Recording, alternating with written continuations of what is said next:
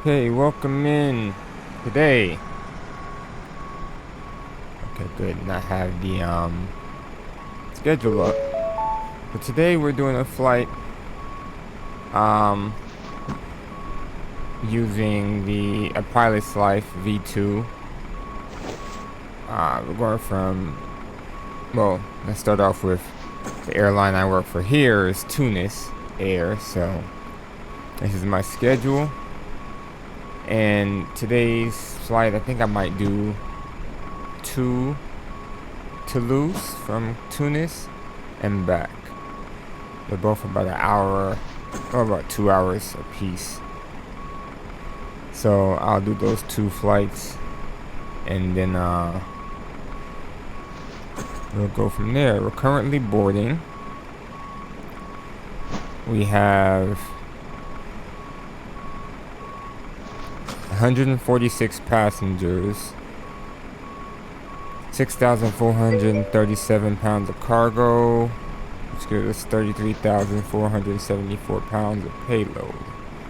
We're climbing to flight level 380. Hi, 99. What are you doing? Ain't you supposed to be at school? Traveling 602 nautical miles. Are you at home or are you at school? Alright, so we jump inside here. Hello.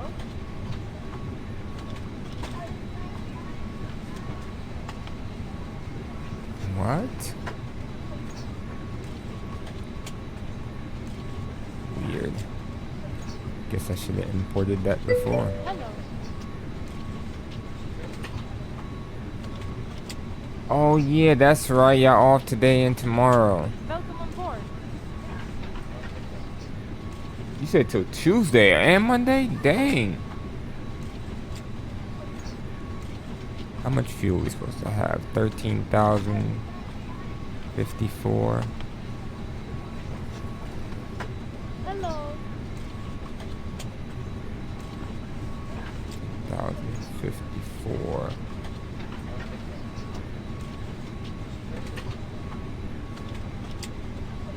Wait a second. This way, please.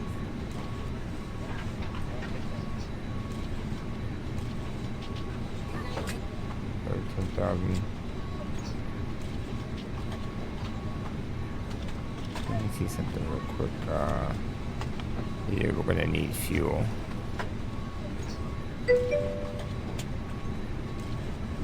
You wanna come to my house tomorrow? What tomorrow is Friday? Yeah, tomorrow's Friday, yeah.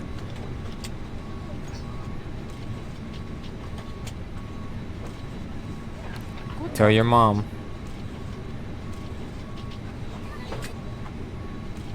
Hello.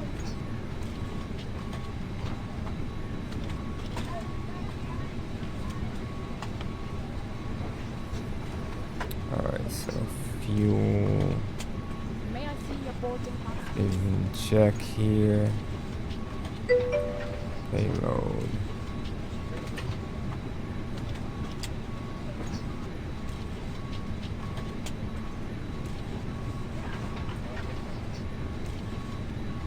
Hello.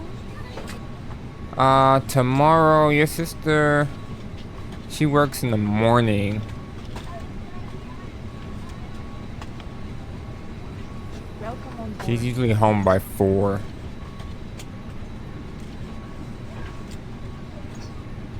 Yeah, I don't think this is gonna work because it won't let me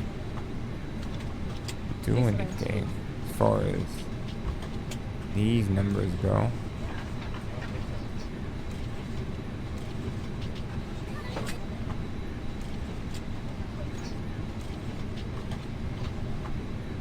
Which is interesting.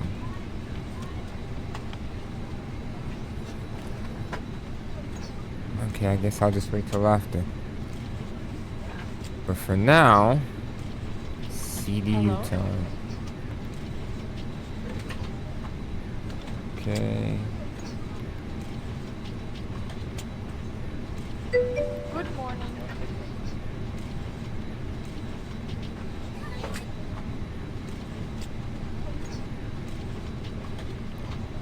shoe shopping tomorrow with your mom?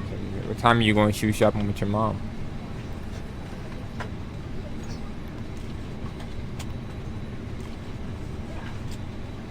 This way, please. Alright, let's see what our flight plan has us doing today. Last time I flew this Neo, I damn near crashed it.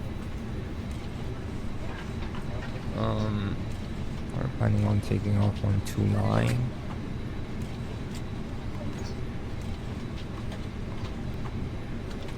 Hello? Delta. This 32 way, left please. arrival. Okay. Good morning. Orb B, 8 November.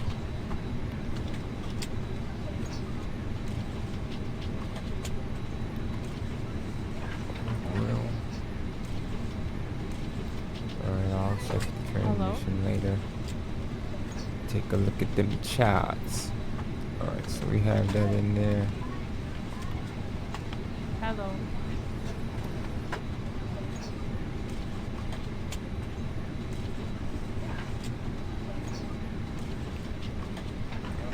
This way, please.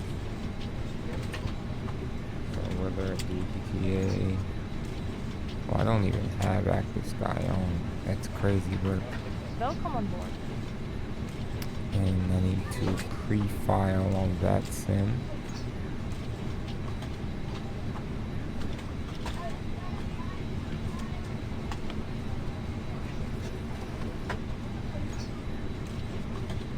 This way.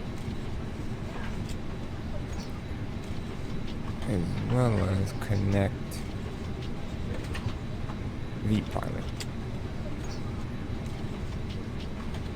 Okay, that's all done. Let's jump over to VATSIM Hello. radar really quick and see what I'm looking like.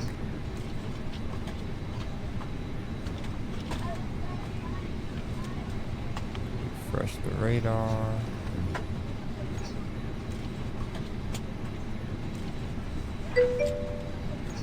Welcome on board. Yeah, why would your mom want to go to Florida and Hurricane Milton is down here? Hello.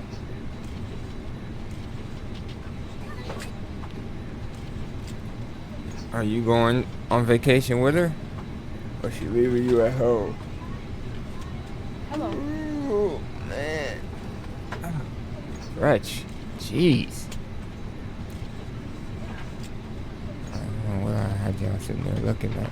Alright, so there's an Air France that is landing. It's heading south right now and turn back and head north. So it should be cool to see him come in. Okay. So when are you off from school?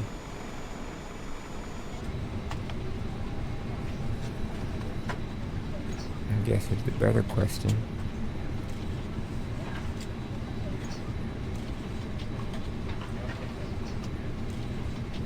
Alright, so we're going to This way. 38,000. There's nobody controlling this. Boarding pass, please.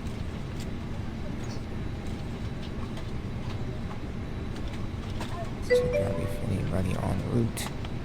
Nope, nobody controlling anything en route either. So far, so we're good. Wednesday.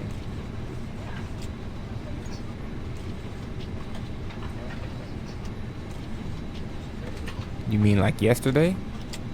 Good morning.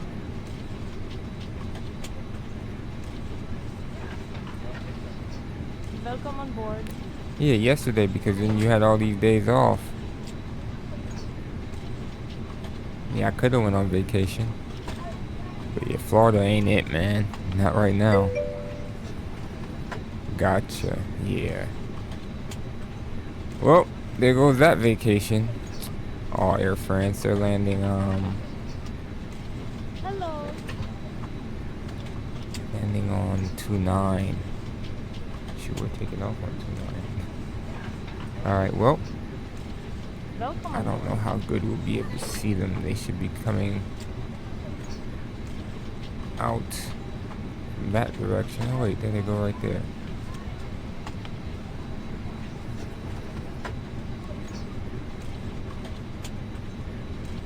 Pilot.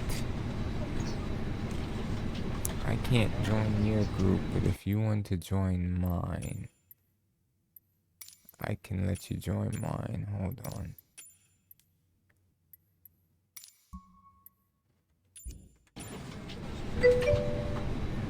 Hello. Tunis Carthage traffic, Air France 1184, establish ELS runway 29.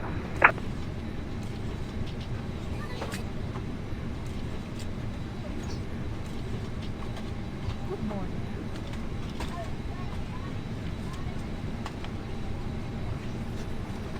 Where's him? He just made a radio call. He's right there. This way. A little shimmering light, but still a ways out. You can see the light better as I zoom out.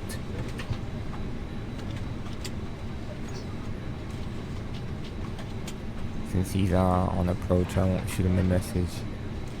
Mess up his landing, but where's he coming from? He's coming from Hello. Charles de Gaulle in a 321. This way, please.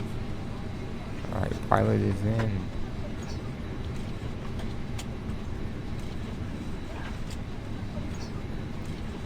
How many more people do we need to get on Welcome board this aboard. plane before I can update my 84 146? Yeah, I guess we do have time anyway.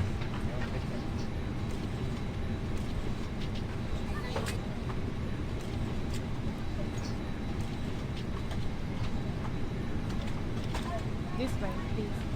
This way, please. Can we open the doors now? Let's see. That kind of blew my mind last time when I couldn't.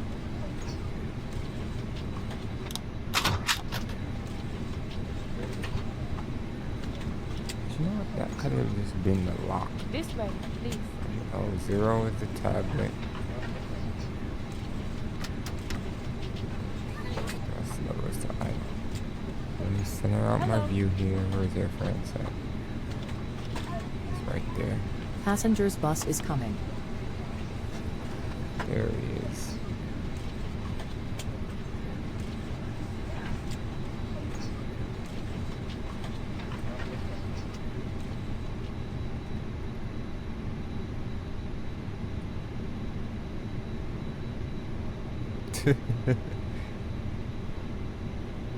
Yeah, it's not the first hurricane Florida's seen though.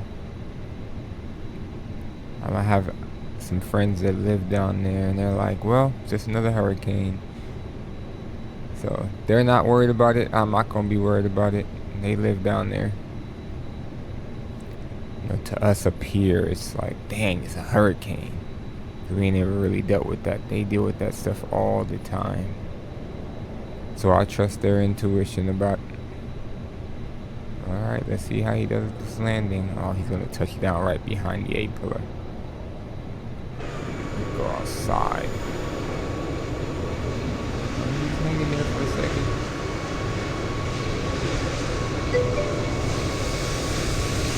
Passengers board is That could starting. be a good one.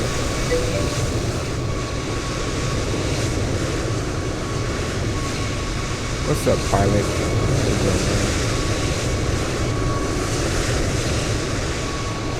Happy Thursday. Stop it.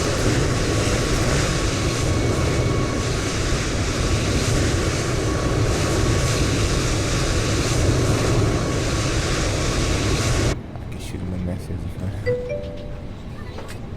I am at Tunis, heading to Toulouse. And we literally just watched an Air France land here. Tunis Carthage traffic, Air France 1184, runway 29 vacated. Boarding pass, please. Great landing, Air France. You here too? Yeah, thank you. Let's go. Where you at? Let me see if I... Whoa, that's you right there? Bro loaded in. Yes, we're on rats in the day. Hopefully we don't have a bad landing like we did last time in the Neo. This way.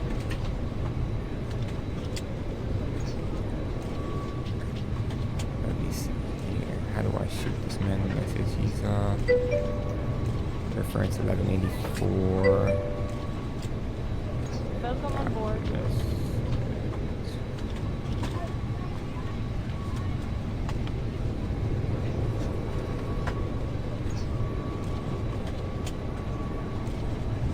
Hello.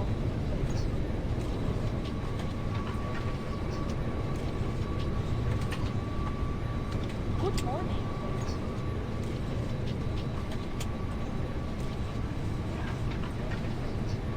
Yes, sir. You about to join us, man? You gonna take the full trip? Welcome on board.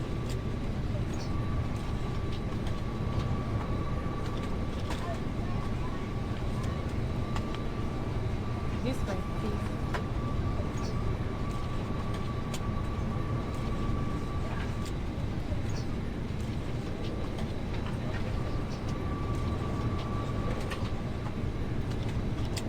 He's about to taxi by, y'all.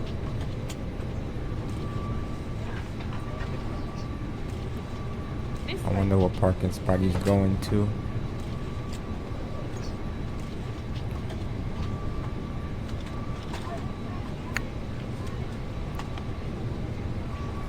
So maybe he'll wave when he comes by.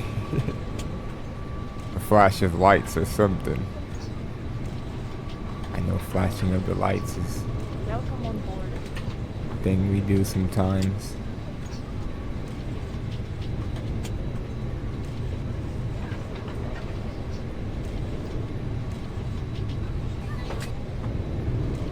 May I see your boarding pass, please?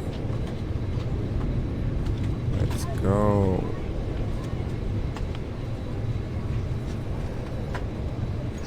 Good deal. Air France had a pretty good landing. He's made it. He's gonna park. He's hopefully. How many more passengers we have left to Good board? morning. Pilot, are you ready to go? Or you just waiting on me at this point? Flight plan is in effect. I don't know if we can go back.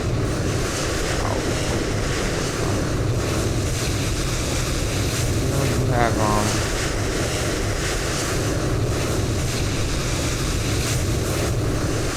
what you call it? What's the thing called again?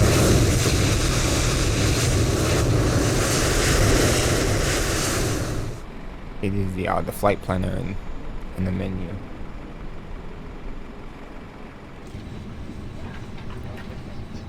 How many more Hello. passengers do we have to get? You know what? I'm not gonna get charts ready at this point. Oh, I Yes, won't you're even do boarding the charts because this stupid thing. We got like 30 more passengers. Good morning.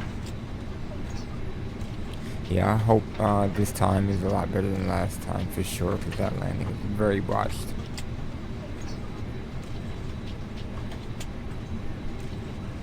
But we could at least get the weather, right? So let's do the weather briefing. Hello.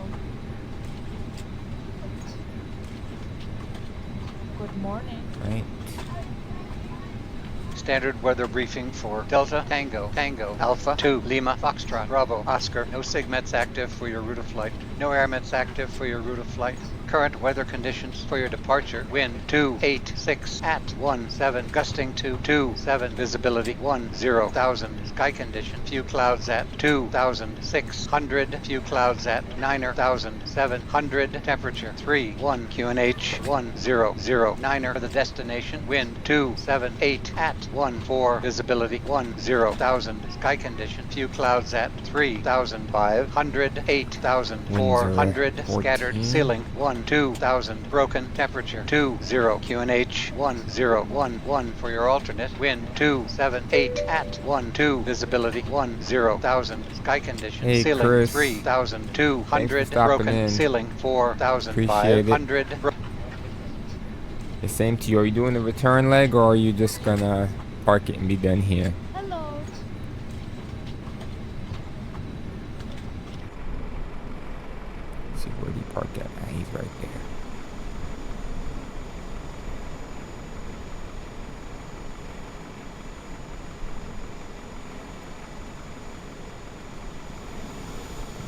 still walking off that bus? We sure do.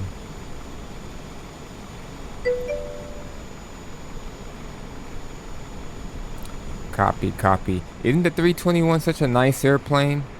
If you're flying the Phoenix? I don't know which one May you're I see your flying. boarding pass? But I love the Phoenix 321. Hello?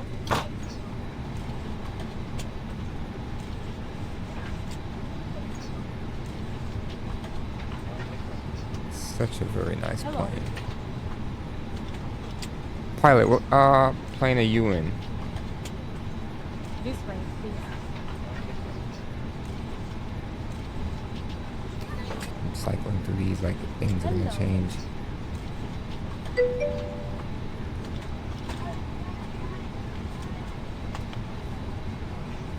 Absolutely a great plane. Still trying to get used to the 319 a little bit, but the 320 and 321, oh man, perfect, perfect, perfect. Good morning. I don't want ground power to be available.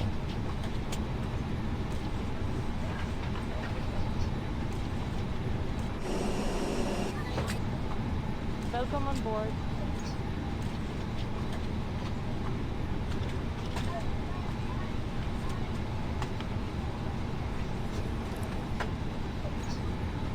I'm almost shocked that they didn't sneak a 318 in there as well. Very shocked. Hello.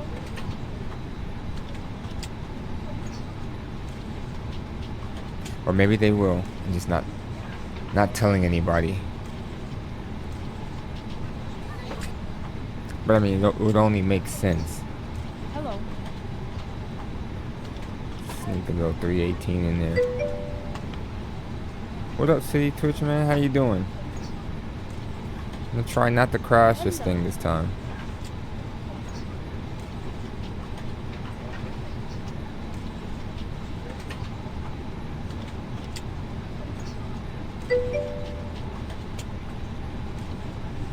Are you simming today? We're going to Toulouse. This way, please.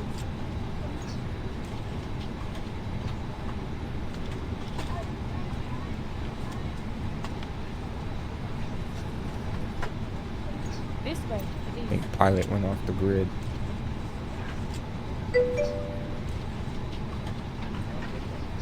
No New World Tour. I picked up a program called A Pilot's Life V2.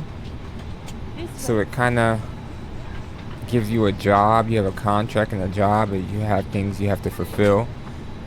So it's kind of interesting. As a new pilot, I got my type rating in the 320 series, and I got hired by Tunis Air.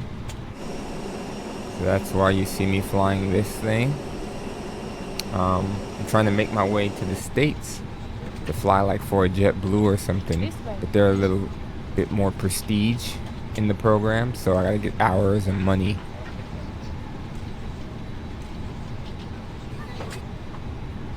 It seems so far to be kind of fun. I've done 2 legs so far, yeah. I don't know if you flew in on FS 2004 days, but there was a program called FS Passengers. It reminds me of that a lot. A lot. Okay. Hello, Captain. We are Boarding ready for completed. takeoff. You remember it? Okay, so yeah. It still exists in 2004 or in the new sim? Okay, it could have been so much more. They took it pretty far though. I love what it did. But now with GSX and all this stuff. Oh, what's it called? Departure checks completed. Bypass pas incertain. 100 perfection. Ladies and gentlemen, from the flight deck, on behalf of myself, your captain, the Perfection. first Good officer, job. cabin crew, I'd like to take this time Yeah, to see, welcome Twitch, you aboard gotta the tell flight. me We're just what it's wrapping up some called. paperwork up front here and waiting to see final numbers from the ground crew, then we'll be on our way. Flight attendants will be coming through the cabin shortly with a very important safety briefing. We do ask that you give them your full, undivided attention as they review the safety Alright, so now operations that of we this have Airbus those, aircraft. See, but you fly this thing more than I do. The fly-by-wire. How do you get the takeoff number? Not take the like the flex temperature and all that stuff. Because in the Phoenix, you have a calculator that does that for you.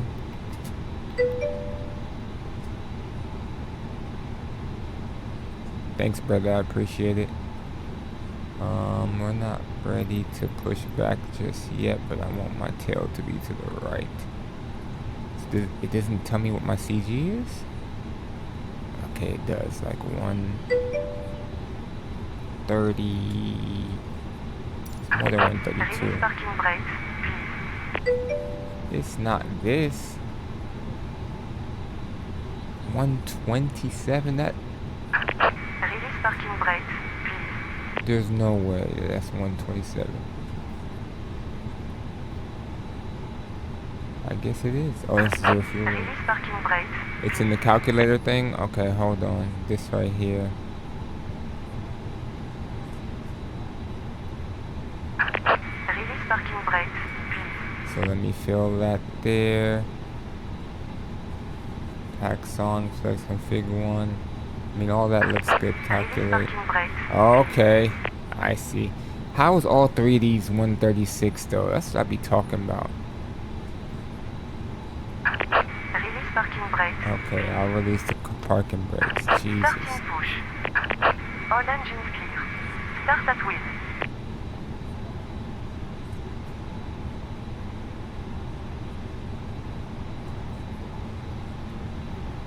Since we're kind of being forced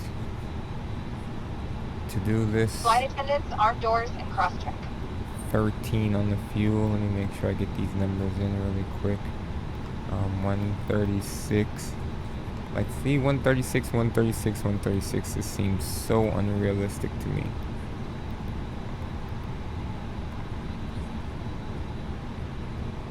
$69.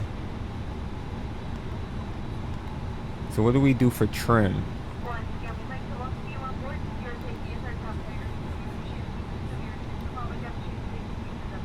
Takeoff speed's too low. This is what the plane told me. I mean, the app told me. Alright. Starting number 2.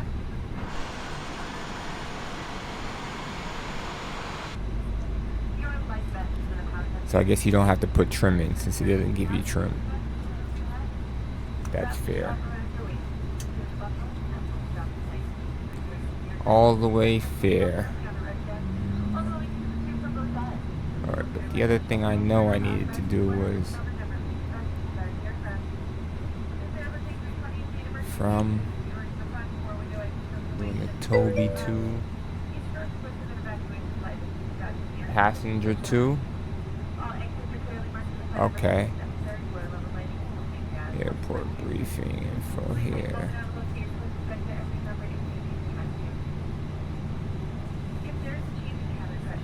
I forgot this plane. You have to turn on the fuel pumps. In the Phoenix, you don't have to. This one, you absolutely have to. Alright, I'm going to take a look at passenger 2. Alright, so we are at sea level. And to get to 29, we need to taxi via Bravo Foxtrot. And that'll take us straight there. And PACX and TFDI. I didn't even know TFDI made something like that. They need to fix their MD-11.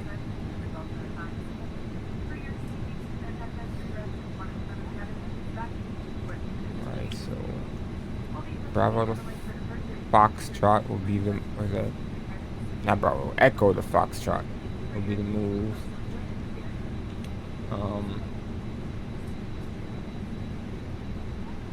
Or B8. Let's go ahead and start with 1. Brake set.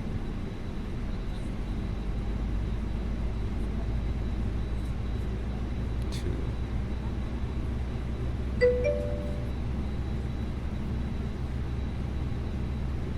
What's up, Real Man? How you doing? Welcome back. We'll over here trying new things. 8 November. So let me just put that there. Go back to from. So we know we're doing Echo.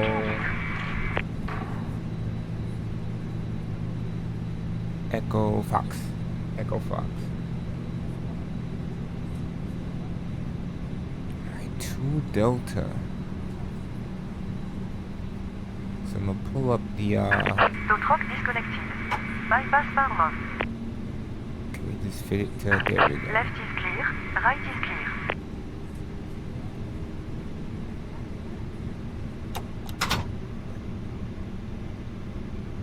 Alright, looks like 2 good starts.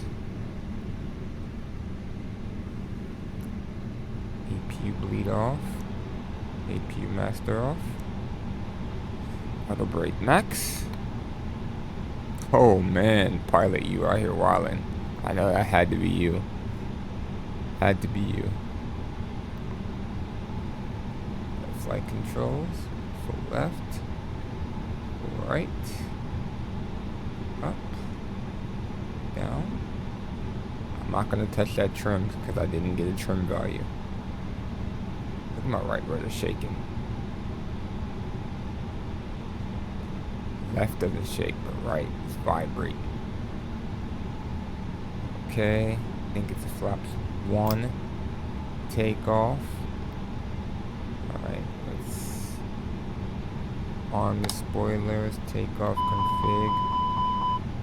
Alright, there we go. Reset our view. Okay, I think we are good to go. Nobody on the left, nobody on the right.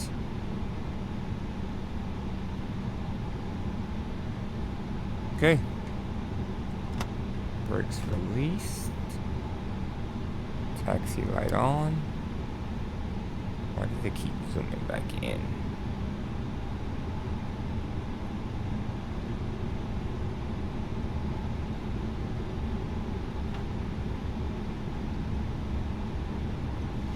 Alright, so Echo to Foxtrot. That should be easy to do on our own. We don't need a chart for that. It's just a 90-degree angle, right? And pilot's zooming over us. Alright, so... Oh, I forgot the departures at this airport make you do weird turns. I completely forgot. So for our departure, we turn right to intercept 243 to Tobib. Alright. 243 up, turn a little bit too far. I'll control space bar is how I reset the view.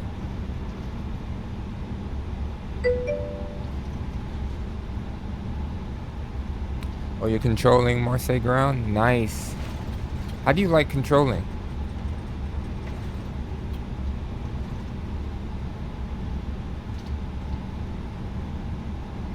I guess I could make a radio call, but nobody's here.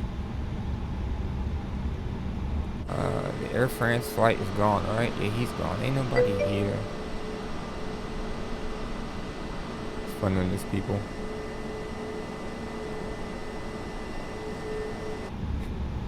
I mean, yeah.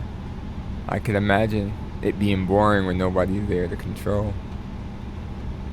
Let me check the radar real quick and make sure. Yeah, nobody's here. I'm not making any radio calls. But if I did, it would go something like this. Toulouse, not Toulouse. Tunis traffic or Carthage traffic. Dang, what is my call sign? It's Tunis Air, right? Yeah, I think it is Tunis Air. Tunis Air. 282. Taxiing Echo Foxtrot runway 29. Carthage traffic. You can spend 2 hours speaking to nobody. That's wild work right there. So we're coming up on Foxtrot here. We know we have to make that right. And I'll let the flight attendants know it's just about that time. Okay.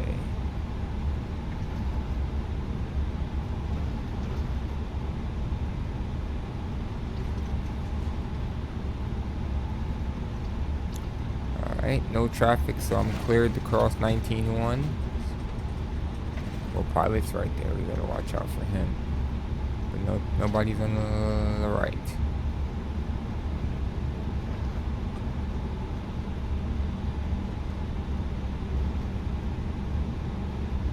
Damn.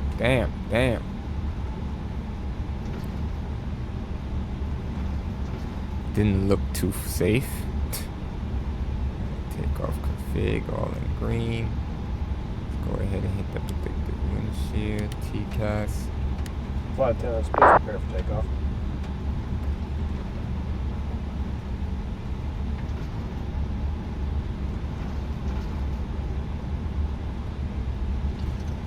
One thing I don't like about this fly-by-wire is it taxis so fast on idle thrust. Like, why is it so powerful? I swore I turned my ignition switch back to normal. Dang, pilot.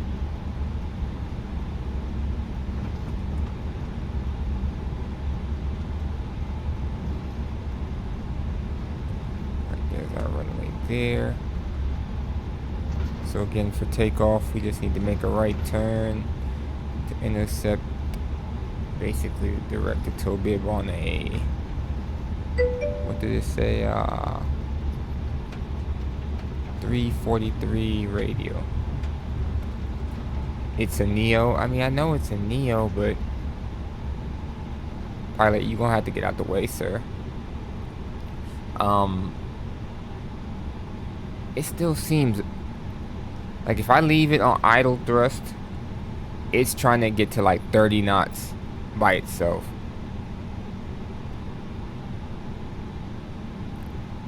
Pilot, can you move your plane, please?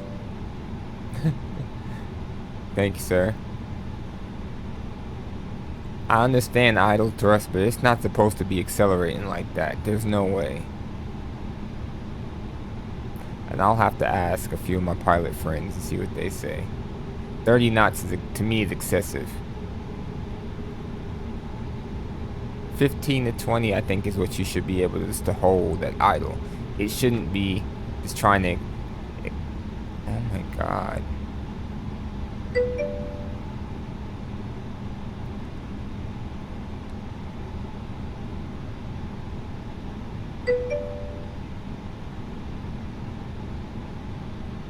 A flight that's 3 to 4 hours. Where do you want to start at? And welcome in Fortnite. Fortnite.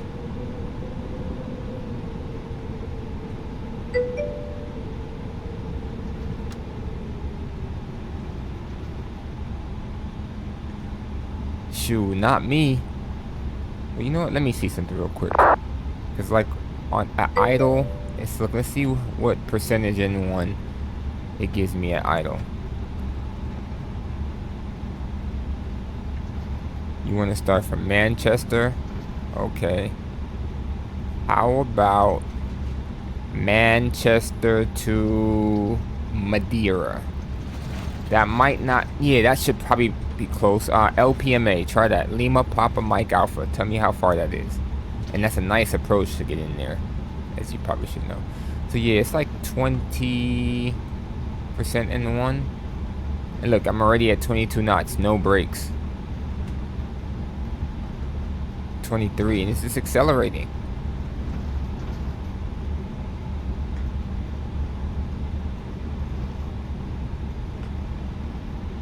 It's just a little excessive, just a little bit.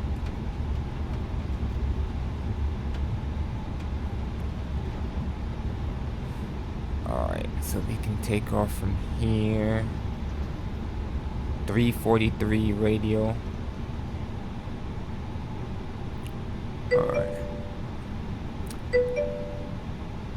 He said, yeah, something that's just a little bit too powerful. And sometimes I think, oh, maybe I'm really light, right? I'm looking at my takeoff weight. I'm 139,000 pounds. Plane's max takeoff is like 160 something. So I'm not that light. I got checks I gotta do, buddy. Landing light, taxi light. TCAS, TARA, and feel like there's something I'm forgetting. There's always something that I'm forgetting. But that might have been it. Alright, let's rock and roll. Gosh. Power to 50%.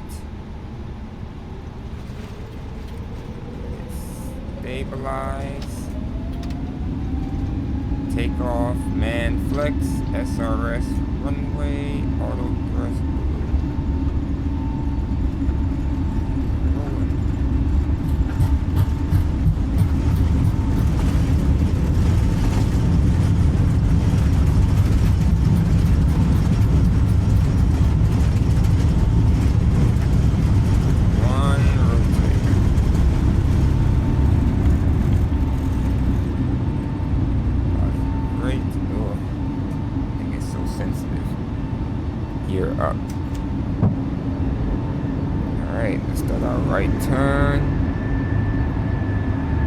All turns should be about 20 degrees. Bring that nose down.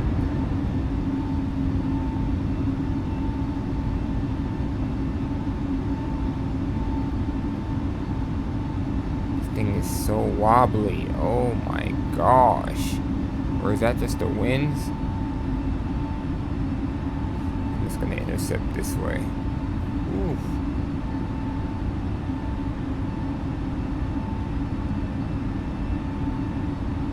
Oof. I'm scared to look down. No. Look how wobbly this thing is. Hold on. Flight plan. We'll just go direct to Tobib. Why didn't my direct button work? Tobib. There. Autopilot on. Climb thrust. Flaps 1. Or flaps up, sorry.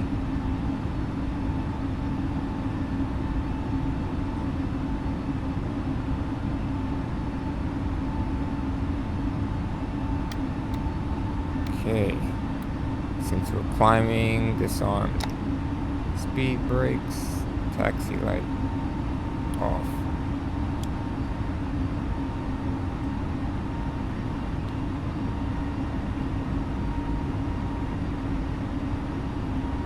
Thing is so wobbly, or is it the weather? Yeah, I'm getting beat up a little bit.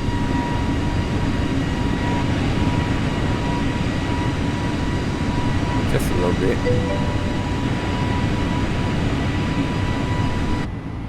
How do you make your plane move automatic when needed to turn? You mean like on autopilot?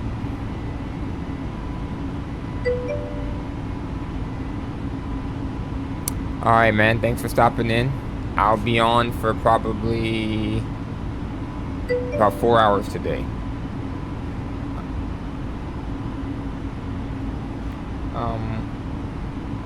What plane are you flying?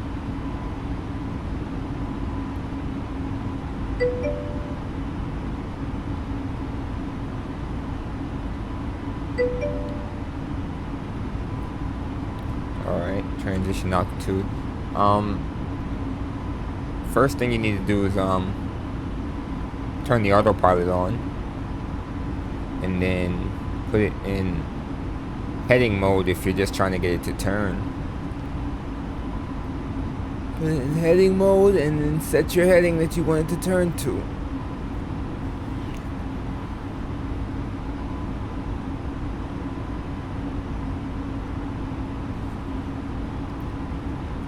Why is it so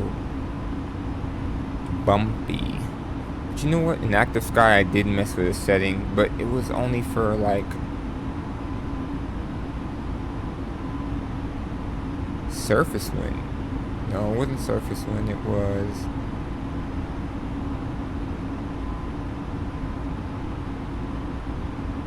yeah, it was forced ATC lock wind. That's what I changed. 10,000 feet, landing lights off, seatbelt signs off. Although I should probably leave them on because it is very choppy here.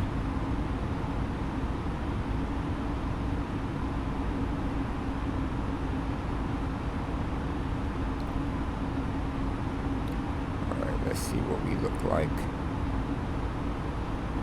in reference to our departure. So not bad. We're basically on course. So good deal. Once we get to Tobib, the star is complete.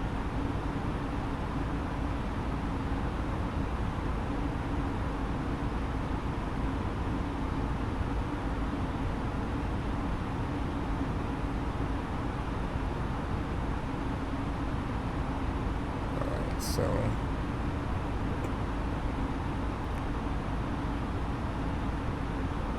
we know we're gonna need the airport chart for Toulouse, because while I'm familiar with the airport, I'm not super familiar with it. Like Charles de Gaulle, I can taxi around there. There's no problem. Alright, so we pinned that. Our arrival was that. Alright, we got the arrival already pinned. Guess that's all we need the approach. 32 left, ILS.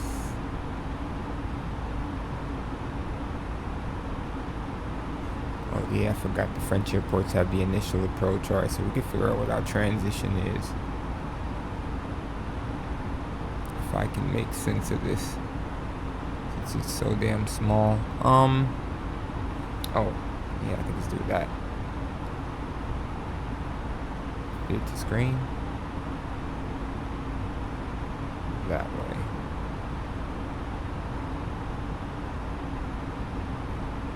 Right, we're coming from the south, so we're gonna have the O-Grill transition. That's the information I needed earlier. So, arrival. Transition. What's the approach bias? Well, this is what I'll do. I forgot in this plane. I'll switch it to the right side. Insert just to go back and switch it to the left side. It's crazy work. Alright, so there's the approach bias now. We're going to use O-Grill. And then we're going to do the Orbi 8 November.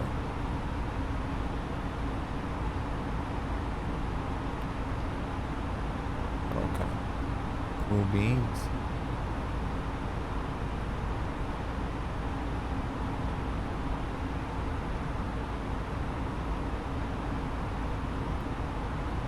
Alright.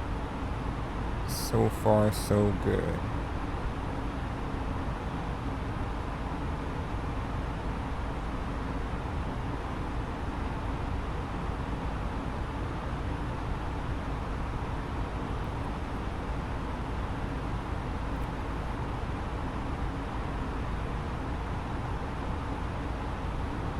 And yeah, Fortnite,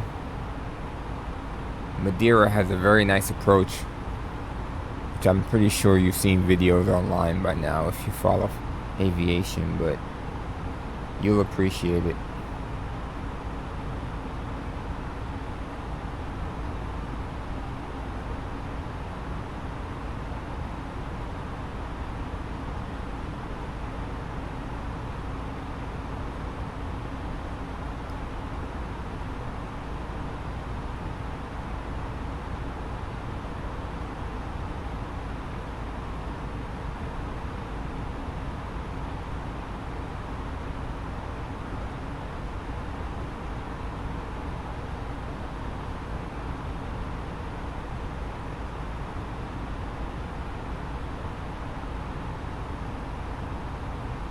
Alright, so we're flight level 221 for 380. I'm gonna check the radar, make sure that we don't fly into any controlled airspace, although we might.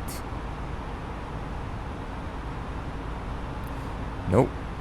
We just miss Roma radar, and so far nothing on the French side looks like it's going on.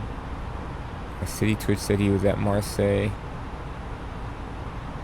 Yeah, he's there on ground.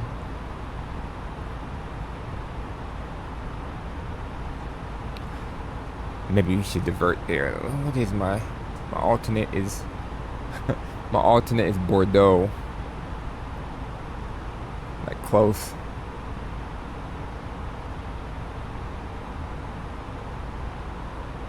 Not Bordeaux, it's Marignac. Wow. So we would go for further north if we need to use an alternate. Interesting.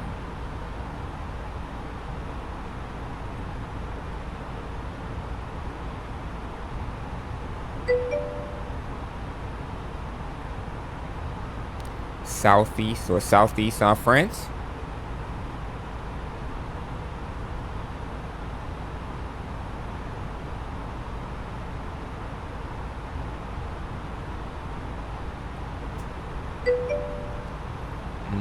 That sounds fun.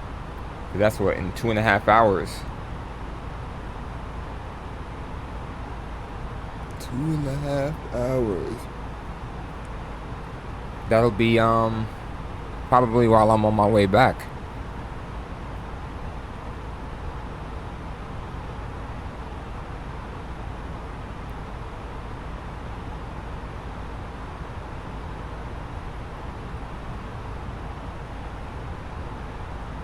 So I'm supposed to land by 2:55.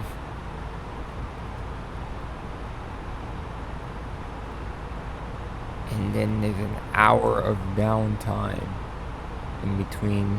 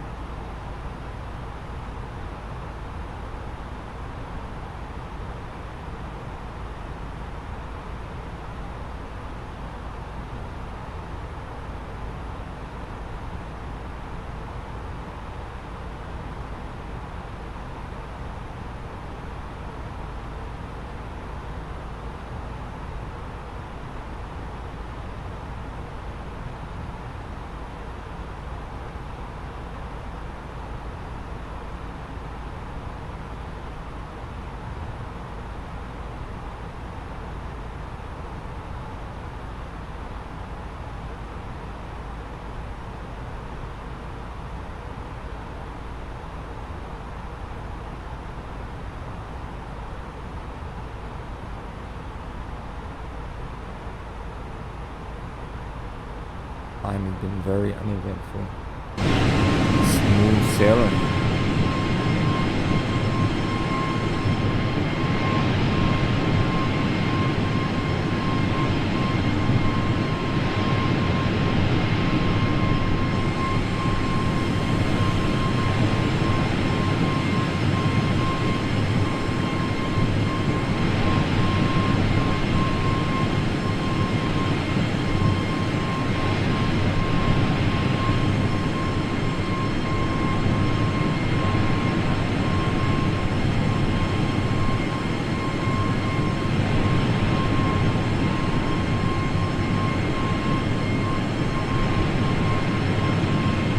We just a cruising.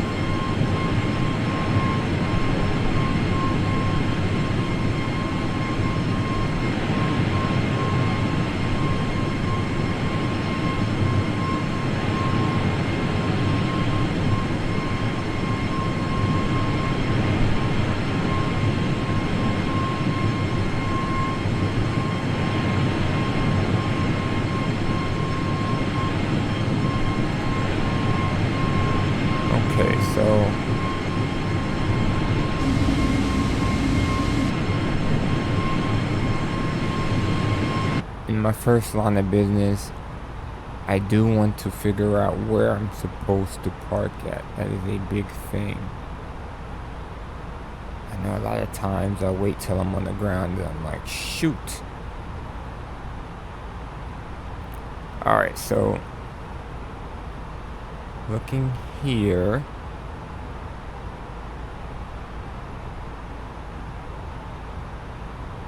Wow, I've actually never used this terminal before. All my other flight, well, maybe, no, I never have. Okay, this would be interesting. Uniform 40 is our parking spot, so let me write that down so I don't forget it. Uniform 40.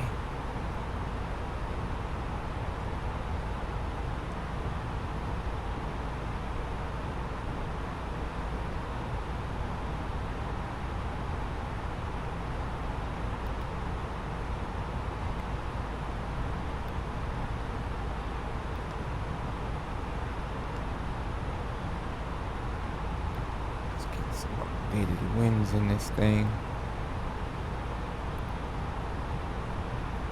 Let's go over to Atsu.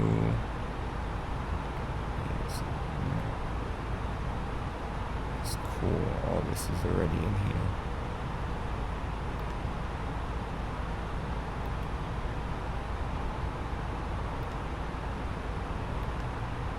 Yeah, I really don't know how detailed this thing is.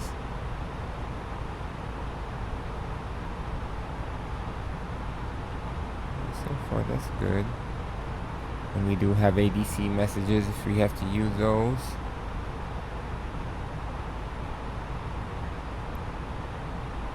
Let's go back to menu.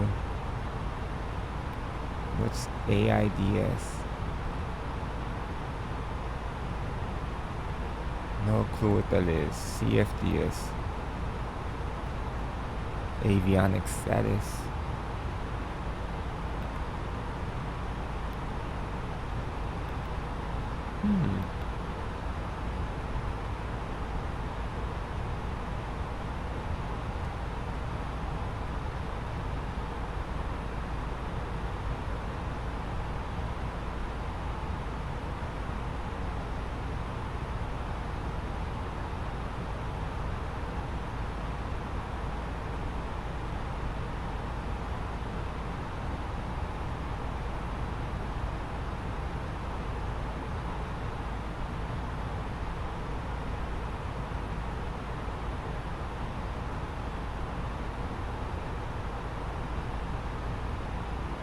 Good deal. So we're pretty much set up for our arrival.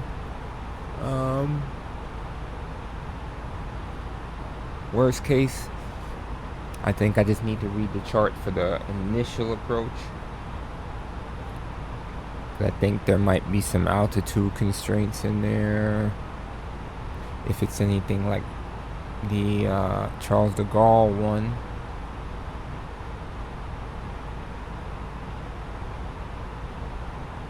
So let's see actually.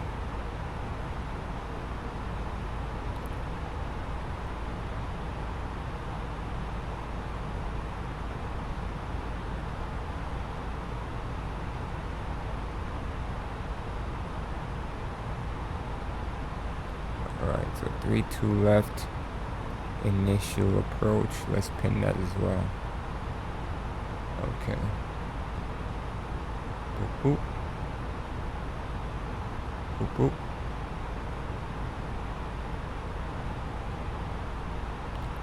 So at Ogro we need to be at 8,000.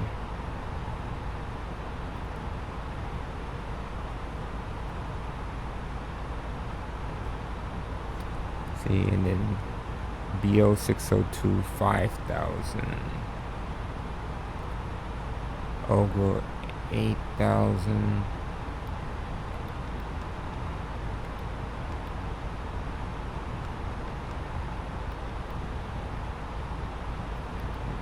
Let's clear that now. Ogro 8,000. It's at 5,000.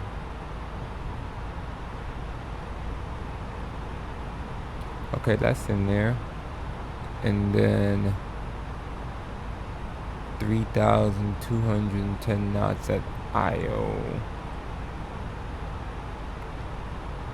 3,210. It's in there. I ain't gotta worry about that.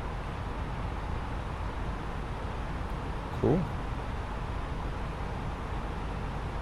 Alright, so we're at cruise altitude now.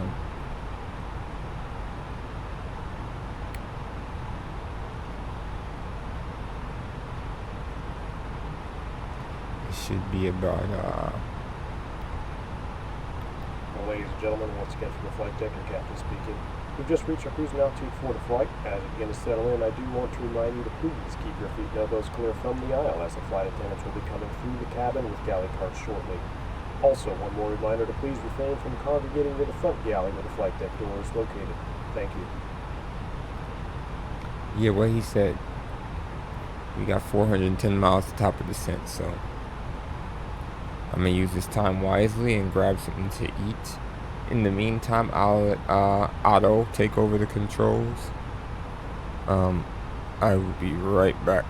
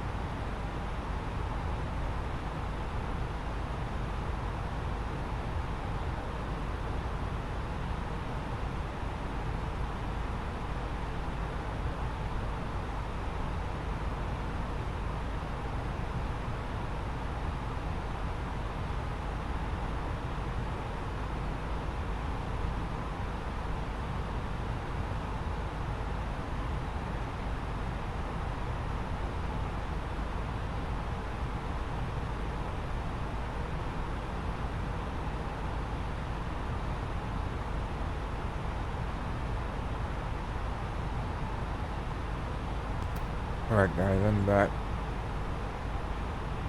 I got me some waffles and bacon.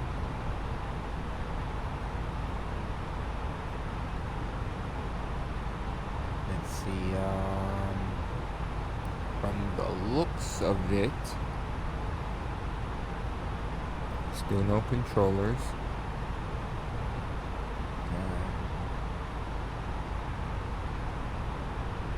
Dang, Madrid controllers on, as well as Barcelona West.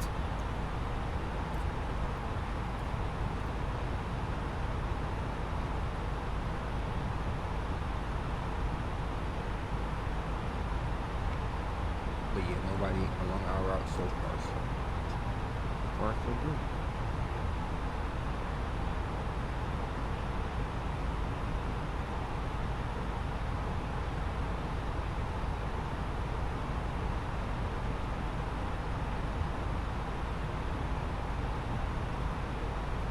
There's a Concorde heading to Dubai.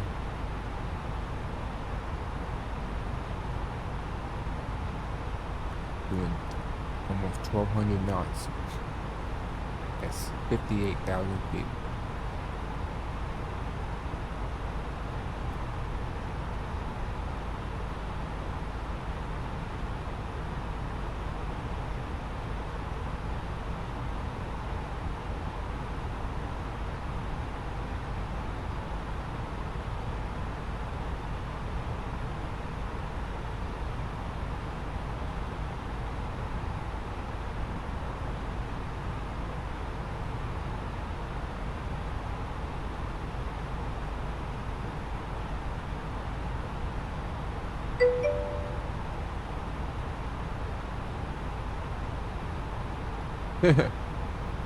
Yeah, I forget, was it FS2 Crew? I don't remember which one it was, but yeah, I did see that.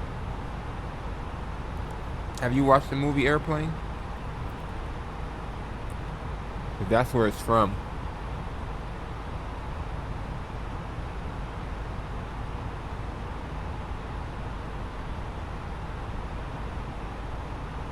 A little outdated. You don't recall? Okay, well, if you ever get a chance, look up the movie Airplane. It's like from either the 80s or the 90s. I can't remember. I was a kid when it came out, and they had the inflatable, yep, his name is called Otto. Otto.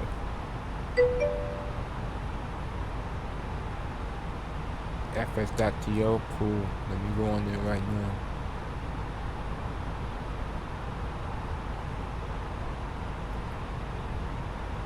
It will be fun to actually see him in there.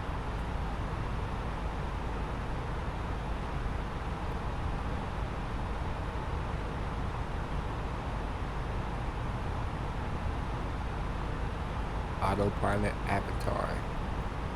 All right. Hey. Appreciate that, brother. This actually makes it a lot more fun.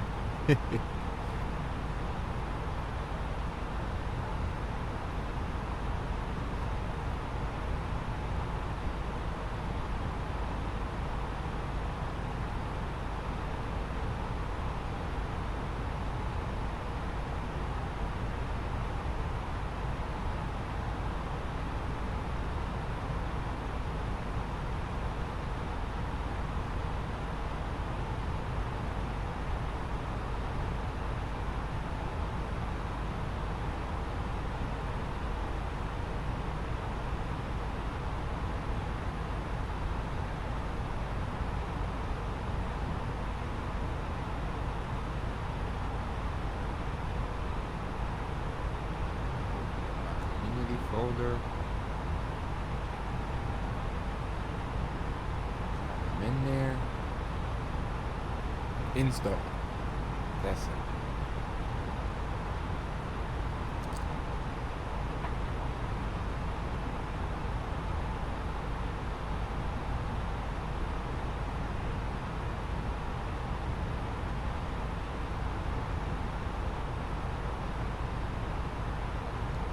Why do I still feel hungry?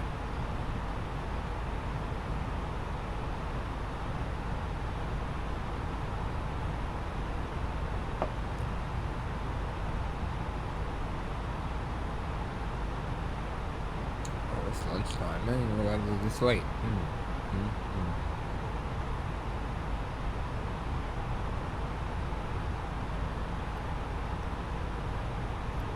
Alright. My controls.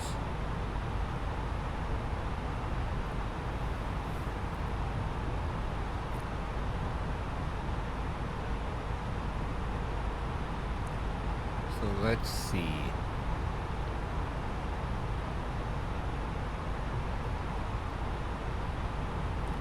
We are 425 miles out.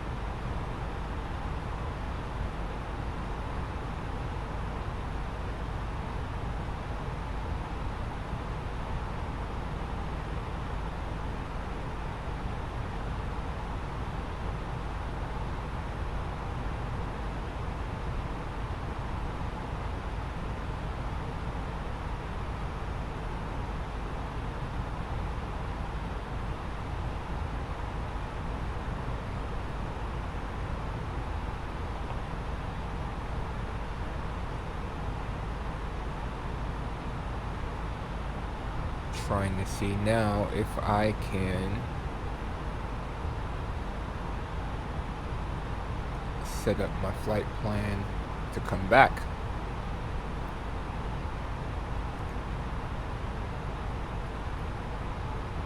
So let's just edit the original.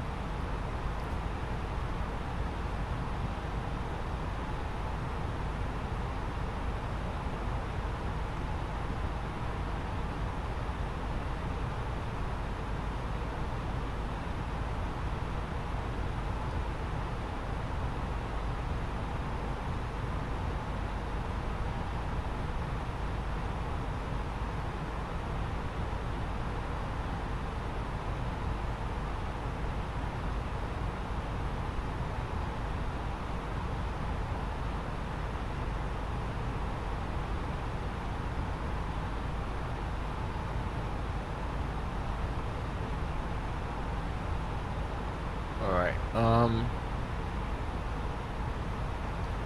think I have all the values set in here the way I need them to be set up.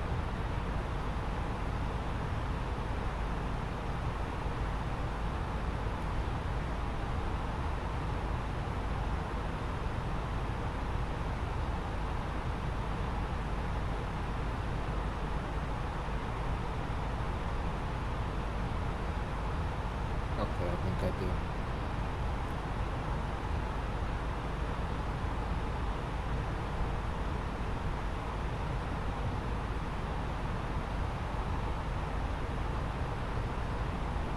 There's no freaking way. Hold on. I mean, I guess that could work, but why? The way they routed me for this return leg is ridiculous. Yeah, that's the one we're gonna use.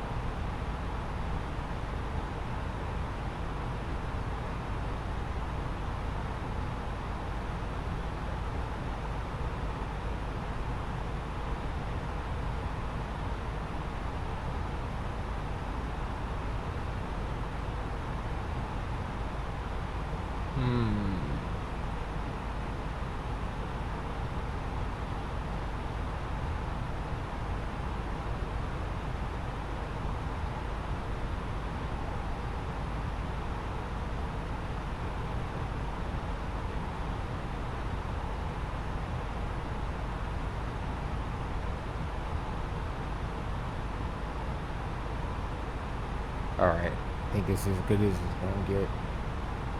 But we got the flight plan for the return leg set.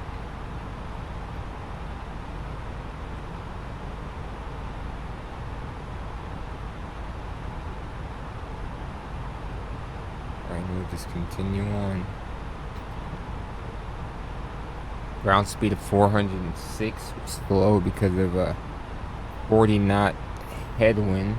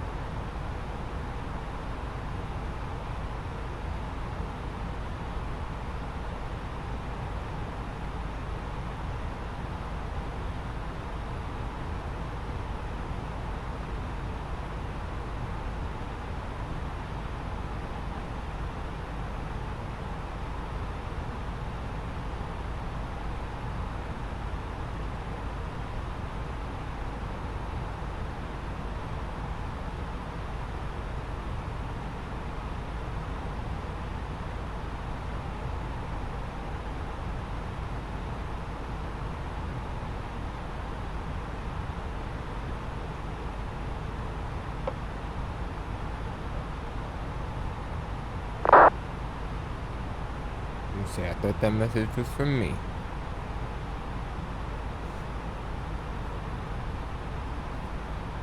It says LEPA traffic, pan, emergency fuel.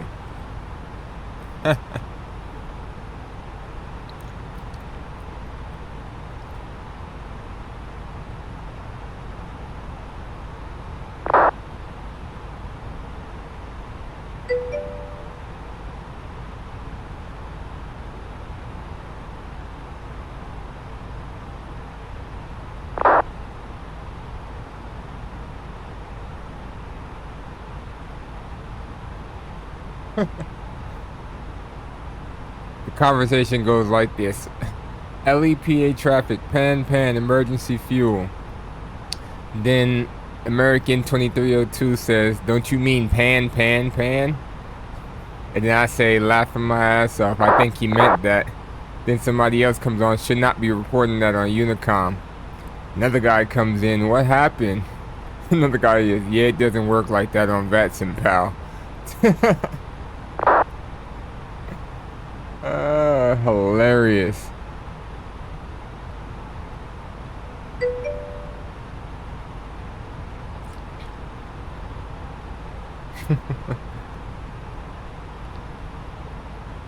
He said, okay, I got the traffic in front of me to let him know that I only got one life, bruh.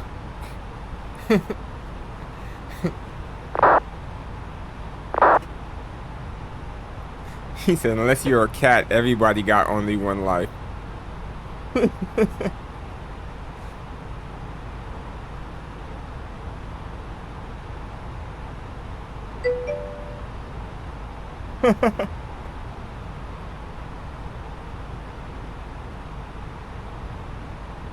Sorry, I will not do it again.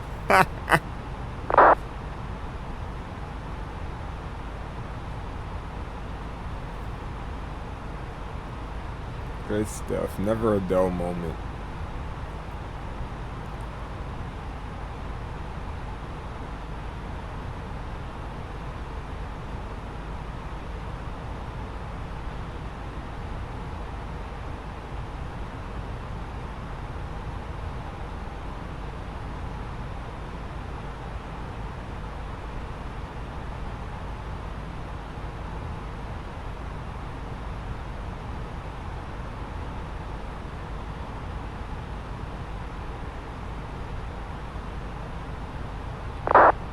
Didn't 327 pilot do it?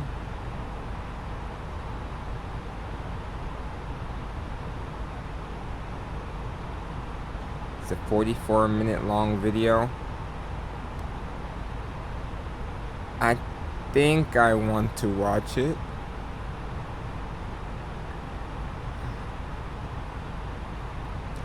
What do you think about these A330s that just got released?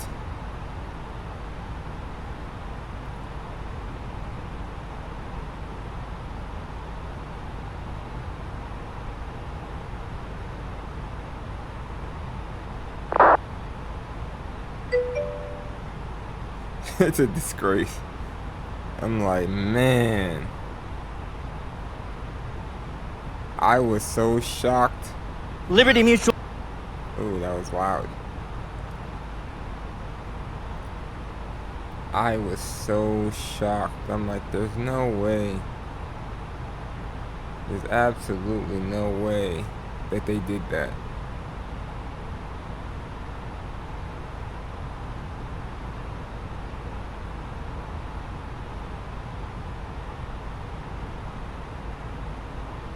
Let me try.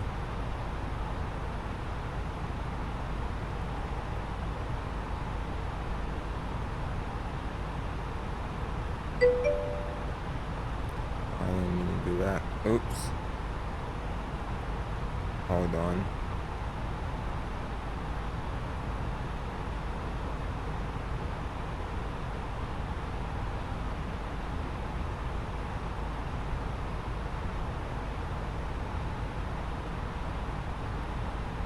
Yeah, man. I don't know what they were thinking. Okay, I don't want this to be this large either. Hold on, let's see here.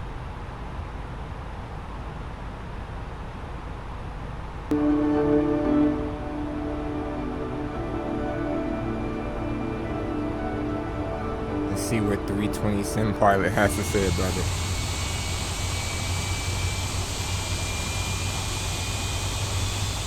Hello everyone and welcome to another video with me, 320 Sim Pilot. I'm a real-world airline pilot and today I'm going to be showing you the Aerosoft A330 300 in Microsoft Flight Simulator. What's going on everyone and welcome back to the channel. Today we are going to be reacting to an Oopsie doopsie. Let's try this again.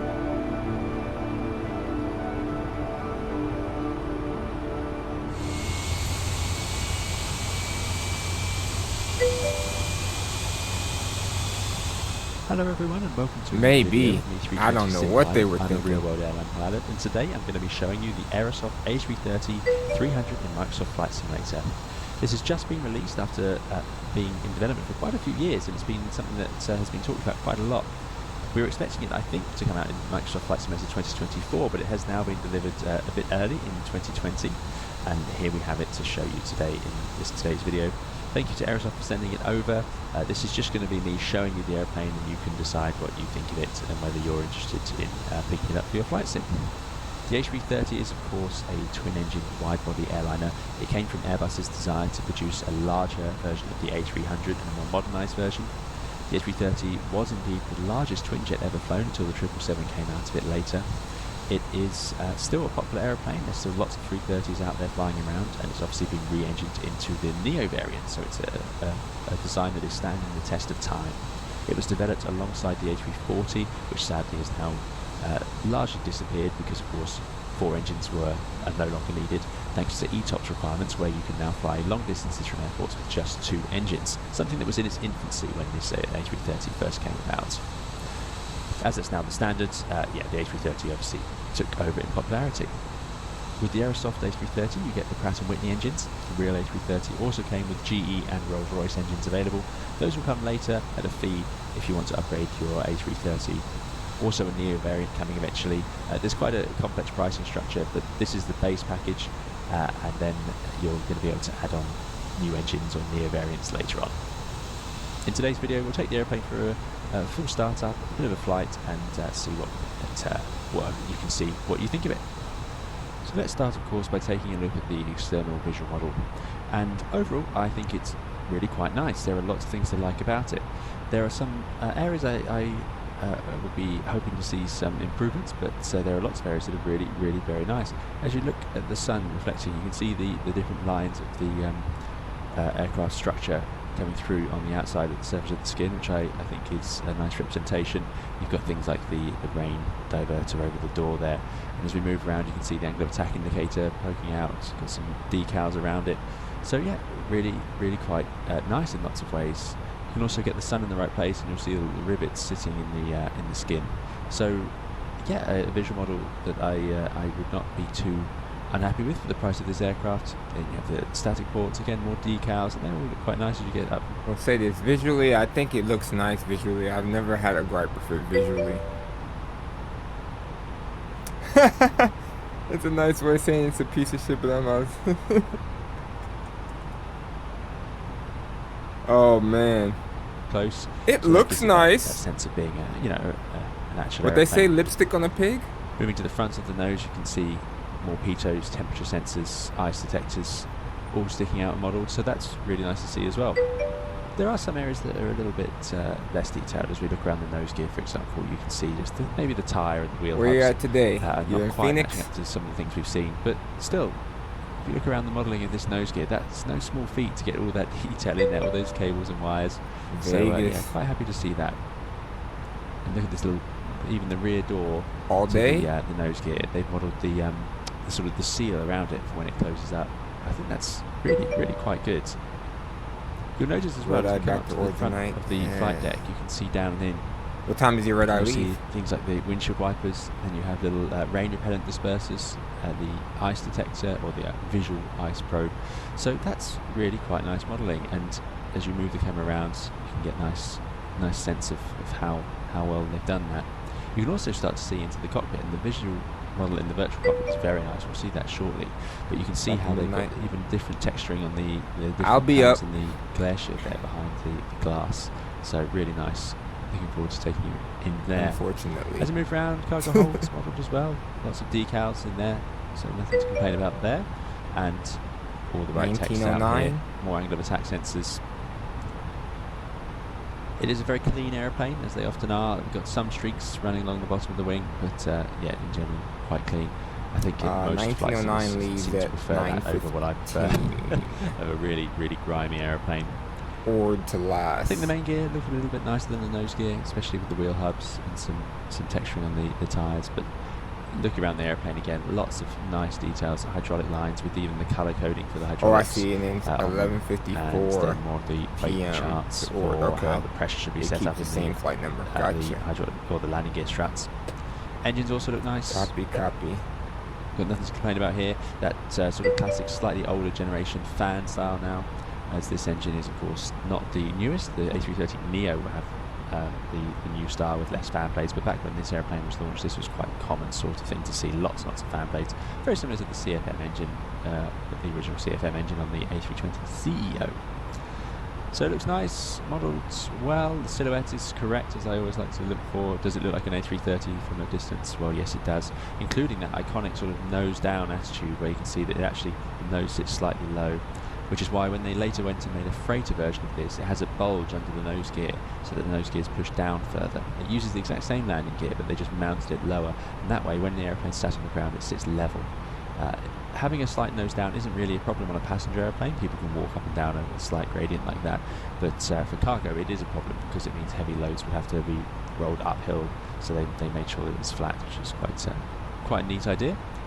Wings I never thought about very that. shining clean. Interesting. A little too much for my liking again, but if you look with the light you can see that the textures are there, the rivets are there, and you've got slightly different textures as you move around from the leading edge to the main part of the wing.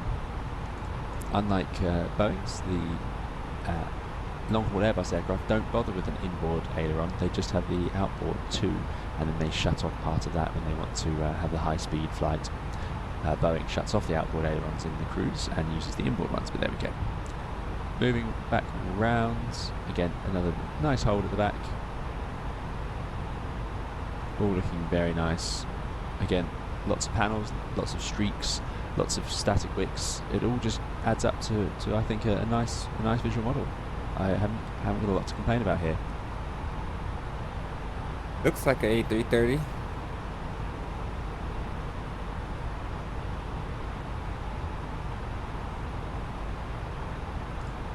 So So let's if take you a had look to at the cockpit then. choose between one, The airplane does seem to load up in this sort of powered on, but without. If you had to choose between one, would you buy the Latin VFR one or would you buy the Aerosoft one? I guess that's the better question.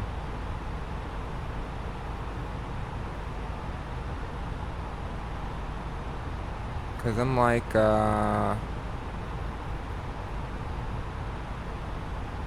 they both look like 330s. I'm not a big Latin VFR fan either, but does the Aerosoft one look like it's more promising to become something better in the future? Because we know from history Latin VFR does not get better. Something to think about. Any actual power state, so the batteries are on, but there's no ground power. So I'm just going to fire up the APU, and then while that does that, we'll have a look around. So, yeah, it's actually a really, really nice visual model in here as well. If you look, all the texturing in the armrests, the seats, they all actually come together to make a really nice effect. And you've got the correct sort of Airbusy soft touch covering around the glare shield and the oxygen mask. So yeah, it's a very nice visual model in here as well. It has all the right marks, oxygen mask, decals, and you can actually open the oxygen masks. You can bring the tray table out, and that has a little sound for it as well, which is nice. You've also got these visors, which you can move. Now they're quite slow to move, but you can do it. Okay, I have had some trouble with the click spots for these sun visors, but managed to get them back away again. Sure. Good, the airplane's now powered on, and we can go and load up some fuel. So what you do is you go over to your EFB, and then we have fueling and boarding. Now again, there's another bug in here where it doesn't always register it, but anyway, I've managed to put 36 tons of fuel on. You can have instant, fast, or real time, and we've got 146 passengers over there. We can click on these little 3 dots, we can see the fuel and the weight and balance accordingly. Gives us a CG chart as well, and then there is a performance calculator in here which we will use shortly. So let's now go into the CDU and just set up a bit of a flight. This is not a tutorial on how to fly the Airbus. There's our data page, our init A. We're going to go from Heathrow to Gatwick,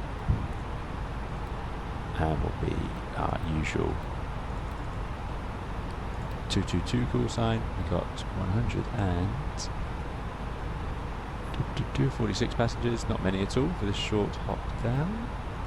We'll cost next 22. Oh. 146, cost next 22, and we'll just go down at flight level 100. And there we go, that's init A. Flight plan, depart from 27 right, as we normally do on these videos. So far, actually, so good. Let's do a Purpose Park departure. Insert. No, we didn't like that, so discontinuity for some reason. Let's do a Delhi departure. Okay, strange. There we go. Perhaps that was the incorrect runway for that Purpose Park. So there we go. We have a departure. You can see it's just drawn solid lines. We haven't put the weights in yet. So that's. We can also put in an arrival. We'll put the ILS 26 left in Gatwick, and we'll come in via. Let's just do a Midhurst. Timber. Good. So it has automatically brought in the connection there. Secondary is not currently functional. RadNav will leave to auto tune, and time for init B. Let's get the weights in. So this is where we go to our 0 fuel weight of 146.5 and a 0 fuel weight CG of 23.7. 23.7. Block fuel, 36 tons. That's a lot of fuel for a short flight, but there we go. And finally then, Earth.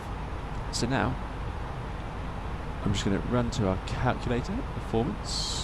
We're going from Heathrow, and it's quite easy, you can just type it in, brings up the data, that's very nice, 1013 QNH, and we'll go 0 winds, 15 degrees, try runway, that's got nothing, I was hoping it would copy that, unless it can it do it? There we go, it can indeed. Big 182 tons, optimum, anti-ice none, and it reflects, calculates.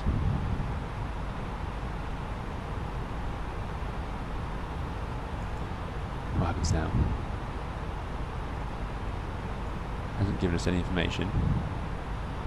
Strangely, I had to download the METAR for it to work, but that's fine. That weather's actually worse than what we've got, so it should work for our takeoff. So we got flaps 1, 47. So flaps 1, flex 47, 135, 135, 140. Very low speeds for a long haul aeroplane, but there we go. We are very light. Even our clean speed's only 216. And up 7 on the trim. So we'll put that in ourselves later on. Good. Okay. So let's just check through and see. Like I say, the airplane just becomes powered on. I'm going to turn the fuel pumps on because they should be a bit brighter actually. So you can change the intensity to bright. There we go. Crew oxygen supplies on. All the ADs are aligning. Hydraulic pumps, fuel pumps are all on. We're on the APU. We'll give APU bleed, which should see these packed full lights go out. And you can see if we go into the systems, you can see things. Maybe not all these pages work.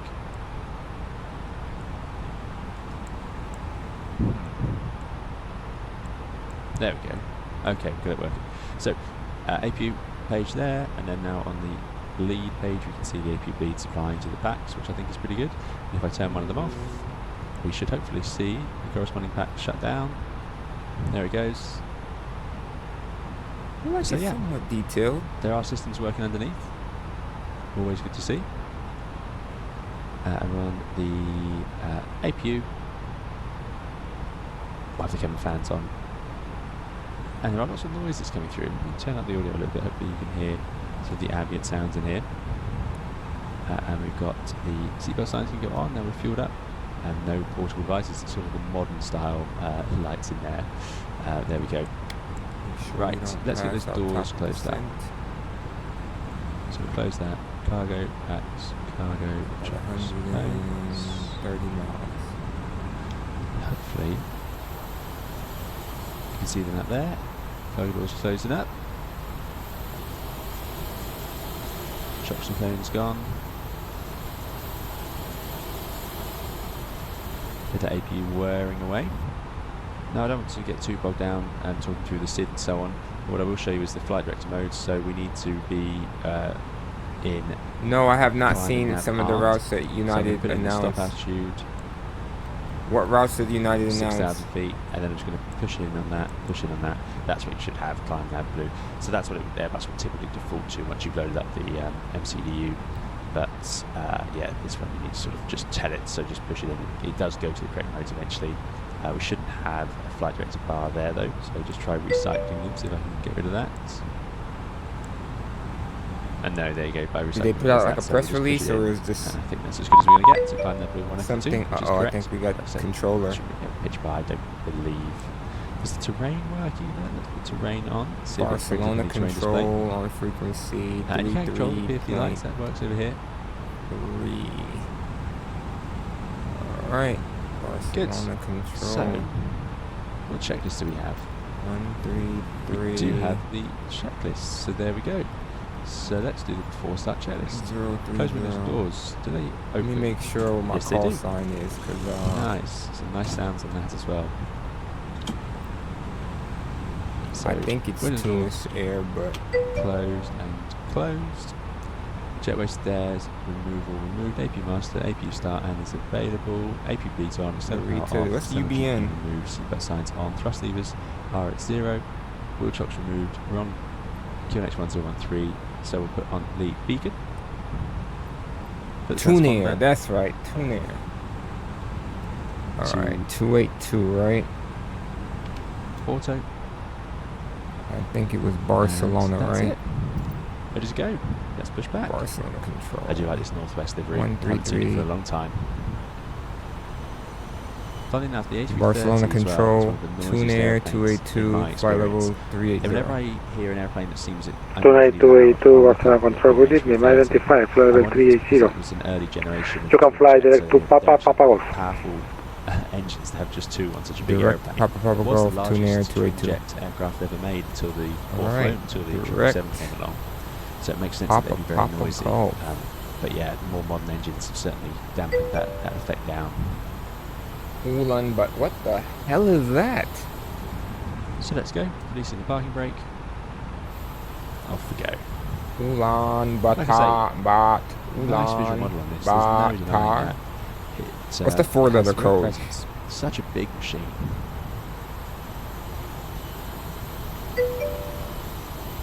Mongolia. Okay. Now I'm not sure if the A330 can start both engines at once, so we'll do it one at a time. Very interesting. Lots of long-haul airplanes can, but it does often depend on the engine manufacturer as well as to which ones are allowed. I think it's slightly more common with Rolls-Royce engines, but anyway, CMCK. we shall see.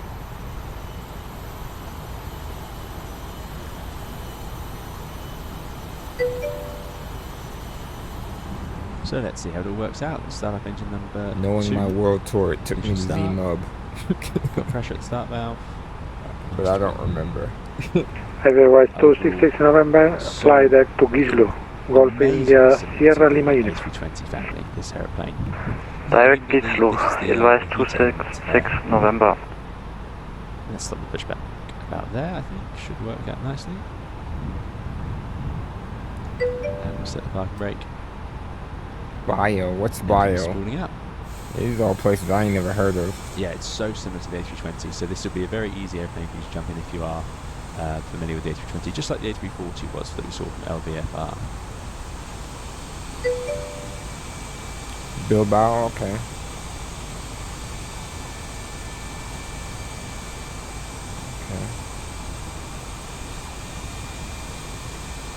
Not sure how many tugs we need driving around, but there they are.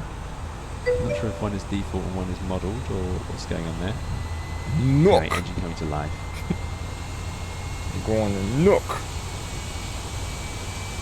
Is that me right there?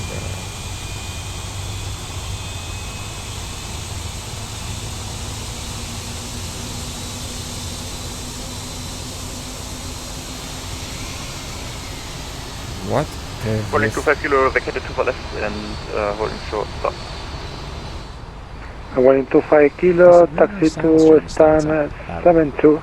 And then it sort of slightly faded away yes, there at the end, but there we go. Let's start up the other engine. Stand 72 for holding 25 kilo. But they probably super excited to go to those places. And you're I'm also like, looking ah, at Holding 25 kilo, yes, by never Mike. heard of Taxi any to of stand them. 72 via Mike. The 72 via Mike shoots for holding overshoots, 25 kilo. the EPR overshoots and then comes back down again. I've noticed that a few times on this aeroplane so far. There goes. What the hell? Oh, I picked the wrong It's struggling transition. A over the place. demo? I don't know what's going on with that. So I should try a demo then. Hold By the way, on. you can of course bring Let's charts do into this here. and again. You have a little map showing here, and then you have your sim proof. You can bring in information, but I haven't set it up for this flight. Demo.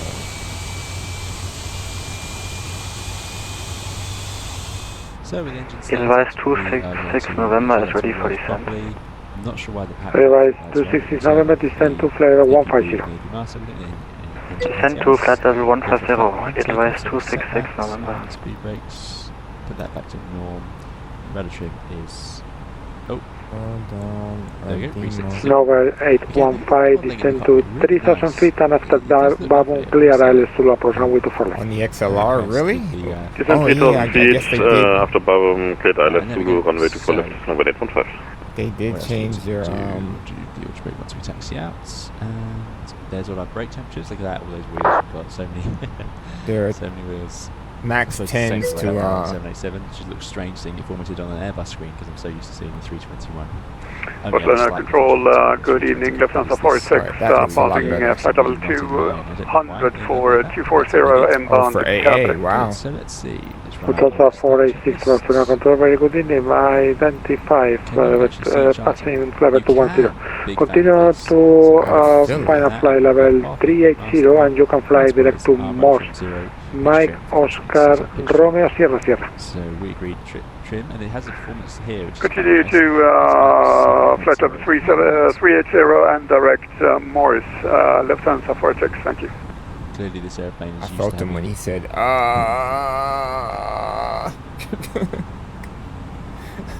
not sure.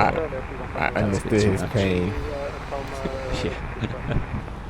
Well, up 7 is on the limit. 31 Papa Hotel, push it right, is in the start at green approve, band, so facing we'll east, see if that connect works out. 1011. And then we would, well, we'll do a flight controls once we taxi. So there we go. But yeah, nice to see the jet does actually look at the correct item.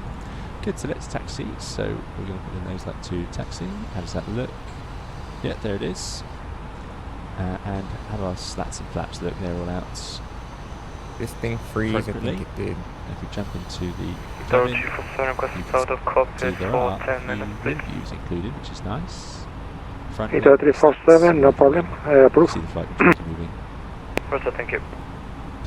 Now I have one of my issues with the flight control animations. I think they're a bit too slow.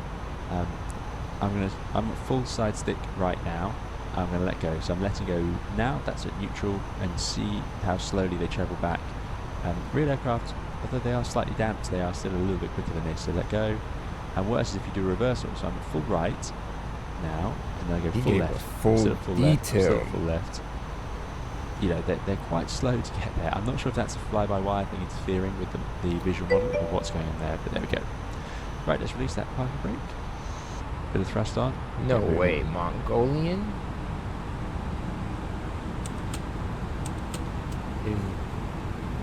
There we go. Is that Now another issue I'm having with Billy this model, too?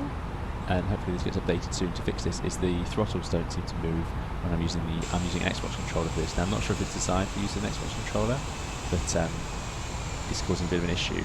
Likewise, I'm using my normal rudder input, and you can see that nose gear, I'm holding consistent rudder input. But what happens is the With 3454 Golf Lima, you are leaving my space, so Moyo Unicorn 122 decimally. Have a good flight, bye. Unicorn 122 decimally, muchas gracias, adiós. As well, because it makes it very challenging to taxi. Thank you, I have bye. to sort of continuously move my rudder control. Then I So Narita is a United So if you base? see some strange things during the taxi, that is what's going on there. It's not intentional by me. It's just how I'm sort of overriding the fly-by-wire to get it to behave. Kind of like how... No, but Again, it's a really hub. impressive visual model in here. So they can operate It's flights showing out of back there? These bugs sitting in the background. That's causing wild me work. Just a few issues as we taxi around. So let's get it in a straight line. It should be a bit easier. That's wild work. Now it's Airbus. So I was thinking kind of like how Air France goes out of Point to Pitre to a bunch of different places and tried to learn the Macarena by accident. He told my deaf friend I banged him. What the hell? Max, take a copy. There we go. Good old Airbus way of doing things. We need to see what those hand movements look like. X-Ray Alpha, clear islands to the program, way 24 left, you're number 2. What does gum base mean? For right, runway 24 left and number 2 Lufthansa IDX Alpha. Number 815, wind 310 degrees, 6 knots, runway 24 left, clear to land. On the landing lights, I love that. Runway 24 left, clear to land, number 815. Makes sense now too, I think. Imagine being based at Guam, but you live in those like two freaking Barcelona, Denver. good evening, Airlines 851, passing flight level 125, turning flight level 240. Thinking about where those main gear are behind you. Bit of power on. Should we get up the hill? Airway 8541, Barcelona control, good evening, I-25, passing flight level 130. Continue climbing to final flight level 340 and you can fly direct to Mike Hotel November. Direct Menorca, coming flight level 340, thank you, you're going for 851. Sorry about that nose gear. Uniform 40. Steering.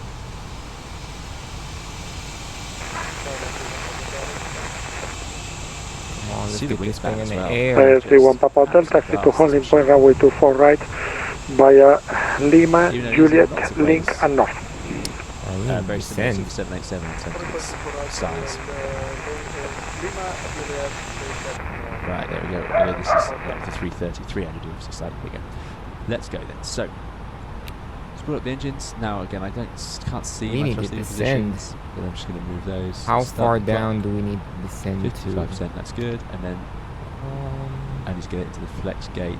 Let's get an idea here. There we go. Bit hard to do when you can't see it. So that's man flex 47. Tune Air 282 requesting descent to flight level 160. Flight 282, monitor Unicorn 122.8. Have a good flight, bye. Over on the intercom. Have a good day. Tune Air 282. Rotate. Alright, yeah, we can start our descent, Work. baby. No. Still heavy on the nose at rotate, but there we go. So there is positive climb, gear up.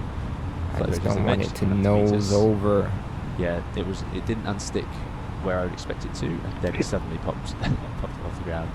So there we go. And we're climbing away. Alright, so we're heading down. Good, okay, so that's the acceleration done. I own 3 homes in Denver, Colorado, but I'm based out of Guam. To hopefully It's crazy work. Climb gates. If you are up, once you return to your seat, we ask Did that this you thing freeze again? It did. Watch the FMA to see when it reaches it. Oh, man. No. Thrust climb, there we go. Okay. A hammer fly that turn. It hasn't quite drawn. The LNAV is clearly not drawing the prediction of the weight and so on. It's a very simple straight line. So that's a bit of a giveaway there. Right, round the corner we Speed go. is starting to get up there. Let me help it out before it starts barking at me. As above the S-speed. Bring in the flaps. Alright, so let's come back over here. And weather at 10, 12, and up to 6,000 feet 13, 15. Yeah, so now it's going to have to fight its way back onto the green line. So there we go. 270 at 13. Let's put in an autopilot, see how that works. Let's try autopilot 2. Why not? We don't Dang, usually. it's in at 6,000 feet per minute. All these nice wing views. I do like having wing views built in. That's crazy. Couple months at a time is so this wild. outcome is not particularly It's not Taylor, is it? predictive, as you can see. 10, 13. Good, so let's just climb now. Autopilot 2, and let's just imagine air traffic asks us to level off 10, 12. 5,000 feet, so we'll just level off there. And then we'll have a go at the 10, handling. 12. We can disarm the spoilers now. And Since we're here. when we turn those off, put the tax light off, leave the landing lights on. 787. Speed up star. There you go, managing nicely. Look at everybody on the 787. Y'all should make a little group called 787 Gang. Traffic stats. Everybody on the I've 787. never seen it before.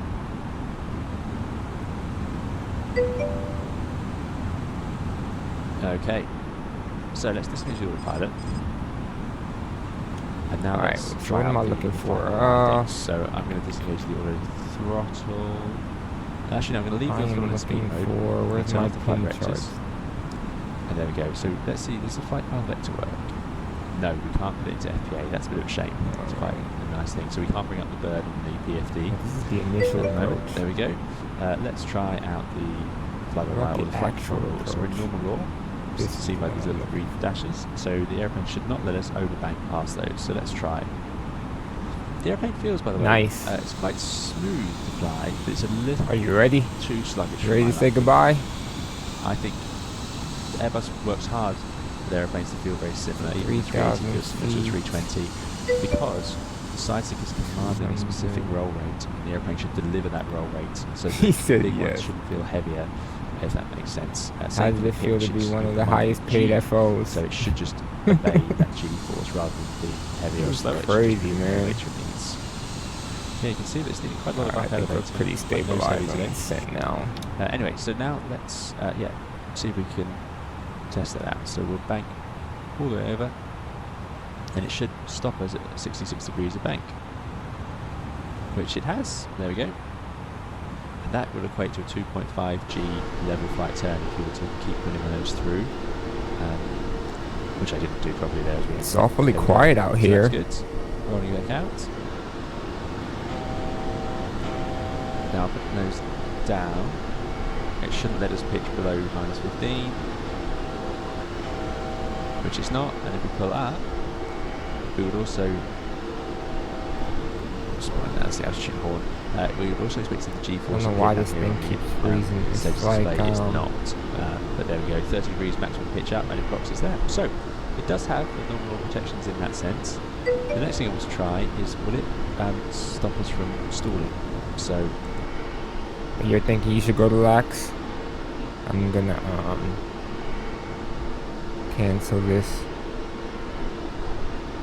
for now and try and fly my airplane.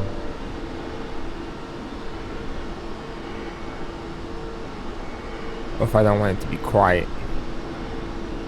Well, I mean, just the engine itself. It's not very often I get to fly a Neo, so my last two legs on this. You wasn't here earlier, but I was telling everybody that there's a program called A Pilot's Life. Basically, I like lack of traffic. Makes life simpler. But the program's called A Pilot's Life V2. It's kind of like FS Passengers a little bit. It's a little bit more detailed. I have a contract. I have a pay rate. And yeah, it's pretty interesting. I'll open it up here really quick so you can take a look at it. So this is the interface right here of tracking my current flight, but let's see. You can apply for other airlines. There's like a ton of them.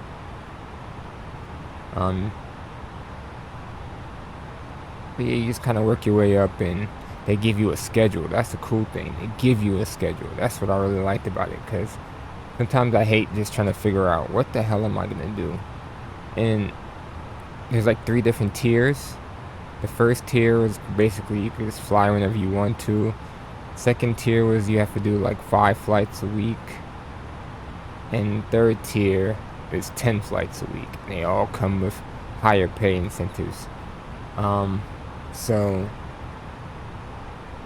obviously I picked the 10 like an idiot. And I have 2 legs that are like 5 hours and 30 minutes long.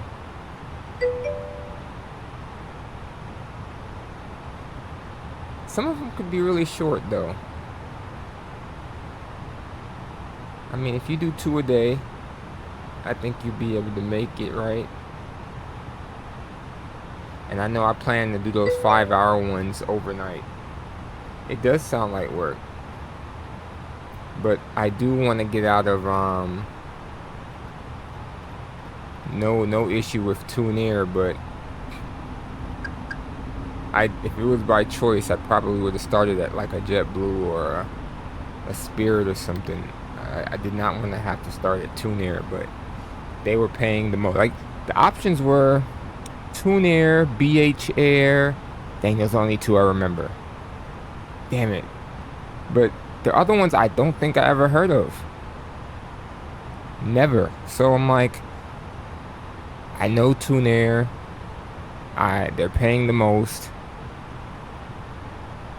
Fuck it, let's do it. So I'm just trying to get my money up and my hours up really fast so I can apply to a oh yeah, clouds, seatbelt signs on, a JetBlue or a American, United, Delta, something, you know what I mean?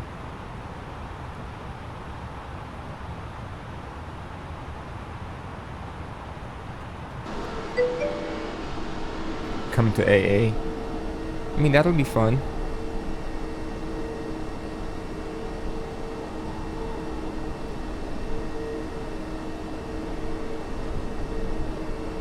I mean, who could say no to this livery? paint scheme is awesome.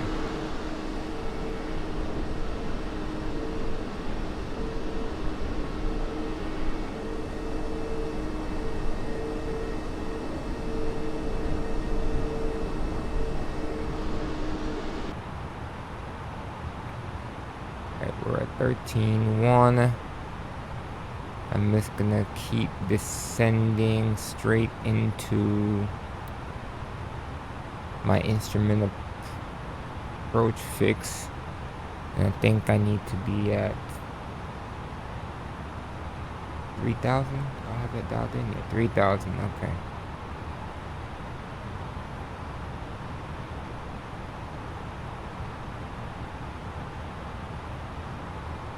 Alright, so we haven't even hit a demo yet. Oops.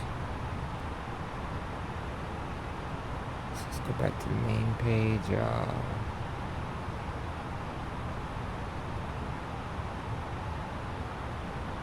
Alright, so we're on the arrival. So the demo, we need to be at 8,000 or higher, which I think will be fine. But then we need to be at the initial. No, this is the actual.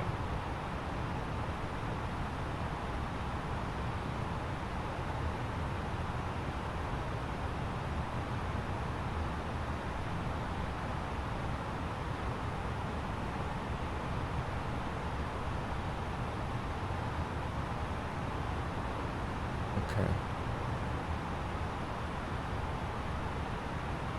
THR.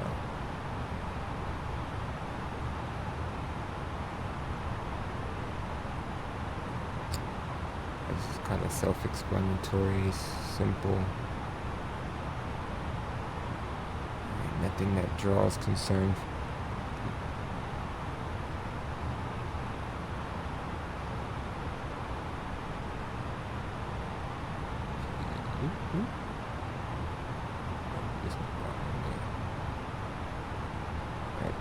I'll hold that there for now. Golly, we're going fast.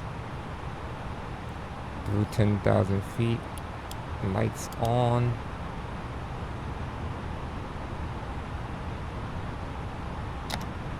Oh, that's what you were trying to do. You were trying to slow down.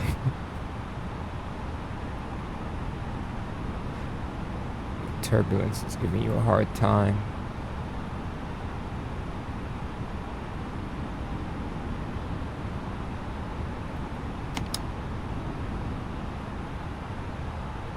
Nope.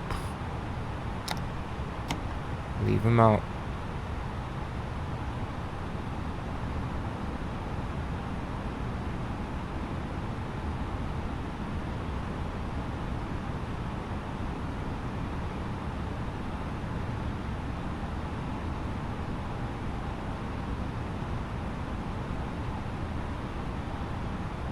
Another thing, what's transition altitude here? 5,000, okay. I think we're good on the speed now. We brought it down low enough.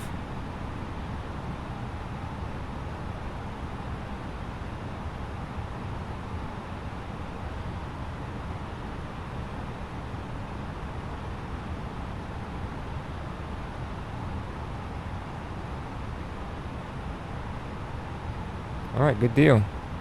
Radadino.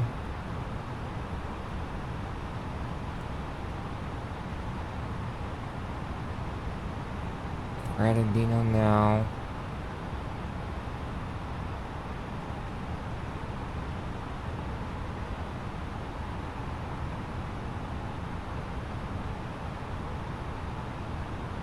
Alright, cool.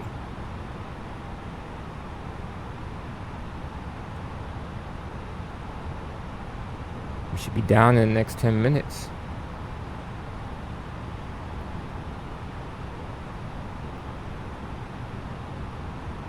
Any words of wisdom?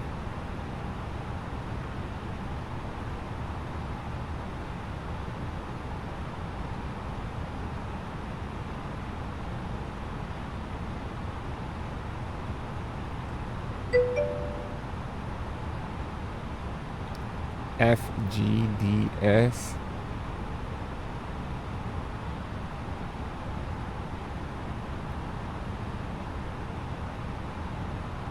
And there's no, oh, there is traffic here, so I'm gonna have to make some calls. Is he taxiing out? Yeah, he's going to Palma de Mallorca. I'll make a call once I'm established. Fly good, don't suck. Ah man, my last landing in the Neo was like -7 something, man. It was pretty bad.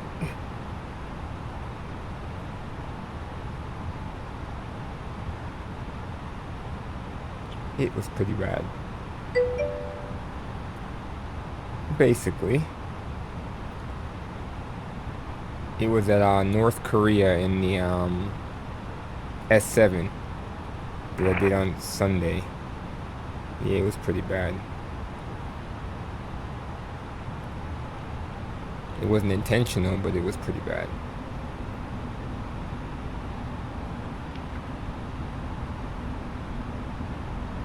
Here's transition altitude. 1012 locked in. You know what? I have not watched that video. Everybody says it looks good, and I have not watched the video. And everybody says it's like freaking awesome, and they can't wait. What do you think about PMDG stepping back from it a little bit?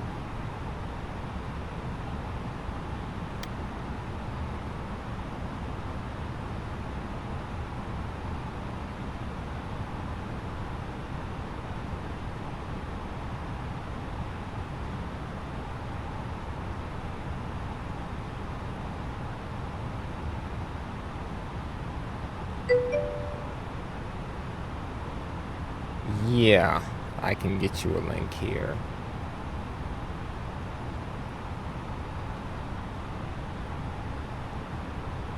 A lot of times I just hop in and out of spaces just to see. Oh, they actually put up a new post today, right? Or is this the same one that I was reading from before? Okay, yeah, here we go.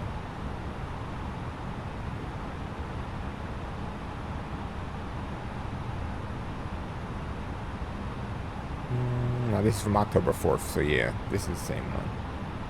Damn, turbulence.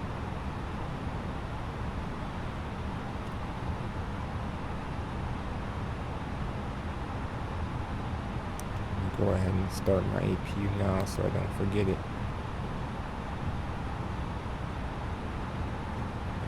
Slow down.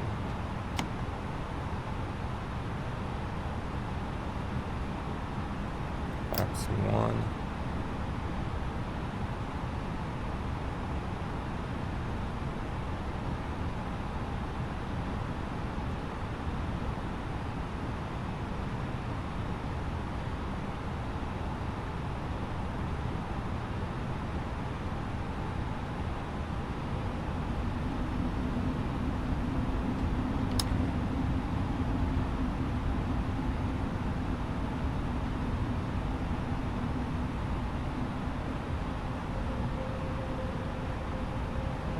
About that time. 2,500.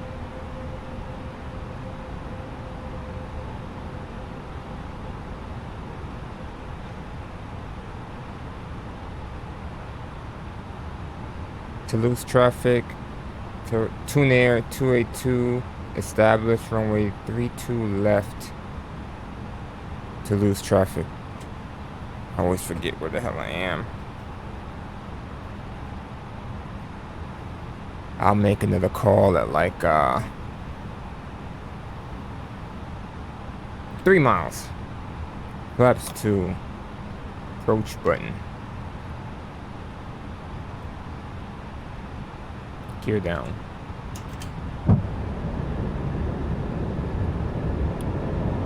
Flight attendants, please prepare for landing.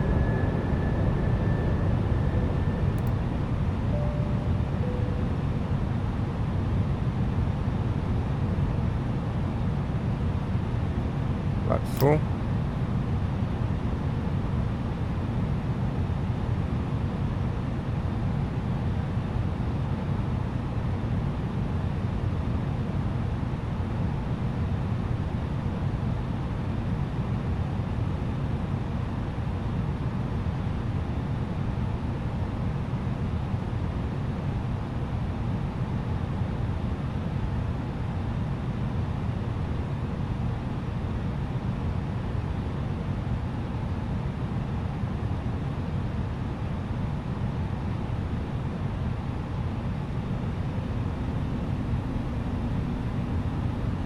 So far so good. Everything looks good.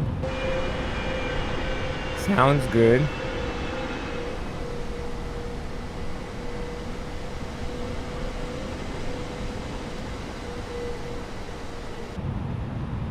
Let me check the radar really quick here.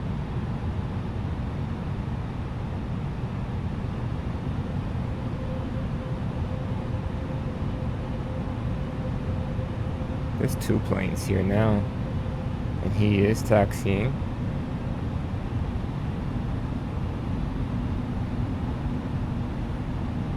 He's on Unicom as well. Is it really? Thank you for saying something. Voila! I forgot all about it.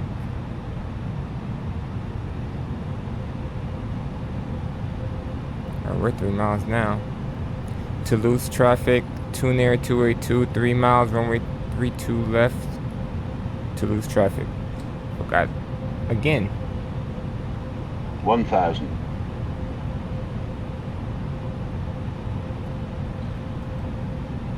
Alright, what are your predictions? Last Neo landing was like damn near 800 feet per minute.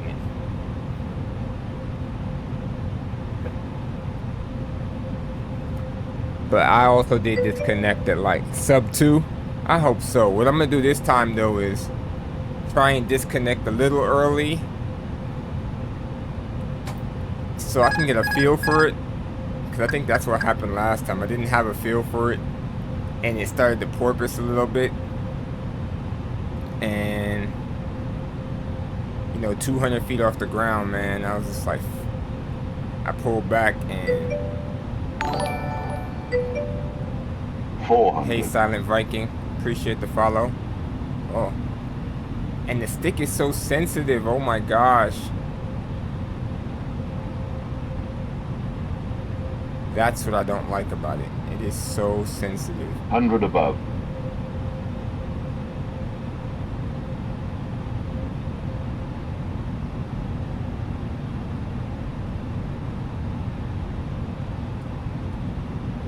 It's a 332.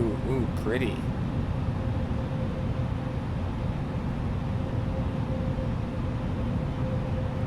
$50, $40, $30, $20. Like that, retard. just like that, just like that, just like, 5. pull up. Ouch. It just like loses authority. I don't know, man. This thing is weird. How bad was that? Toulouse traffic, Condor 1844 lining up runway 32 338 left, Toulouse. It's not too bad. I've had worse. It's like when you go to flare it, it's just like, yeah, buddy, you're not getting anything.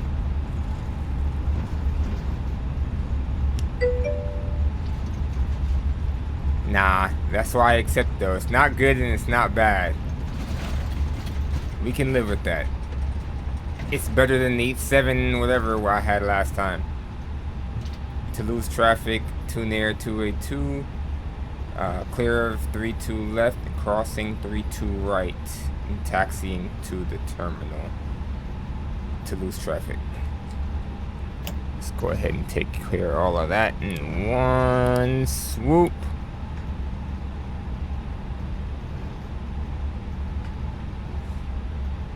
Okay. Yeah, that's not my fault. I don't care what anybody says. It's not my fault. Toulouse traffic, Condor 1844, taking off runway 32 left, Toulouse.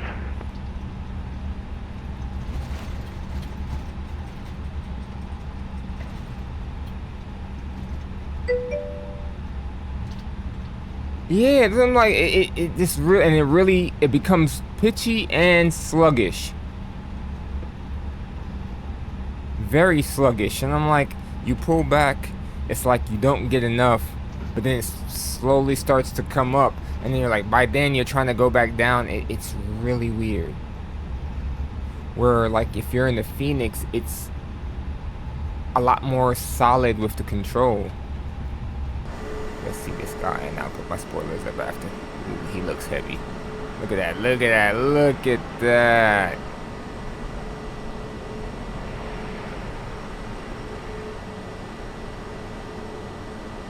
And then it accelerates on taxi. So question to you. We were just talking about this earlier. If you left your throttles at idle, right? And the plane, let's say, it starts to roll. And I know it depends on weight, but typically, how fast would it taxi on idle thrust by itself?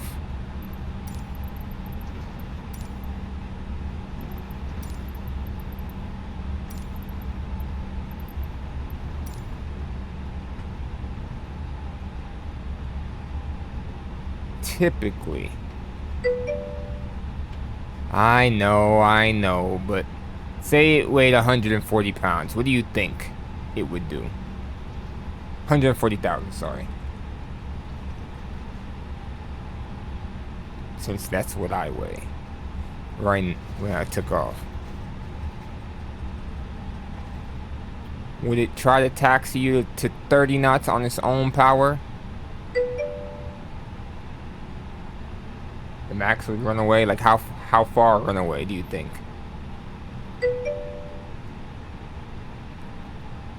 So it's fair to say that this thing doing that is true?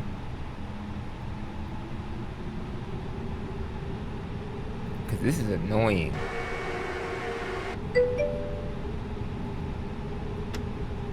I mean, I don't. Usually when I look down and it's at like 20, I'm like, God dang, slow down.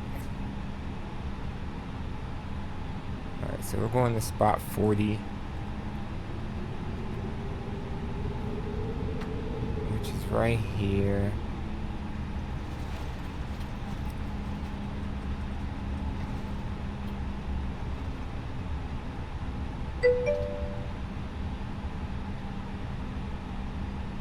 So I should start doing single engine taxis. That might actually be a move.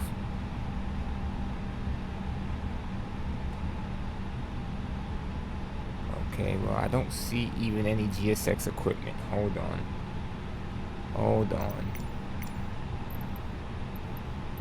Oh, okay, that's what happened. U40.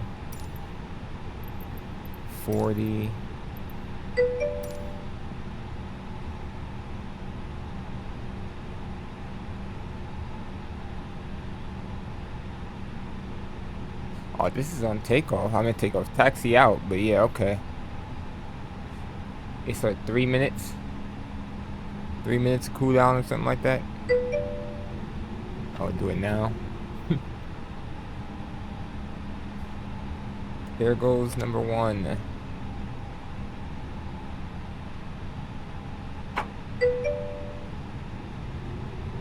I'm trying.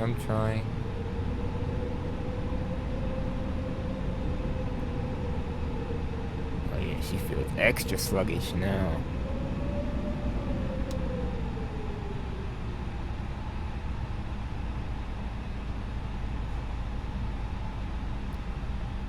Yeah, she's slowing down. That's crazy. Like, she ain't even trying to hold 4 knots. I got it to 4, said, nope, we're slowing. But yeah, this definitely feels a lot better.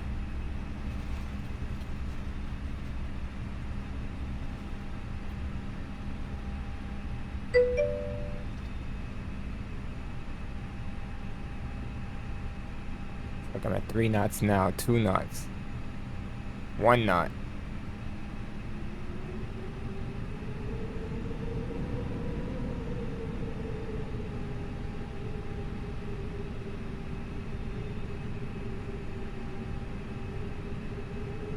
1 knot is crazy.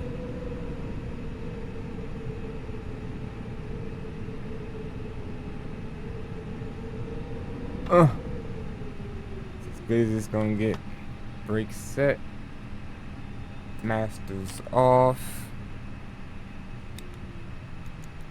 Fuel pumps off. Beacon off. Seatbelt sign off.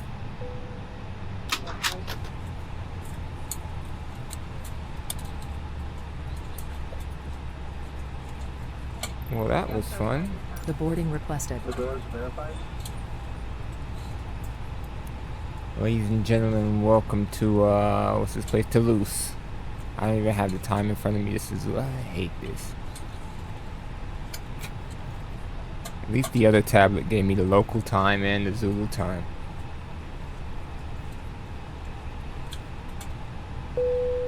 Passengers, the boarding starting. Alright, get off my plane. Alright, so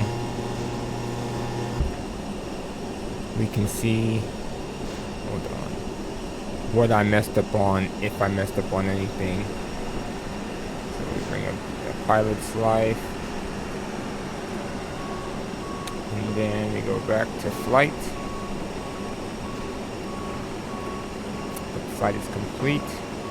We go to flight report. When? But okay, hold on, I'll show you this here. Oh, you can see it. Okay, so no, you can't see the other window. Let me adjust that. Nope. Nope. Nope.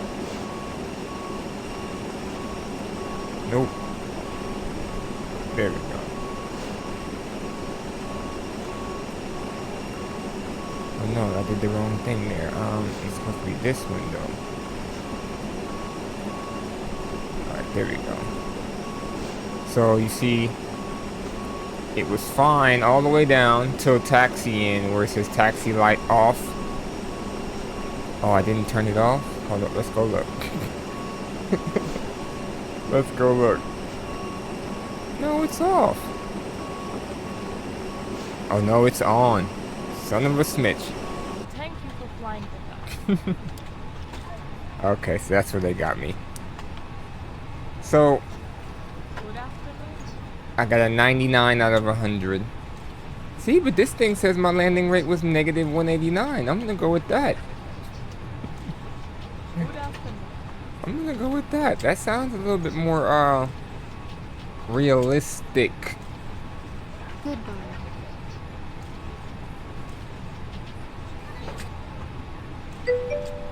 A little more realistic. Thank you for flying with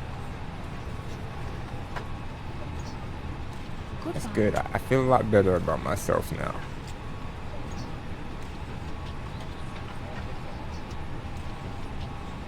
Goodbye. Alright, yes. Submit that PIREP. Goodbye. Alright, get these people off my plane. I don't know why they never opened the back door. Good afternoon. Good afternoon.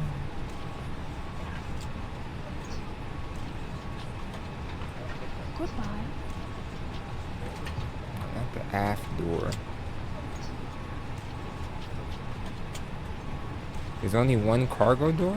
Good afternoon. Like, I don't understand this.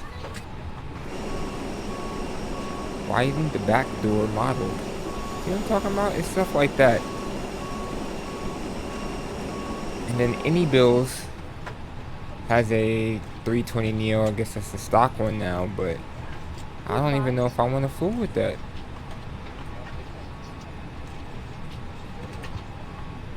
Goodbye.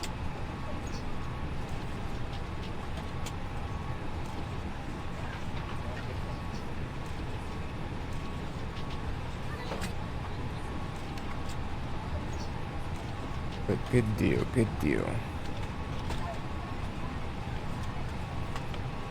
Goodbye. I'm guessing while they Goodbye.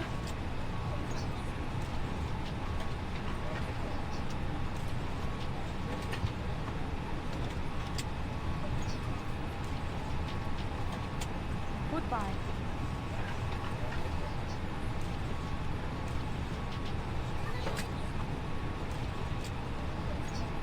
Bye-bye. Bye-bye.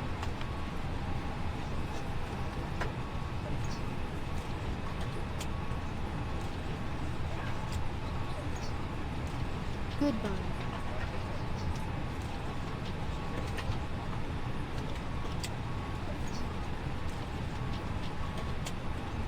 Your father knows about saving. Bye-bye.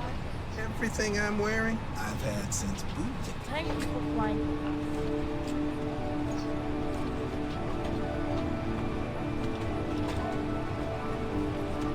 Thank you for flying with us.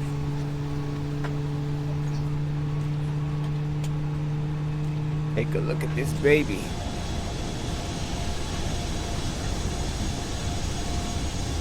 Doesn't that look nice? Thank you for flying with us. Hello everyone and welcome to another video with me, 320 Sim Pilot. I'm a real-world airline pilot and today I'm going to show you the iFly 737 MAX 8 in Microsoft Flight Simulator. This is a highly anticipated, highly detailed aircraft for the sim. This is a preview build they kindly sent over, so thank you to iFly for that. And today we're going to take it for a flight around San Jose and give you an idea of what you can expect from this upcoming add-on. Like I say, this is a highly detailed, and I'm already going to tell you now, this is something you can be excited for. It's my absolute pleasure to show you this in the simulator today, and I hope you enjoy the video. We're going to take it for a flight from San Jose. But that's what I was saying, is the 737 because MAX they 8. actually showed a 737 MAX preview. Did project you is see the of course preview? the fourth generation of the Boeing whatever, 737 designed to compete with the A320neo. avionic that was? I can't it came remember about what it was. after Boeing were pressured, or But they kept saying, right, you persuaded said by airlines to 779, they kept saying, give them a more efficient 737, and here Max, it is. I think. The 737 MAX 8 What is do the you think first Fibber variant of for? the 737 MAX series. First flew in 2016, uses CFM LEAP engines, very much like the A320neo. And it came about after, A320neo was announced, and then the 737 MAX came shortly after, with airlines wanting a re-engined 737. It uses lots of similar parts to the 737, although takes from more modern aircraft like the 787 for some things like the engine cowlings, there's some redesigns to the tail and so on to make it more efficient. Getting almost 14 to 15% efficiency increase over the 737 NG. It is a popular aeroplane, although there are some delays in certification of the other variants, such as the MAX 7 and the MAX 10, due to the way the engine instrumentation works, the fault systems work as well, which I'll talk about later in the video. But this is just focusing on the MAX 8. Like I say, this is a very popular, it's in service, there are lots of them flying already, and there will continue to be lots of them. This is a popular aeroplane. This is going to be around for a while. It is an efficient, it is a fast, and it is a known quantity. A lot of airplanes have 737s, and lots of pilots already fly them and can now fly this one as well. This is, as you can see, an absolutely stunning add-on in the simulator, and you'll see more of that as we go through the video today. This is not a full review, it is a preview version, it's a work in progress. Things will change as this aircraft comes to release. So, like I say, this is just my thoughts on this initial preview that I can show you here. We're going to take it for a little flight around San Jose, including in full startup, full cold and dark setup, and the full flight, so do enjoy that. Okay everyone, here we go. It's time to look at the exterior model of the iFly 737 MAX 8, and I can tell you now, you're going to enjoy this. It is one of the most complete visual models I've seen, and this is going to be a theme for today's video. I think you're going to enjoy this airplane a lot.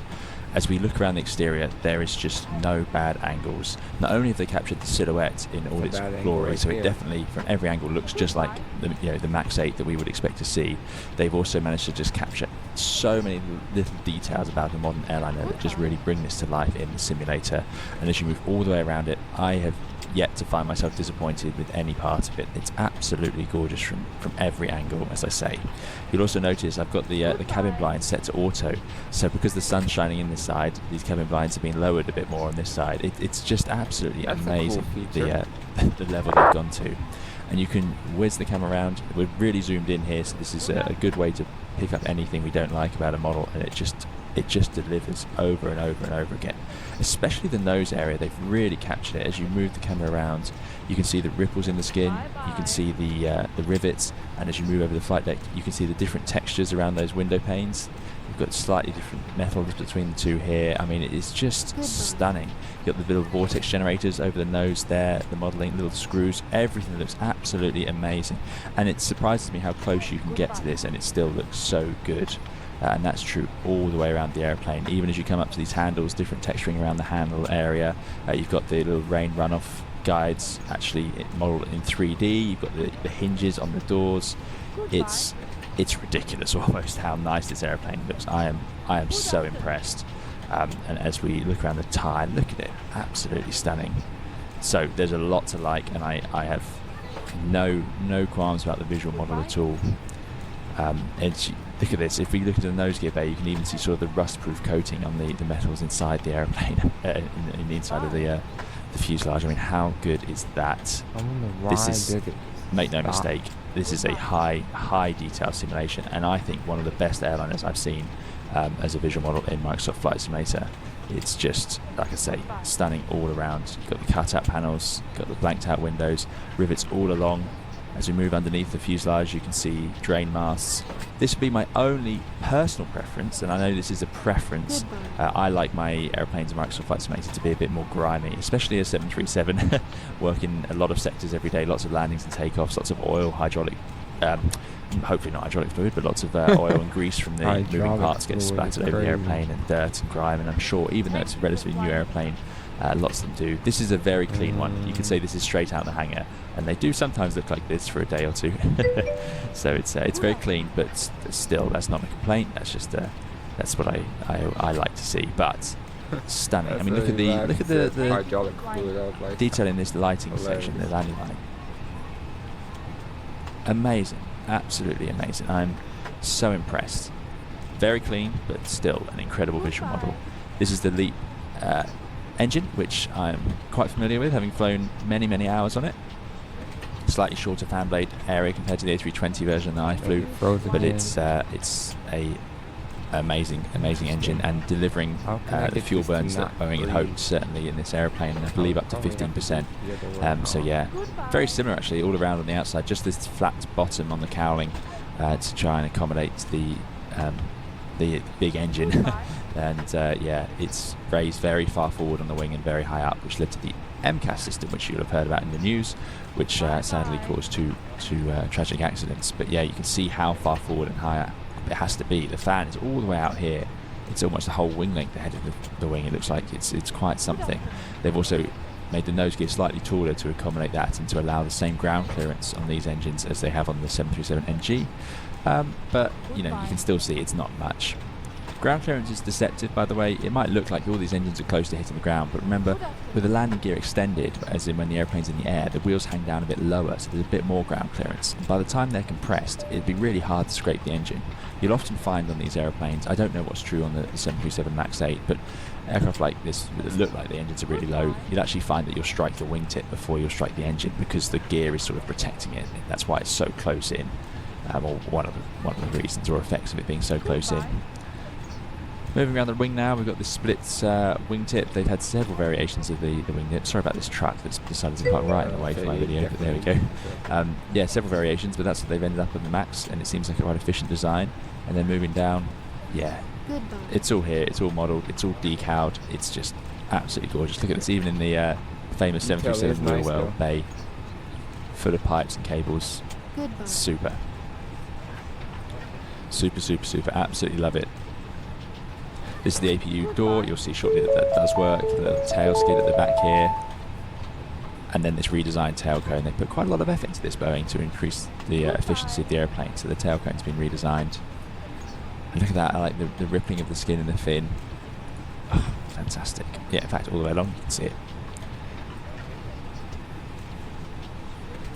gorgeous. Love it. Right, look at this staining as well around the engine exhaust and cowling, which you get from the high temperatures and all other bits coming out the back of the engine. So good. So good. So impressed. Funnily enough, these chevrons here, I've now fly the Boeing 787, and these chevrons here are something that Boeing came up with for that. They reduce the noise and increase the efficiency of the engine. Don't ask me how, but they do. So yeah, there's a few features off the 787 that have been taken into the MAX 8, and we'll see that shortly in the flight deck. On the flight deck now, and what's really fun is I am genuinely excited to show you around this aeroplane. It is just, it's so spot on. And there's two reasons for this. Firstly, all of the proportions are fantastic, and then they've gone to the extra level with the detail. So look at the texturing around the window frame, and then the extra pipes. I don't actually know what a lot of these do. The 787 has much of this stuff hidden away, but What's that pipe do? It's stunning. It's just, you can't find a bad angle, just like the exterior. It all looks great.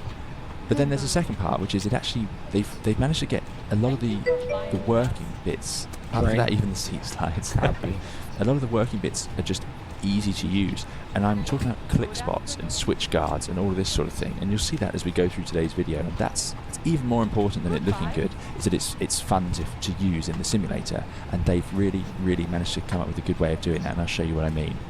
First of all, we can use the inbuilt checklist. At the moment, it does not let me show the item by clicking on the little eye. I hope they add that later. This is a preview build, I must stress that, so it is not the release version. So yeah, I hope that comes later, but already to have the built-in checklist is a big tick in my book. I love it when they also bring in the little check marks. So we can go through and see the usual 737 startup. So let's get it powered on, and then we can talk about some of the system and customization options and some of the similarities to the 787. Mostly these big screens down here. So first of all, battery switch guard closed. So for this one, you can just click, it closes the switch and closes the guard for you. And what I love about that is, did you see that little animation? It doesn't just do it. You can choose to do the guard on its own, or you click on the switch and then it closes it for you. I just love it. That sort of thing is just so good in the simulator. Standby power switch, which is down here, is guard closed. Alternate master switch, guard closed. And we can go through, there's a huge amount of checks you do on a 737. 787, it all does it itself, but this airplane is not like that. So we won't get too excited, because I don't want to spend too much time just staring at the overhead panel for you. But the electric hydraulic pump switches are in the off position. The landing gear lever is indeed down, and we're just doing the basic safety checks before we get the airplane powered up. And then you're going to check that you have the 3 greens. Then you go through the fire switches, check that they're all in, do the master test for those before you start anything up, and then we can go up ahead and start the APU. So APU switch to start. So if you remember, on the outside of the aeroplane, let me just take you to the drone. Down the back here, we had our little APU door. Thank you for flying with us. So now it's here, I believe. This is a different thing to how they used to have it. Look at the start. And there it goes, and it's even animated. It doesn't just pop open. APU door open. That's cool. I'm hoping you can hear some sounds. Toulouse traffic, good day, Skipper to Delta Papa. We are now passing 8,000 feet at section island, runway 3 to left, Toulouse traffic. It's electric. Good afternoon.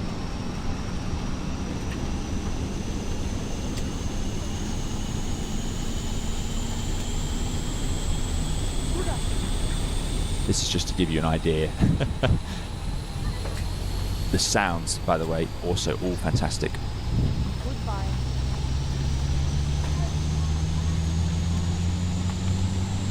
It's electric. Goodbye. All throughout the airplane. It does sound kind of The sounds good, are good. man. Now, you can hear another sound there. That is the IRS complaining, I believe. It is a sign of a power failure on the airplane and that batteries are being drained. The reason you get that alarm is because it's a bad sign. The airplane does not, you don't want flat batteries on an airplane ever. So APU is available because we're gen off bus, so let's give it some power. And that little siren goes away.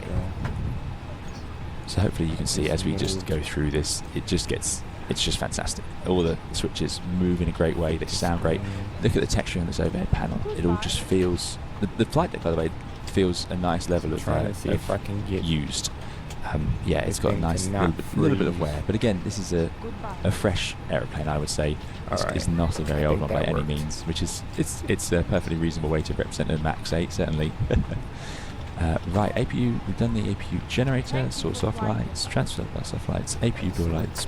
All of these are done. Done a warning bells, test switch release. Okay, so these are all the fire bells which you could run. And again, not something I'm used to doing on the 7.8. You don't need to do any fire bell tests. Absolutely amazing. Pre-flight procedure. We're going to start getting the IRSs ready to go. So we come to the overhead panel. 355. Off. Then nav. So then go to align on DC lights, align lights, ELT switch guard closed. Now, there's a lot of these switches that I'm going to struggle with because there are more switches on this than we had on the 7.8. Things like ELT switches, they just don't have the airplanes. One thing I would say about the GSX offloading we're going of the plane, to take it that these things are extremely long and ready and we haven't got any unusual warning signs, EEC switches and so on. We're in a good place. Got the flight control in the normal position. You can see that looks good. Passenger option, yeah, that's all fine. And you can do a crucial test. So you can hear the stick shakers hopefully there, and the overspeeds. There you go. So it all works as you expect. Now, of course, here's the full procedure to come next. 137 items to get the airplane ready to go. I'm going to just close that now so we can get you all into the air. So yeah, there are a lot of checks, like I say, to do. So let's have a look at the configuration while the airplane just aligns the IRSs. If you turn on your EFB, this EFB looks almost identical to the one in the 787. I really, really enjoy it. So what we've got in here is you can initialize the flight and then you can run your performance. You can have airport map, but what we can do in here is run our performance. We can set up the load and weight of the airplane, and we can also, quite fun, is go into the systems page, sim menu, and in here we can load panel states, we can choose the panel style, you can change what's on the MFD, how it wants it. I mean, an absolutely ridiculous level of detail in here. Let me show you. You can go to the GPWS and choose exactly what it's going to call out. So we've seen this before in some airplanes, but if we keep digging around, you'll see we've got a RAS system if we want to have RAS enabled, which would shout out as you taxi close to the runway and so on. The CDU, which is our little FMS box down here, you can choose the way you want it, such as gross weight entry inhibited. This is a safety option actually. This stops you accidentally entering the zero fuel weight as the gross weight and therefore having completely wrong numbers. Yeah, I mean, it's fantastic. We can choose how the autopilot behaves, its bank limit, you know, it just goes on and on. And a quite fun thing is you can go to other systems and you can have high altitude landing kit, you can have the ice detection probe. I've enabled the HUD, which is absolutely fantastic. I absolutely love having the HUD, and here it is. This shows you how serious they are with this add-on. There's just nothing missing. And look at this, even the brightness control for the HUD works. It gets dimmer and brighter. Brilliant. I'm going to keep that the way for now, but it is there should we need it. Traffic Seabird to the set above, we are 7 miles from the free flight. Look at that beacon flash rate. And there's way more to show you. I couldn't possibly do it all today, right now, but yeah, look at this. The radio times are round dial. I do like the round dial, but anyway, we'll leave that off for now. So if I go back to menu and we'll go to performance, and I'm just going to leave it there, except we can go to weight and balance. Let's load up the airplane. So let's have 150 passengers, please. And you just type it in, 150, and then I'm going to hit enter, up here, there it is. And I'm going to say set. Done. Good. And we'll also do fuel. And how much fuel do I want? Let's have a total fuel. We can take up to 20 tons. Let's have a total fuel of 10 tons. It's a bit high, perhaps. Let's do 8 tons. We're only going to fly a circuit, basically. And then I'm going to say enter. No. Set maximum flight rate of fuel. There we go. So you set the fuel. set the payload.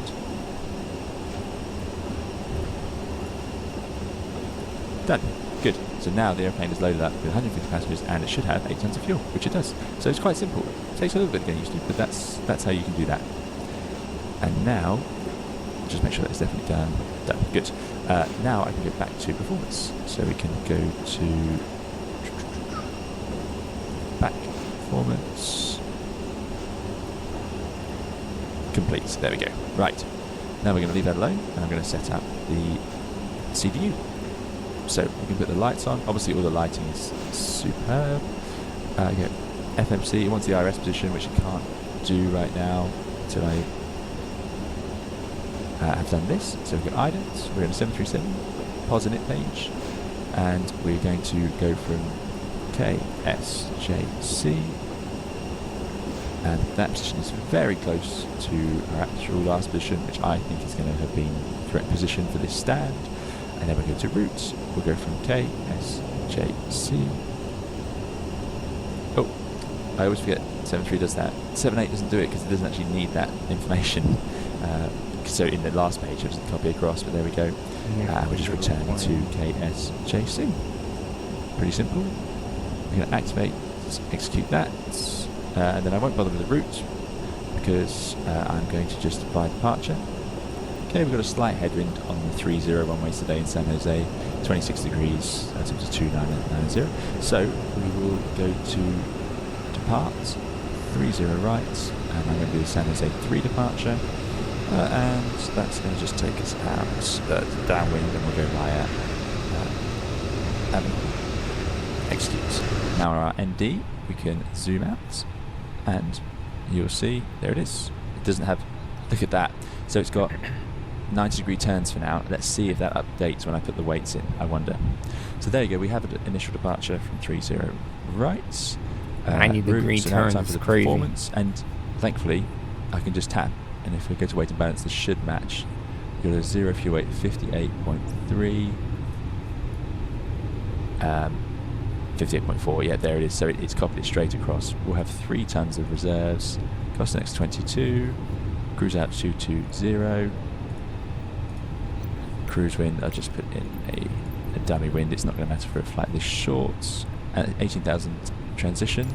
And I'm going to execute that. And there it goes. Now it's drawn the correct curved line because now it knows the performance of the airplane and the winds. It can calculate what it might actually fly. How good is that? Just to show you the detail, the robustness of this FMC system. Just going to get some more lights on down here. Where is it? Where is it? There we go. That's better. Good. Going to leave that alone. Then we've got the N1 limit and the takeoff page. So now we're going to actually run our performance. To do that, we'll go back to our EFB. I'll go to complete. Takeoff performance. Copy FMC data. It takes the airport, the runway, the dry, the wind, the temperature, and the QNH. How good is that? Let me just set that QNH myself. Should be 2990, so let's copy that again actually. There we go. And we're going to have anti-ice, it's going to be off. Air conditioning, I'm going to leave it on because I'm lazy. Not that that's what we do on the 7.8, so it's just something I'm more used to. I would normally just ask for optimum on the 7.8. I'm just going to do a flat 5 takeoff. I think that's pretty standard. And we can even derate it. Look at this, takeoff 1, takeoff 2. So just like the 7.8, these are reduced thrust options on top of the assumed temperature. Let's just go takeoff and calculate. It's got the weight there, 66.3. So here we go, 30, flat 5. It's going to be 135, 136, 148, DTO, and cell temp 48. So let's copy that in. Requested. So flaps 5, takeoff, we're using takeoff N1, and a CG of 22.1. Some people just know they could save hundreds on car insurance by checking Allstate first. Like, you know, to check the... Hello, Captain. We are ready for pushback. 5.2. Look at that, set that automatically. This is what I mean about this airplane. Just we're not ready for pushback. We're just boarding. It just does these things for you in a way that makes it such a pleasure to sit in. And it doesn't, honestly, if you're coming from the Airbus, you won't have as much trouble as you might imagine getting used to this. B2 of 148. Departure check completed, bypass pin inserted. Even the way these numbers scroll, it just seems to work. I don't know how they've done it, I really don't. We're taking off from runway 30. Let me just show you the charts for what we're doing actually. So here's our departure, taking off from runway 30 right, 306, and a right turn background, and take this 121 radial from Oakland all the way down. Pretty straightforward actually, you could even do it without an RNAV. So yeah, let's put in that outbound course of 306 for departure. Ooh. 306, heading, I'll do the same. Our departure heading. And altitude is initially 5,000 feet, so we'll put 5,000 feet in the window. Lovely little different clicks and noises between them all. Good. I'm going to press BNAV. No, it's not going to work, so I'm going to flight race on. Let's leave that for a second. the whole FMA section is very different to the 7.8. That's something I need to get used to.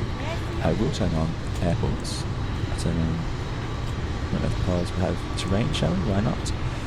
And we'll have traffic on. There we go. Awesome. And look at that, works straight away. We can obviously centre and change our screens around as you would want. Have the FPV down here, no trouble at all. But yeah, that is the FMC set up on this side. We'll just have this one as well. On the legs page, there it is. So we've got to wait till the performance. We've got our flaps, we're going to do 5. We've set the trim. And at the moment, the airplane is sort of in a half the power position. So let's get the airplane fully ready to go. So moving up here, we've got systems. We're going to turn on the yaw damper so the autopilot works. Navigation can all be normal. Fuel pumps are off for now. We're on the APU for power. Coming back this way, it's all fine. And by the way, you can of course check through the voltages and amps on the screen. Detail, it's all there. Let's get some lights on the panel. Arm the emergency exit lights. Again, you can just click it. Armed, and then closes for you. Love it. No smoking on. Seatbelts on, we're fueled up now. Pressurization 22,000 feet. I think it's taken that from the FMS, and 50 feet landing, so it's done for me in auto position. Let's have the position lights on steady. That's what we want there. Don't put the logo lights in the day. All the other lights can be off. And we have AP bleed on, which we're going to need for engine start. I'll leave the engine bleeds on and the packs off for now. Reset fans on auto.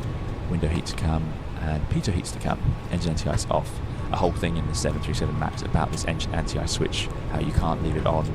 They are coming up with a fix for it, but if you leave it on when the engines are not in icing conditions, it can actually overheat them and damage the composite lining apparently. So yeah, a whole other thing to be sorted out there. Right, if we do a recool, it's fine on this side, but you'll see over there it actually has air conditioning. It's complaining about the air conditioning because we haven't got any supply. So what we could do is run the packs, but we won't. Let's make life simple for myself, as it's my first day in the 737 MAX, I think. What I did want to do is just make sure we've set up everything in here. So we're going to go to init-ref, done that, done our route, so let's put in my standard test call sign, and I'm hoping that appears over here. There it is on this little AUX display. I love this display. It shows you the transponder code, cell call code, your tail number, and your call sign. Incredibly useful. It's very easy to get model on call signs because you have so many during the day. I'm going to put the auto brakes to RTO, and I think that's it. So these screens they look very similar to the 7.8 screens, but there's a key difference. This system does not have ICAS. The alerts are just done through this recall panel. This was done to keep it similar to the 737s of previous generations. The more modern system is to have checklists and prioritization of those checklists given to you by the aircraft, so it would come up with the warnings on this screen. This does not have that. It's just through this little recall light. So you see the problem, and then you have to sort of work out what's the most important, what's the root cause of it, and so on. But that's what we have in the MAX, so it is different. Even though it looks like a 7.8, it is not underneath running the same things. It is still just a 737 at heart, and that is the way it is. You can, however, bring up a few things on these screens, such as oh, look at that! Change some things on that. I haven't seen that before. We've got the recall, we've got the engine secondary displays, and we've got the system, so you can see your flight controls in there. Now, I don't know how you're supposed to see that the APU is running, to be honest, but there we are, or where the APU door message would be, because obviously that is now open. But anyway, we won't get too stuck. There's lots to learn. I've got lots to learn about this airplane. So I think it's time. Let's just get ourselves pushed back. So we're going to pressurize the airplane. So I'm going to put the hydraulic switches on. I'm going to also turn on the probe heats and the window heats now, so I don't forget. There we go. And let's get pushed back. So, there we go, tug coming over. Oh, absolutely stunning. Love it, love it, love it. Hello. This is heavy. It's warm, loads of pockets. I'm impressed with it. This is... Good afternoon. Oh, there you go, tug is connecting. This way. And you're going to enjoy the engine starts. It sounds absolutely fantastic. This So way. what I'm going to do is we've pressurised, the trim is set, transponder, which will be down here, I believe. Even on this weather radar, transponder can go to transponder, May I see your boarding pass? and once they're connected, we can push back. I'm going to turn on the fuel pumps as well, ready for engine starts. I'm sure lots of my viewers will know much more about operating a 737, but in the 7.8 we would do fuel pumps, hydraulic pumps, put on the beacon, so let's put the beacon on, which I think is going to be position strobe and steady. Is that the one? No. Okay. It must be anti-collision. We call it the beacon on the 7.8. Yeah, they call it anti-collision, that red one.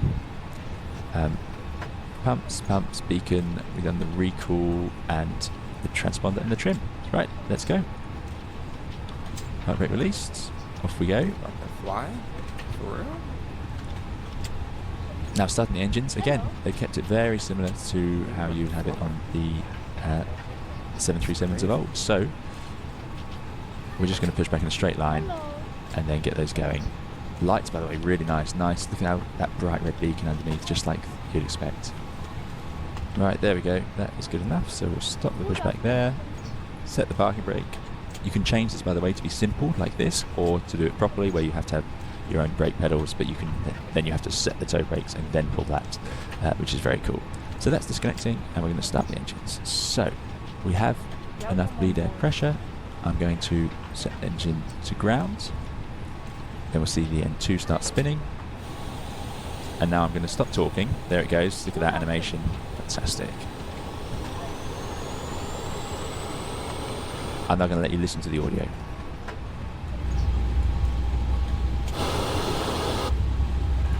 May I see your boarding pass?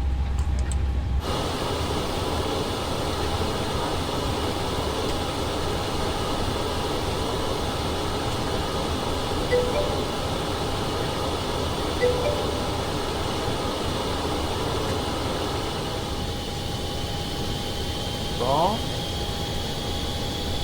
What was wrong?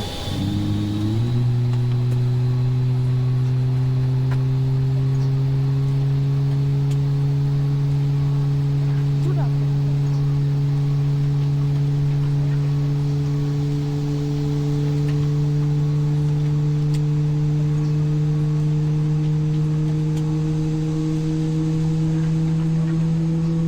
This way, please.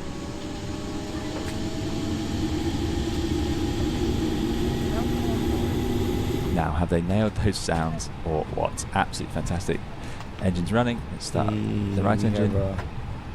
Yeah, just old retro British absolutely Airways brilliant. part. So impressed with the audios.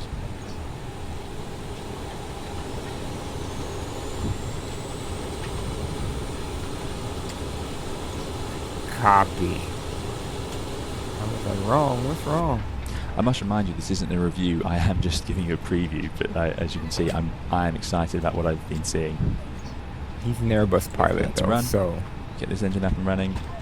give him some You can grace. hear- See what the flight deck sounds like. There you go, start valve open, low oil pressure.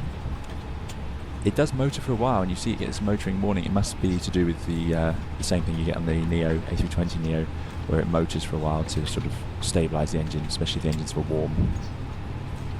Here it goes.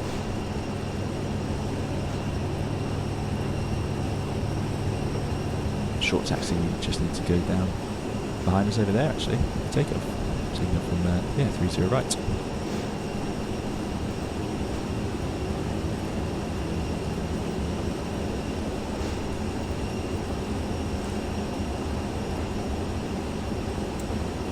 Switch closes, you can hear it close, so that... Oh, sounds amazing. Right, that's done. We're going to go on to the engine generators. APU can go off, so APU bleed off, APU off. So that's the APU gone. We don't need the engine anti-ice. Let's set the flaps to 5. We should be pushing back in 20 minutes. 5. Done the trims, and we can do the flight controls. So if I go to system, and then we can run flight controls. All looks good. Let's take a look at those outside just so you can see the animations. Look at that, even the spoilers, they're not all perfect, slightly different deflections. You can see the APU there on cooldown, still running. Fantastic. Right, let's put the correct lights on and we'll get ourselves taxiing. Oh, you can just hear the APU spooling down there after its cooldown cycle. Hello? So we go taxi. I'll take the runway turn-offs as well. There we go. Good. Part brake released. Bit of power. It's a nice plane to taxi as well. They've done a good job keeping it Welcome on board. keeping it suitably heavy, and it doesn't jump around like it's on rails. It has a bit of momentum to it. Very nice. Bit of thrust needed as we do a tight turn-off stand here. Look at those lights, by the way. Beautifully modelled.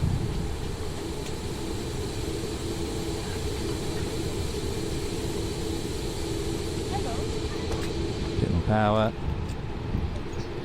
Gets us over to the centre line. Down 30 right.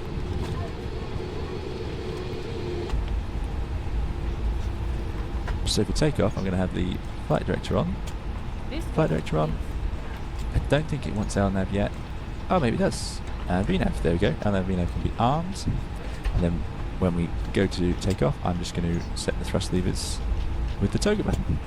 And that will drive the power up. Hello? Super duper.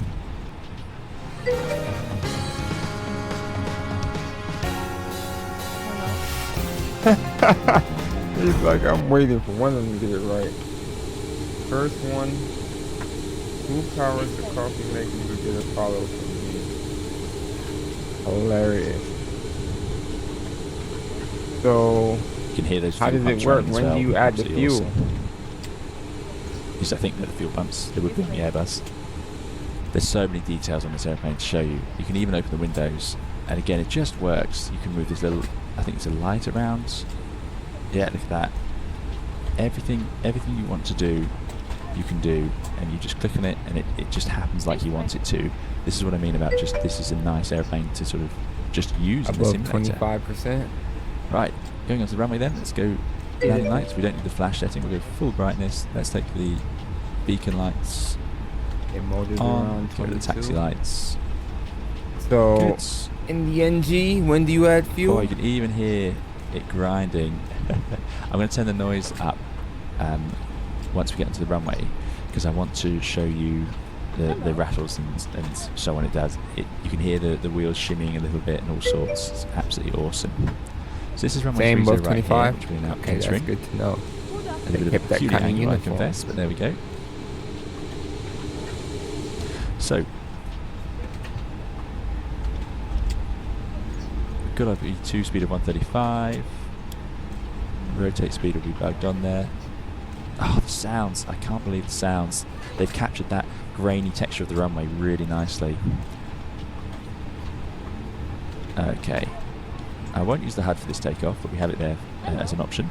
Rotating at have a HUD, 136. that's awesome. Let's turn up the audio. Enjoy. Okay. Park brake released. Spool up the engines to 40%. We can show you the yoke. Why not? Have you seen this one already? Engine stable. I think he just armed Arm it. the auto throttle helps. There we go. He just did it. Push the toga button. There we go. N1 and toga. Thruster setting. Thruster setting. I didn't do the D-rate at the end, but there we go. No trouble there. We will manage without. Just a little late. I'll take off here. It's going to be very quick. 80 knots, stick to neutral. Thrust Better hold. late than never, right? Hear that rattling. Hear the nose gear. V1 rotates. Gentle rotation. That's a little bit fast probably. Positive brakes. Gear up. And there's LNAV. Thrust hold, LNAV, VNAV speed. Just going to turn really down. Now that the 80s has decided to come to life at that exact moment. Sounds good. Okay, we've got ARM, LNAV, VNAV speed. Oh, and there we go. Did go into N1 mode, which is what I would expect it to do. Good. And now it's going to lower the nose and accelerate. Let me just change that frequency. Hopefully that will stop it talking. Or not. There we go. Right, sorry about that. So following the flight directors, nose down. It's gone into N1 mode and climb thrust, which is good. And now we're going to bank round the turn. Got the gear up. Flaps go up. Sorry, flaps to 1. This is a powerful aeroplane. We're very light to have absolutely no D-rate at all in the engines, but there we go. So we're in climb mode, and there's up, and round the turn we go. Awesome. Absolutely awesome, and it feels lovely to fly. Just going to level off now in 1,000 feet. VNAV out. Lowering the nose. We have to trim ourselves, remember. And now the thrust is going to absolutely fall off as it hits. May I see your boarding? LNAV, VNAV, it's in N1. MCP speed. Hello. Let's put the autopilot. Okay, there we go. Now the thrust will fall off. And it's in command mode, and the airplane can now manage that thrust accordingly. Hello. It does have a pitch power couple. Last caution, what's that? Oh, we need to probably need to put in some air conditioning. There we go. Air conditioning is essential, buddy. I think that's that. After saying I was going to have it on for takeoff. Again, a very different aeroplane to the 787. And that's it, 250 knots, 5,000 feet, we're away. Good afternoon. You can, I believe, if I go into here, index perf, N1 limits, climb. Yeah, we can choose the mode we want to use in there. Now this is slightly different to me. I've got MCP speed, LNAV, VNAV out. I would expect just to have LNAV and VNAV showing, but it seems I need speed as well, do I? Yes, otherwise it just arms. So there we go. So I think that's what we want. And then I can speed intervene, choose the speed I want. 240 knots if we need, there we go. Let's get rid of those secondary engine displays, I don't need those up. Good. So, what else can we do? Let's put a hold in at Mooney. Let's see if I can do that. So, hold at Mooney, execute, and there we go. So I'm just demonstrating here. Look, we've got a top of climb marker. We've got holding. It just works. It's really great. Really happy with that. Let's come up to 10,000 feet. So see if the vertical modes work as expected. 10,000, and I think we'll do it in intervene. There we go. And have enough speed, and we'll do it at 250 knots. Hello. I don't actually want to do that hold, so I'm just going to delete that. There we go, carry on. Welcome on board. And thrust comes up. Now, where would we have set the D rate at takeoff out of interest? That must be auto brake can go off as well. I didn't realise that would not, on the 78 that automatically switches. Yeah, I'm not sure where the D rate is, but it would have been in here, I'm imagining then. much like it is on the perf page, 7.8. right? I remember on some 7.3s it was up here, but there we go. Good stuff.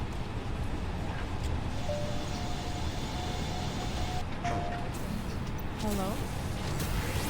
And hell yeah, Sonic. Can't wait to play that. What a machine. Take off Absolutely breath. Beautiful.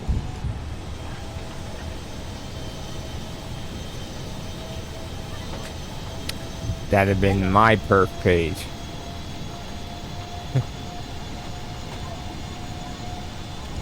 So there we go, up it goes. N1 is what we wanted. Hell, never been enough speed.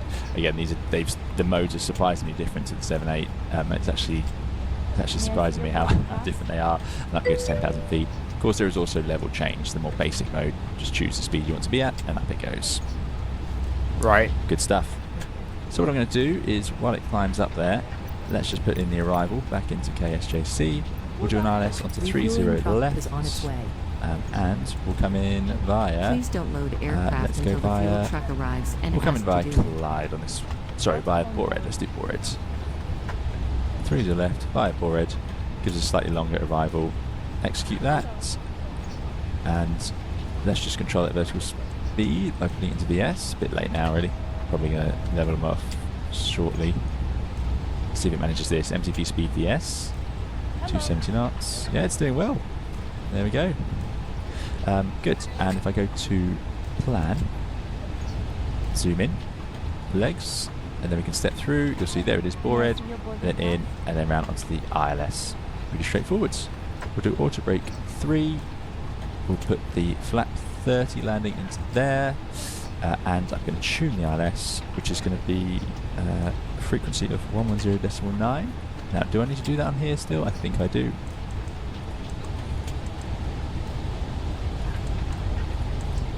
Doesn't like that. ILS. ILS 110.9. Now we'll do the same on this side. Cheers, ILS 1109. That's active. And it's going to be an inbound course of 306, which is what we had. 306, and we'll just set 306 on this side. So just getting it set up, and then we'll do a little bit of in-flight handling. There we go. Right. So back to our map page. Let's disconnect the autopilot. And I'll turn off the flight directors. And now let's have a look at the airplane. Now it handles really nicely. I'll take up the auto throttle as well. Some fun things about the 7.3. It's one of the few airplanes these days that has a pitch power couple. The A320 and the 787 certainly don't have a pitch power couple. So what do I mean by that? Well, those engines are down there beneath the wing, so as you add thrust, they're going to provide a pitch up power couple. So that means it will push the nose up even before the airplane accelerates. So we're flying along level here, and if I reduce power, the nose will drop instantly. So let's reduce power, and let's see what happens. So there we go. Even before the speed reduces, that nose starts to drop, drop, drop, drop. It will do it naturally as part of trimming, but yeah, it's more pronounced than 7.3. I believe the Max has it. The MCAS system may have interfered in it slightly, and there is a speed trimming system in some NGs. So I'm not 100% sure how noticeable it would be for a Max, whether they have more systems in place to hide it. But if we go full power, you can see that the nose rises quickly as that power kicks in. Now, again, it would rise anyway as the speed increases, so I'm not 100% certain whether the Max has some systems to dampen it out or not, but I don't think it's entirely damped out because they wanted it to have the same airworthiness and same training for pilots. So yeah, it's a lovely plane to roll and bank. It does have fly-by-wire spoilers, but otherwise it's a manual aeroplane, so you can actually I find that it doesn't have limitations. You can roll it right over, and there you go. It won't. I heard it won't the bank angle was like raw shit. airplane in that sense. You'll notice some cool Not my plane. PFD features though. So as we roll, it gives us big arrows to which way you need to roll back. I actually really, really like that. That is a genius upset recovery maneuver guide. Look at that. Roll it back, please. Really, really good. The HUD also has similar things, and they have modelled it correctly in here. So the HUD is a replication of the PFD in its own way, but if we were to go into unusual attitude, you get a slightly different picture on here, which is this symbol we get on the 7.8, but with the improvement of this arrow, which the 7.8 doesn't have. That's really good.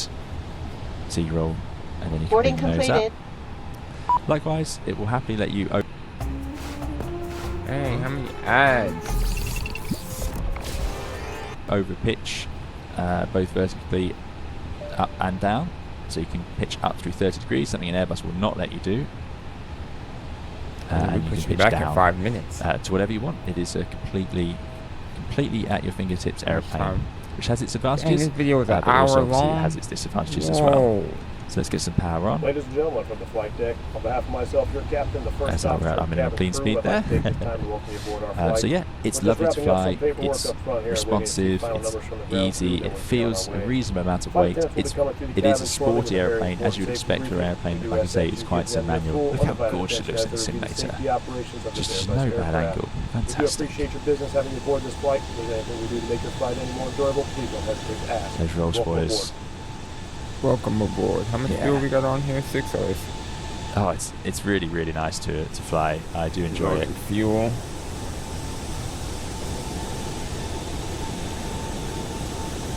Sadly, this wing view I don't think is the most flattering of the airplane. I think the airplane looks lovely at every angle, but yeah, I hope they do some more wing views from inside the cabin. There are a couple as we scroll through, but there are slightly funny angles. By the way, there is a model cabin. There it is. And like I say, these window blinds are in auto, which I absolutely love. Look at that, full with that new sky sort of interior. Very cool. Look at the detail, even on the lavatory. Fantastic. They were not messing around when they put this together, I'll tell you that.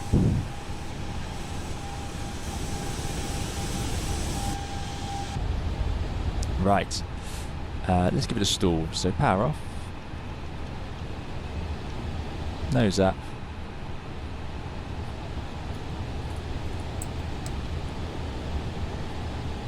Keep the nose up, keep the nose up, keep the nose up, keep the nose up, holding it there.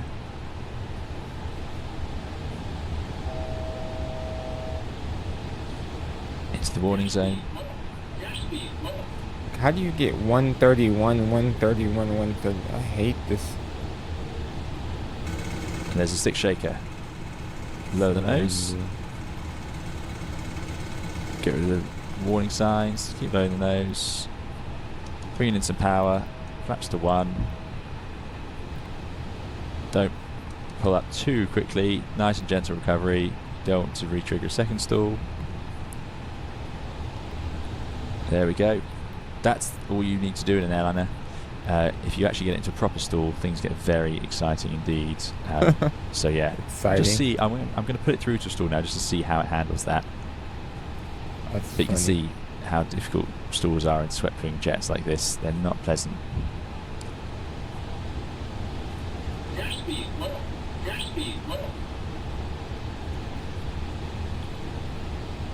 Leaving the power off.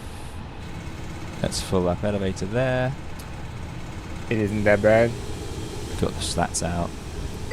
And it's sort of mushing forwards. And dropping the nose. Not bad. Not too bad. Is it worse than CRJ? Or is CRJ worse? Right, nose down. We've already got flap 1 out, which gets us the slats. Power on. Power on, power on, power on. We're just about ready to go. We got the EasyJet next to us too. And you don't want to put too much power on because it can shove the nose up too fast, but there we go. Okay, yeah, we covered. Right. Let's get ourselves up to 10,000 feet again. I'm going to put us into heading, autopilot, flight vectors, heading cell, flight level change, do 270 knots, bring those flaps in. Alright. Actually, let's do 250 knots. I gotta pause this though. I have to pre-flight on that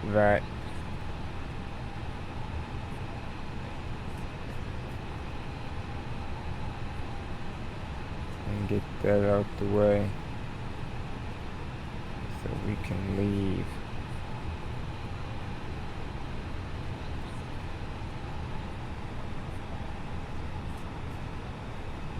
Alright, that's done.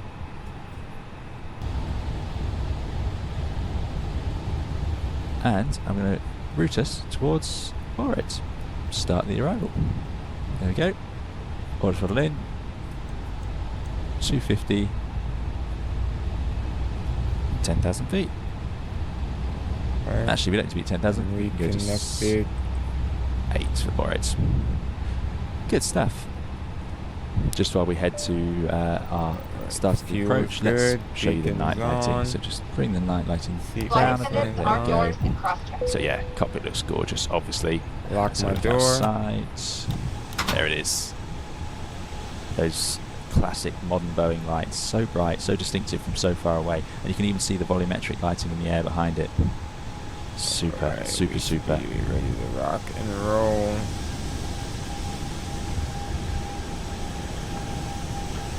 Yep. Oops. Nothing for me to complain about there. Gorgeous. You can do flashing lights if you fancy, which is quite fun. Look at that. Okay. If you really want to be seen.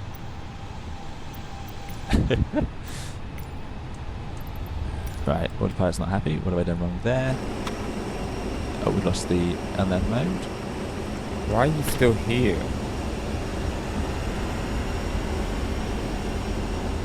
Unmanned out hold, good. Let's bring it down to Tail to the left. Release parking brakes. 5,200 feet. We'll do 7,000. Right, we're beginning our approach now, so you can see here 5,200 feet or above at switch, so I've got 5,200 feet here. All engines clear, start at will. Does have LNAV armed for some reason, not sure why. Again, there are differences in this this vertical setup. I wonder what would happen if we did LNAV and VNAV at this point. VNAV path, there we go, but it knows it's high. Let's put some speed brake out, help it out.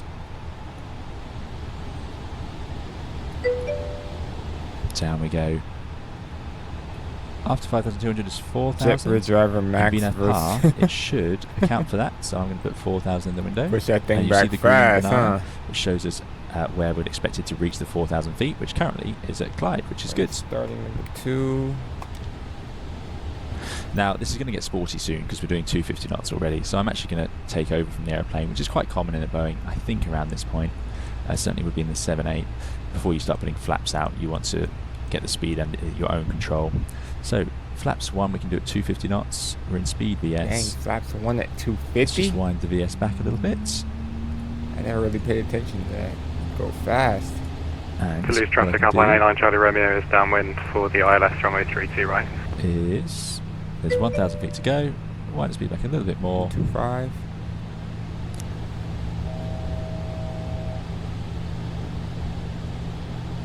Flaps 1.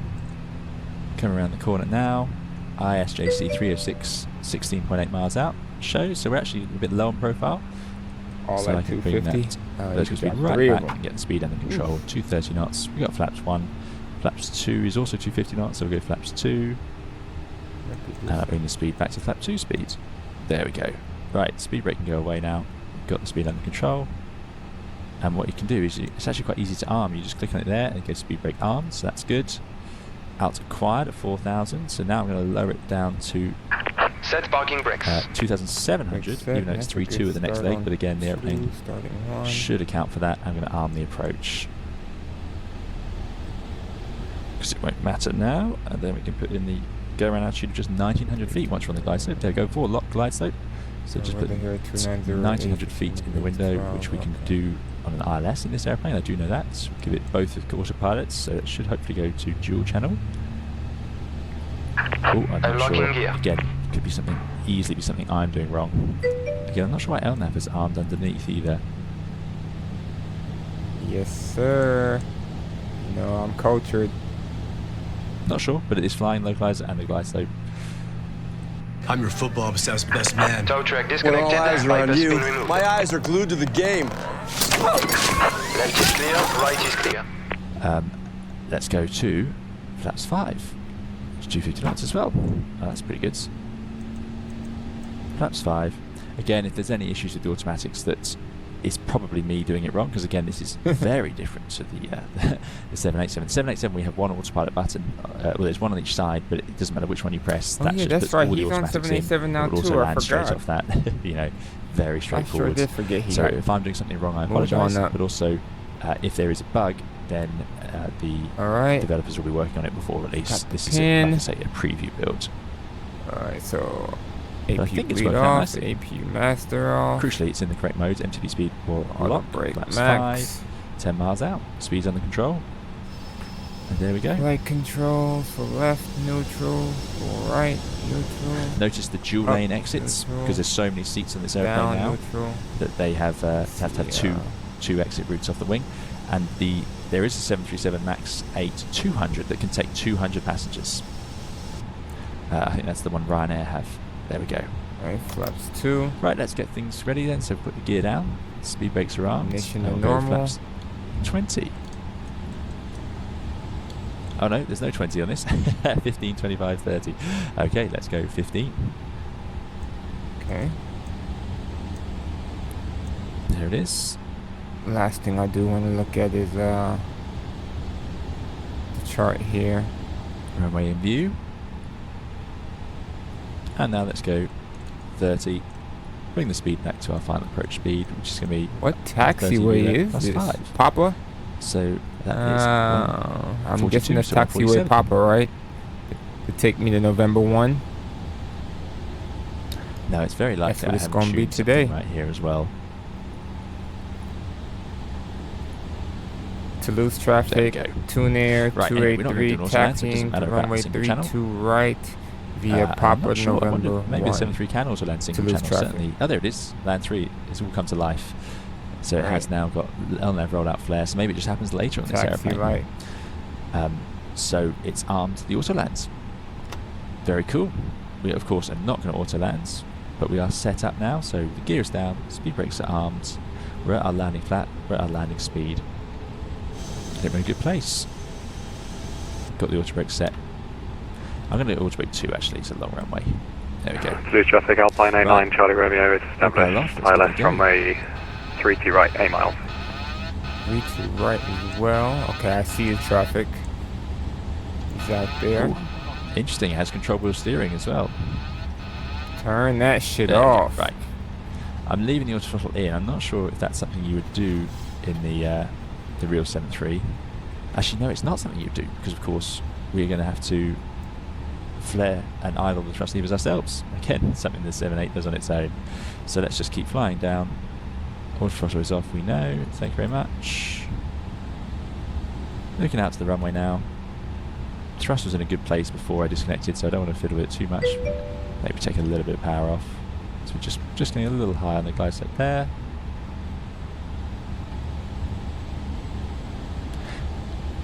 A little bit fast. Quite thermally here today, actually. Nice headwind though. Inset thresholds are always horrible to land on. Not horrible, they make a very strange visual picture, as you can see here. You can leave them on? Oh, okay. Inset threshold I mean by having the actual runway point here, further down the runway. Okay, things pretty stable. Right. It's a very nice airplane to have, I've got to say. Surprisingly stable and enjoyable. Let these people know we are good to go. So we're going to flare at 30 and idle. 50, 40, 30, idle. 20, 10. Holding it, holding it, holding it. Just touch down. Holding the nose off gently. Reverses out. Yeah, I can't do that in this plane. As you can hear, that nose wheel running down. Porpoise. Fantastic. Where's landing traffic at? He was 3 to right. Manual brakes. 8 miles. Did he land already? No. Awesome. And there we go. Welcome back to San Jose. Bring just off the runway. Set the brake. We did have him in sight. See him now? I was about to say, that was real life, wasn't it? Or was I tripping?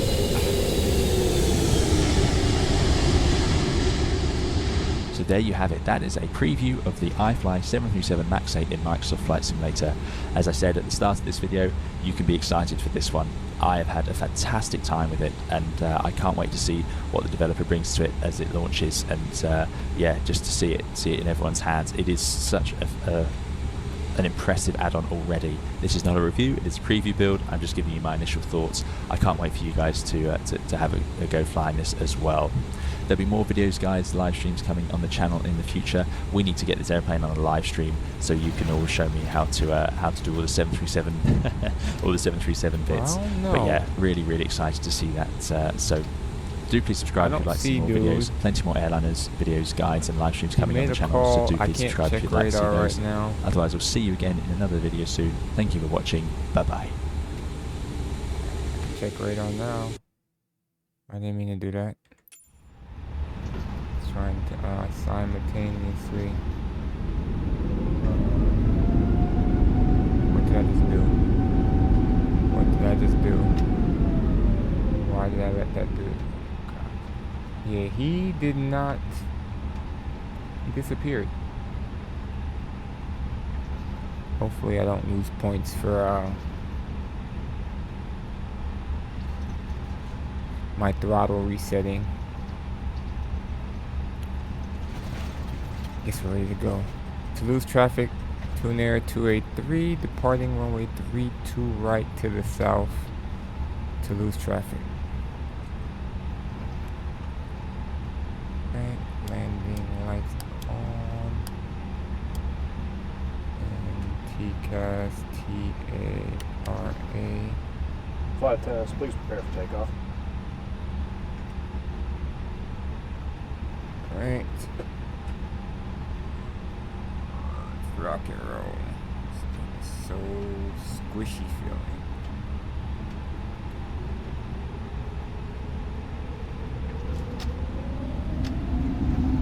Take off, man. Flex. SRS runway. Auto thrust blue.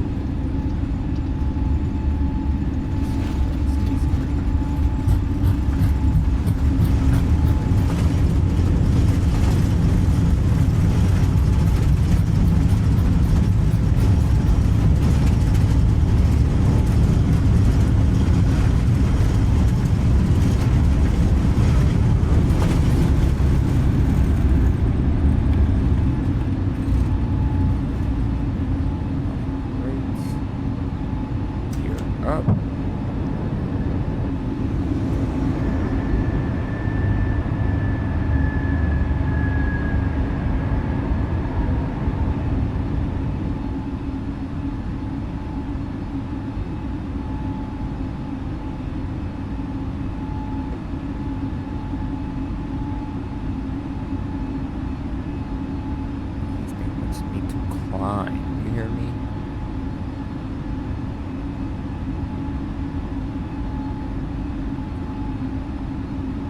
Let's climb thrust and engage the autopilot. Disarm the speed brake. Turn off the taxi light.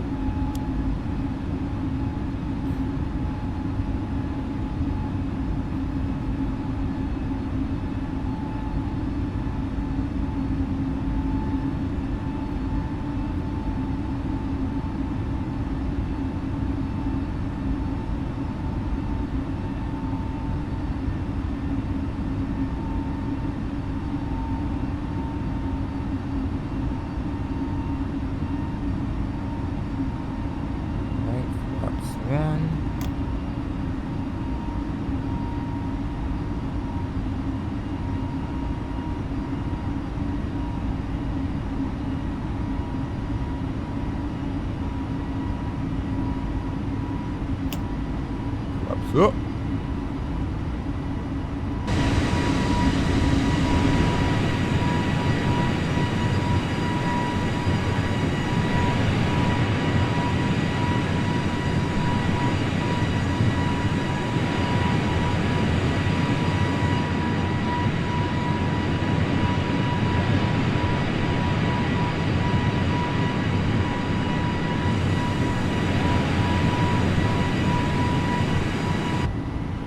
Yeah, so far so good, man. We're out of here. There's no transition altitude 5. There's no departure and there's no arrival, so everything is pretty much direct.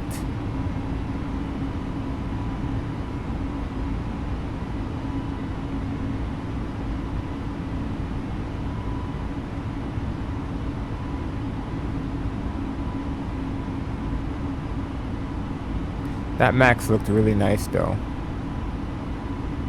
It did look really nice.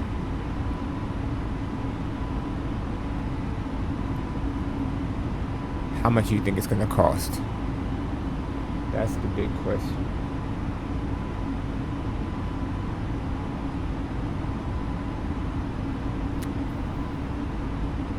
$70?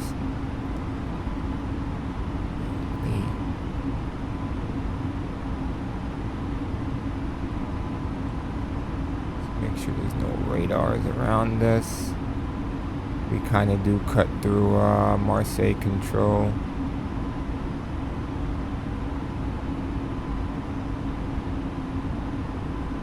City Twitch is doing clearance delivery now. That's funny. Okay. Air France 219. That doesn't look like.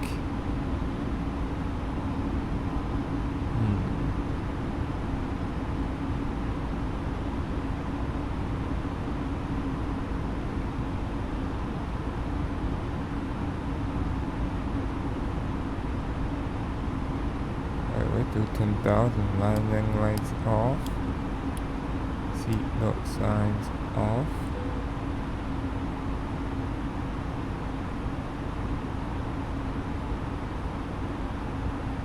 I think we're good to go.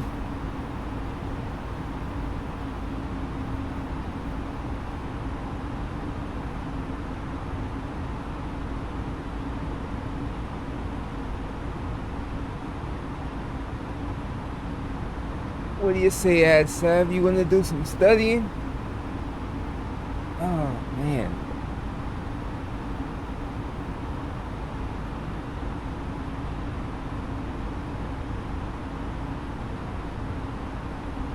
Could boot up the old whatchamacallit. What's it called again? I always remember. It's not test. Oh, it is test. School. He said maybe after a bit I gotta eat soon. Wow, what are you gonna eat?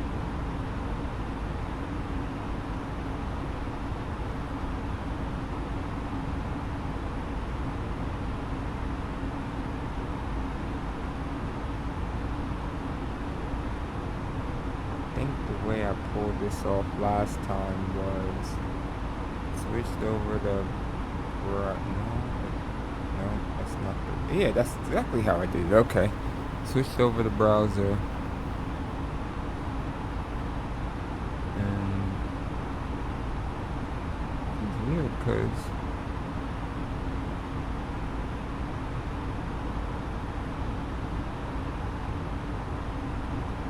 the way that it's showing all this.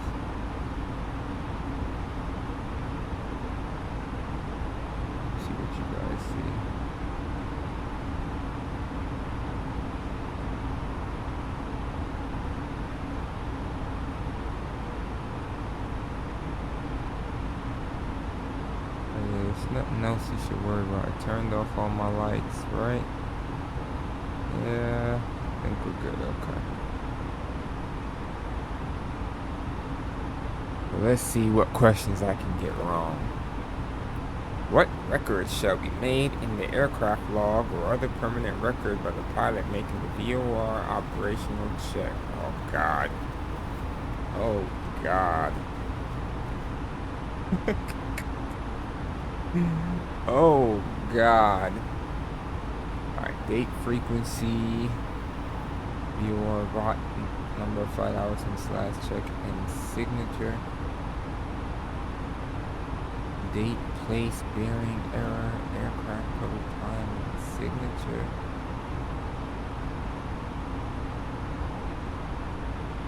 Fuck. They're gonna hit me with an FAR question off rip.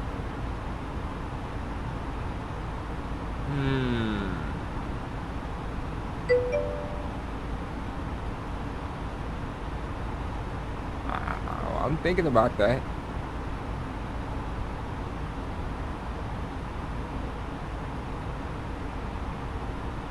So obviously the date's going to be important.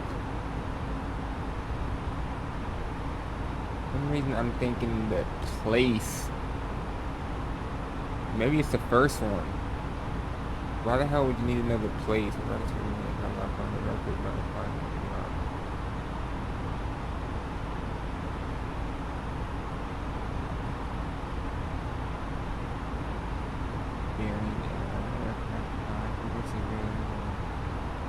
Wait, frequency of VOR will be number one.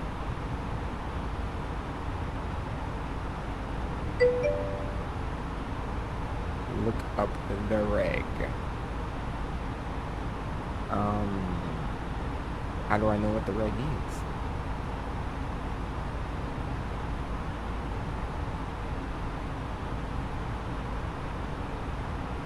Without getting the answer. Well, I guess once I answer it, it'll give me the reg and everything, but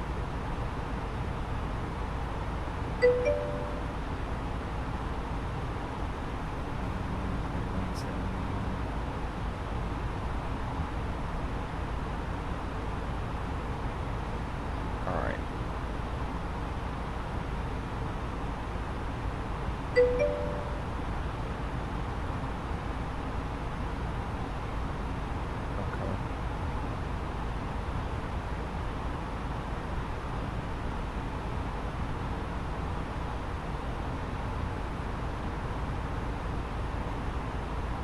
Goes down into sections, don't it? Alright,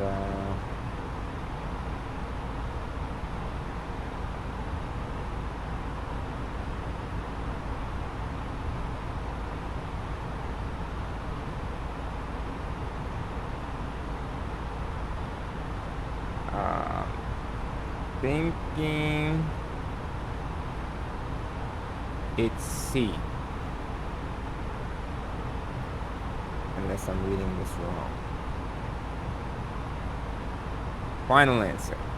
Okay.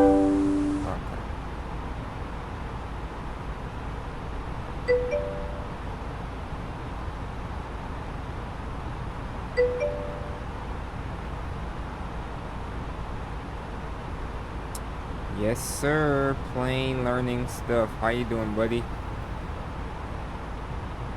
Welcome in. We flew to Toulouse, landed, offloaded, reloaded, and now we're heading back to Tunis. What are we looking at here? Hold on, this thing keeps jumping. I'm sorry, I'm looking up. Let me go back to the front. I need to see the best way to do it. And then go up. I just don't remember where I had the dang window. Let me try the browser one more time.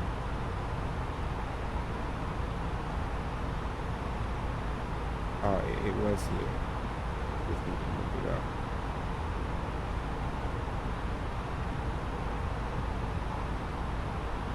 Huh? I don't know if the window changed. No, it's the same.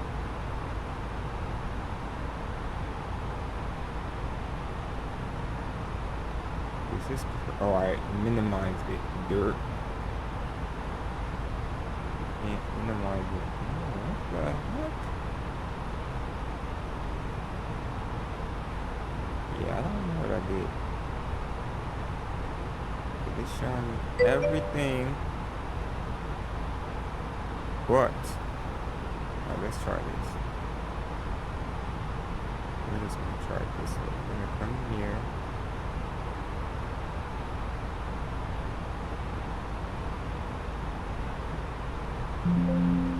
Discard that.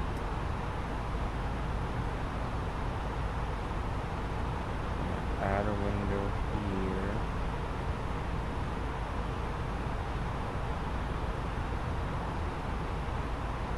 Here.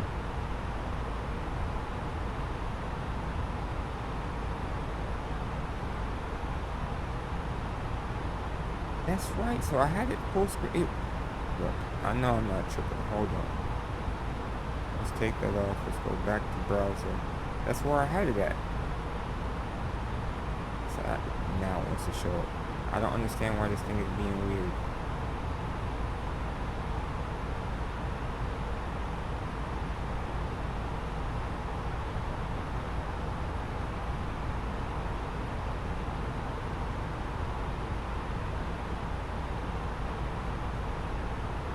Okay. Can we still see that with no issue? Alright, so we got that one right after looking it up. When on the proper glide path of a 2-bar VASI, the pilot will see the near bar as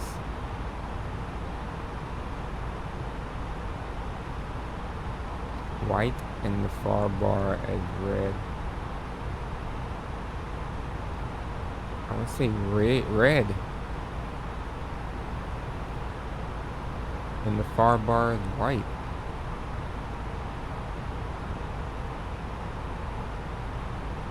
I'm thinking, right? No? Red over white, you're alright.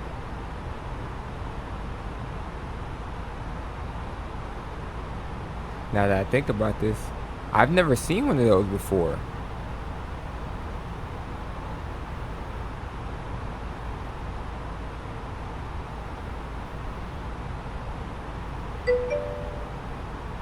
Two bar? Or is it just messed up with the... Oh gosh, hold on. It is just because it has the two sets of lights, but usually it's like 4, isn't it? Hold on. 124 650. 124 650.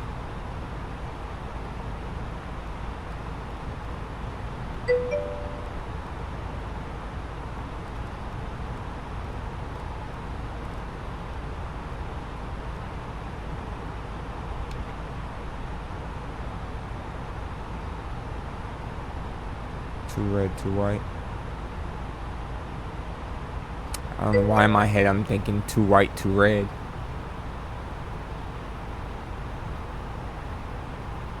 Right, the Pappy. Just 1 and 1 for the VASI.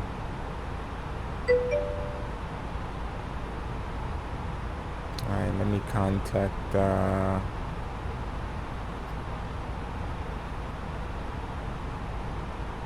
who is this? LFMN Center.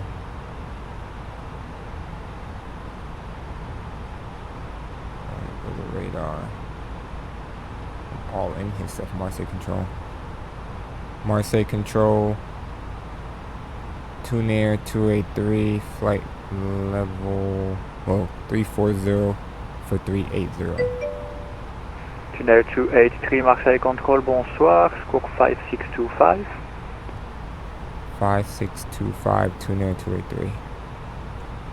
5625. 2 Jet 45, requesting out of cockpit for 10 minutes. 10 minutes. 2 Jet 455, approved, report back. Reporting back, 2 Jet 455, thank you very much. Well, only a few things, but I win. Indeed, Tunair 283 identified. To fly south, I will need you at an odd flight level 390, flight level 370. Copy. That was my mistake. We're climbing at 390. Tunair 283, climb flight level 390. 390, Tunair 283. I'm never going to get used to that call sign. See it now. Alright, so next question. For aircraft other than helicopters, what minimum weather conditions must be forecast for your ETA at an alternate? If this ain't wordy, I don't know what wordy is. Mayday, France de 455, nous avons un problème, un passager est très malade, c'est pour dévier à Marseille s'il vous plaît pour une urgence. Is that a Mayday call? France 455, le Mayday a bien été pris en compte, transpondeur 7700, commencez la descente au niveau 180. 7700, on descend au niveau 180, français 455 milli.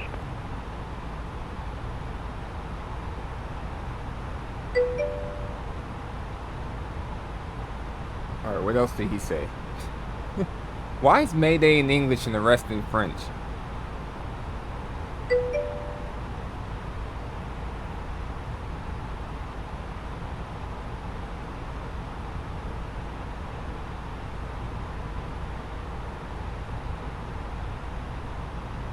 Oh, you could... I wanted to know what was wrong. Salt in the...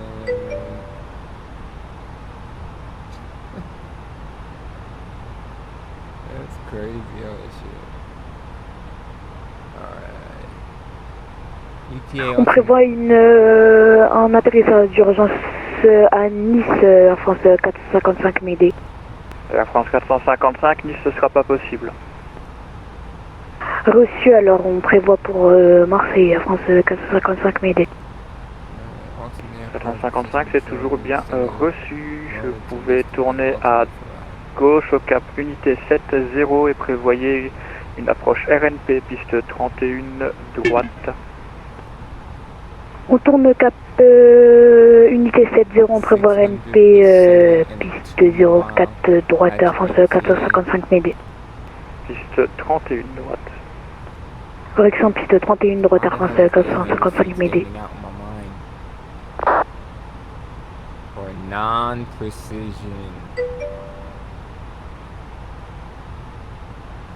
No, I was trying to figure out why 800 feet was standing out in my mind. Charlie Papa, contact Swiss Raider 135, decimal 015.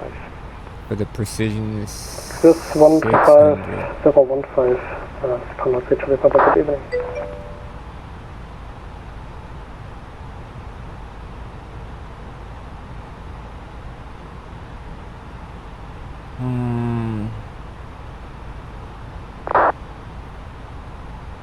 Okay.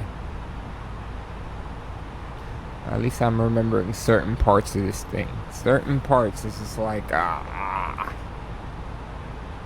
Which are characteristics of an unstable cold air mass moving over a warm surface?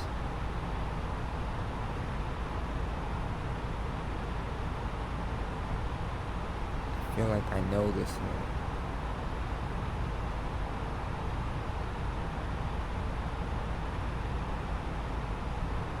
Confirmé 31 gouttes, France 455 Mayday. France 455, pouvez-vous répéter? Vous confirmez la 31 gauche, Air France 455 Mayday. 31 droite. Reçu 31 droite, 455 Mayday. Good deal.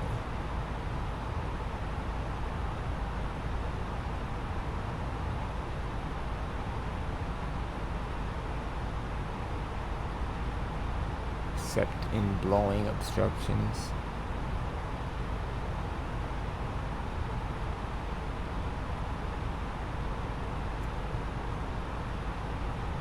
Vueling 6336, can we switch over to Milano control? Simultaneous approaches are in progress. Vueling 6336, my mistake, contact Milano 135455, au revoir. 135455, au revoir. Vueling 636, thank you, bye bye. Ladies and gentlemen, once again from the flight deck, your captain's Marseille control, bonjour. TU282, flight level 360. I do want to remind you to please keep your feet elbows TU2 329, Marseille control, bonsoir, score 1000. Squawk 1000, TU2 329. Getting to the front galley where the flight deck door is located. Thank you.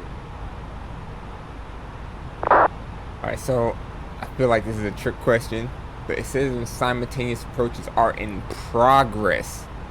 Alpine 38 Romeo Golf, leaving my space, monitor advisory 122.8, au revoir. So if 122.8 for Alpine 38 Romeo Golf, have a nice evening and thank you for ATC. On approach. Marseille, bonjour. Spanner 1. Theoretically, shouldn't we be on tower frequency? This is just me thinking. Spanner 1807 Marseille Control, bonsoir, identified, direct Irma. At the same time, I'm thinking Direct like Irma. Spanner 183. approach control. Marseille Control, good evening. France Soleil 18, Mike Romeo, flight level 370, inbound Cheers. France Soleil 18 Mike Romeo, Marseille Control, bonsoir, And if identified. y'all see me on radar, I am right on the cusp of the airspace. Matter of fact, let me show y'all real quick. I am like right on the cusp. Where's the browser? Oh. That is me right there on the very, very, very, very cusp of the airspace. I'm like, why didn't they just leave me be?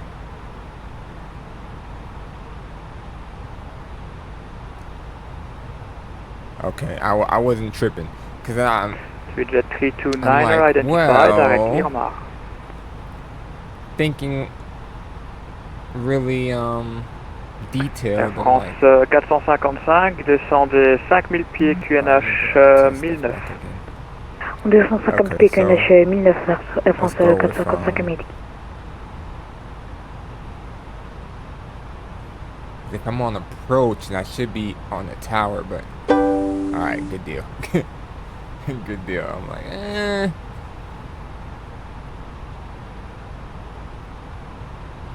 What weather difference is found on each side of a dry line?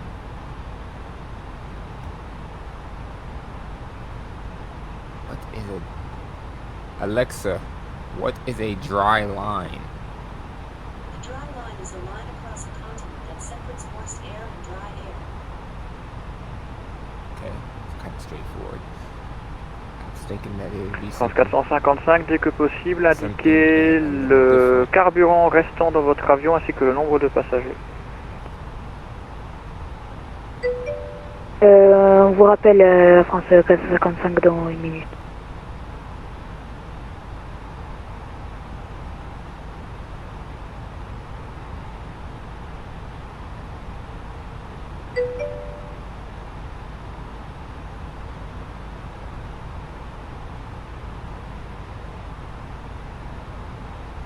Has to do with humidity. Alors, à France 455, on a 3 tonnes, point 3 de carburant et 111 passagers, plus celui qui a fait un malaise à bord.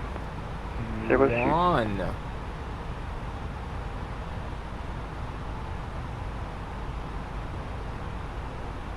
Because the dew point difference is just the difference between the temperature and the point it's gonna rain, right? So,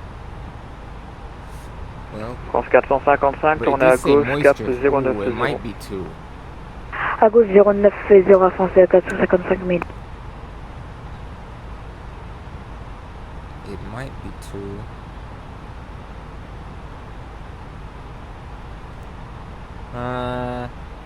Now I'm leaning more towards 2 now, cause higher dew point, higher humidity.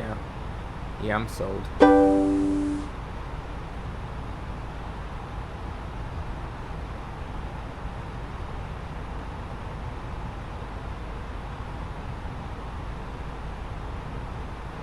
Ooh, the great ones, the charts. What is the TDZE for a landing on runway 27 right?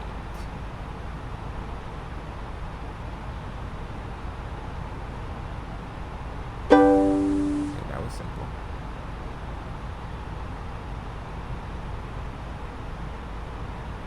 Those are the type of charts I like, not the other ones. Which meteorological condition does the term dew point refer to? Parfait, contrôle, bonsoir, Air France 56 Mike, climbing flight 340. Damn, man, they give all these answers and some of them sound so damn good. Temperature at which Air France 57 Mike, Marseille Control, bonsoir, climb flight level 340. Air France 56 Mike, climb flight level 340. Temperature to which air must be cooled to become saturated. The temperature at which dew will always form. 2 Jet 455, we are back in cockpit. Jet 455, welcome back.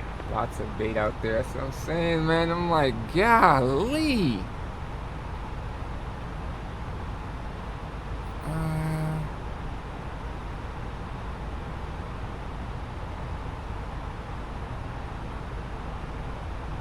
Very good day, Iberia traffic, Ibiza traffic, here is Marabu 51, Tango 1, pushing back on stand 28 and taxi down to runway 24. Part of me wants to go with C, but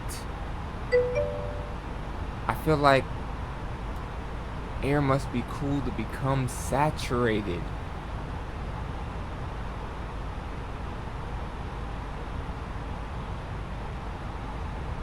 Marseille Control 0, 575, Max Foxtrot 210, climbing 240. Alpine 75, Max, Mike Foxtrot, Marseille Control, bonsoir, climb flight level 370. Climb 370, open 75, Max Foxtrot. Lufthansa 74 Tango, contact Swiss Radar 135.015, au revoir. Radar 135.015, Lufthansa 74 Tango, thank you very much, over. Hilarious.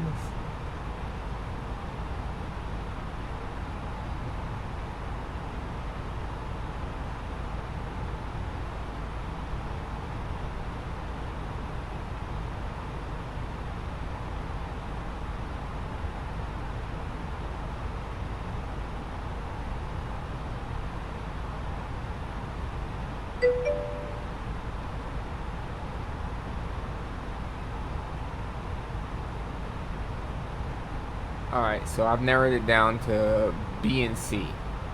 Alright, so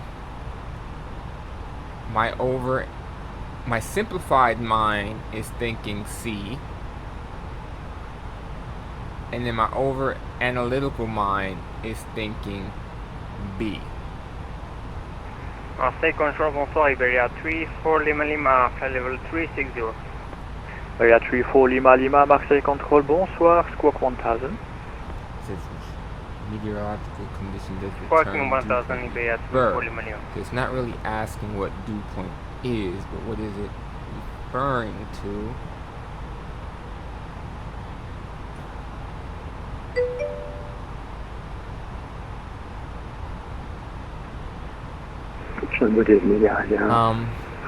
I was just explaining that my simplified mind is saying C, but my more analytical mind is saying B. Area 402, Marseille Control, bonsoir, I call you back. Visible moisture. Bonsoir, monsieur. Temperature. C is exactly. Exactly, so I think it's B, man. Okay. He says C is bait, and I'm telling you, it's so easy to take the bait, man, because it sounds good. It sounds so good. Oh. Area 402, climb flight level 260. Alright. Clear flight level 260, yeah, 402, thank you very much. Which is the minimum I really wasn't sold on the first one. Let's go back there.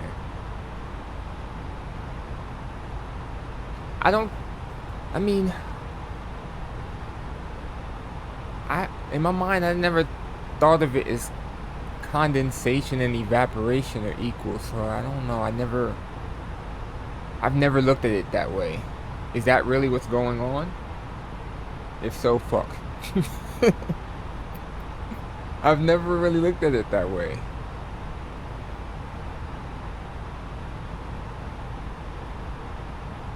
Marabu 5, Tango 1. But I definitely looked at it from the aspect of Marabu 6531, you can push dew point is have a nice flight. Where it's gonna rain. And it's okay. Gotcha, okay. I'm gonna say I never really looked at it that way. But I always did look at it. Oh, dew point temperature is about the same. It's gonna rain. AKA do. Air France 455, tournez à gauche, I cap keep 290. wanting to answer to these Air France calls, but I'm not À gauche, flying cap Air France. 290 Air France 455. Some of these people sound like kids. Like kids. Bastar 5362, leaving my space, 122.8, au revoir. Am I still in there? I'm still treading that. Oh, I turned down into the airspace now. I'm in here. I'm in here. Okay. 6617 Heavy, Marseille Control, bonsoir. Proceed direct Vatir. Of the following, which is minimum acceptable rate of climb, feet per minute to 9,000 feet required for wash to wag departure? Alright, this is one of those questions where...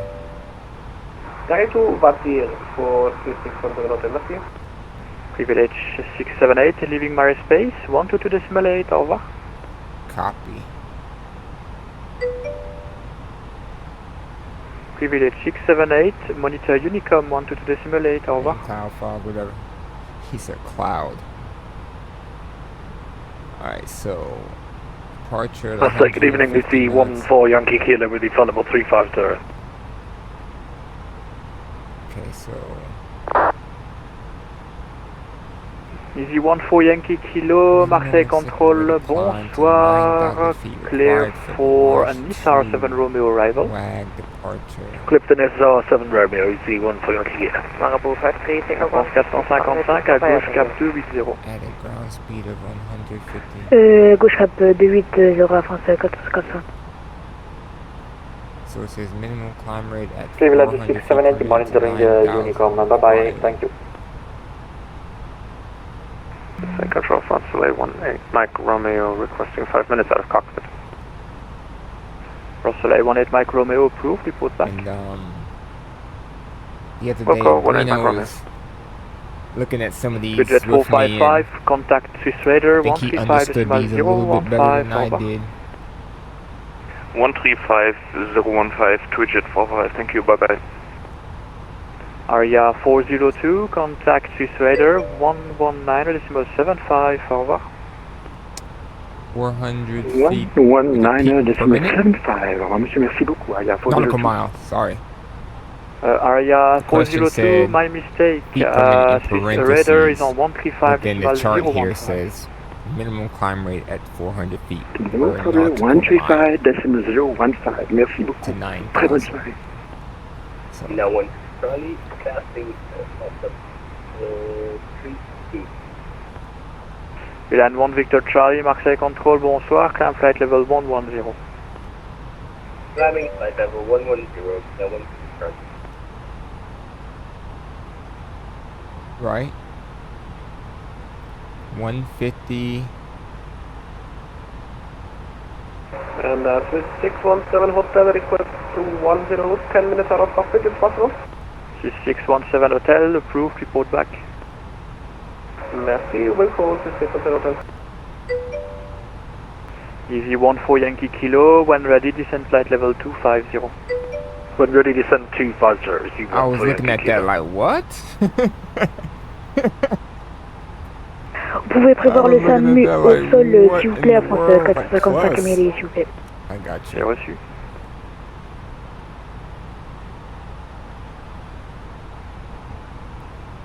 Alright, so just looking at this chart here, 150.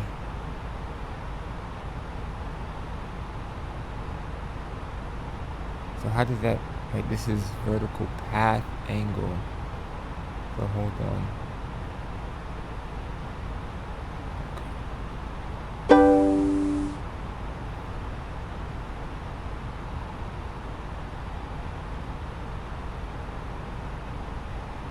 And that's what was throwing me off, was looking at that dang vertical path angle, climb / descent angle column, and I'm like, wait, nope, wrong one.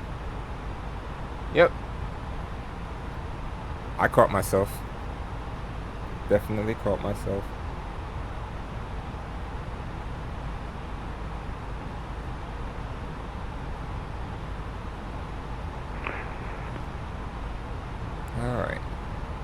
Another banger. Another banger.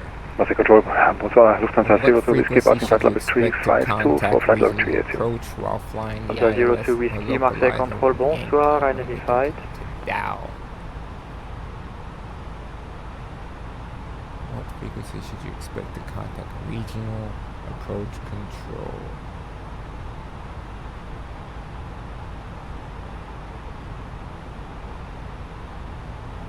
Alright, they have two frequencies, 1243 and 1 Victor Charlie, direct vehicle. And the 1252 ain't there, so is it safe to say that it's 1243? Air France 455, direct Madra. That's how I Vous pouvez répéter Air France 455? Air France 455, direct Madra. How I would look at this one. On n'a pas fait point sur notre plan vol, la France 455. Air France 455, est-ce que vous avez chargé la RNP, l'approche RNP piste 31 droite? Oui, on a l'RNP Zulu, du coup on a un direct Pomeg si vous voulez. France 455, c'est reçu, direct Pomeg. Direct Pomeg, Air France 455.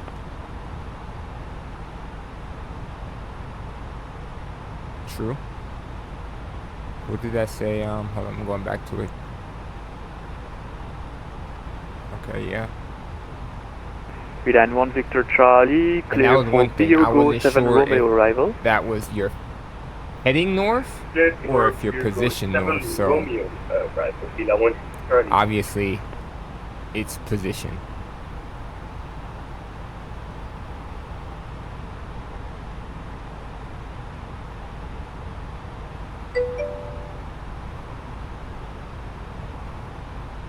Alright, so Marseille Control, good evening. Embark 81 Charlie, on flight level 370. To Louisiana at 8.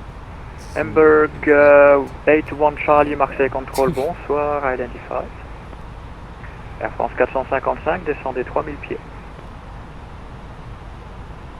On descend 3000 pieds. Texas to Louisiana at 8. Zulu. This is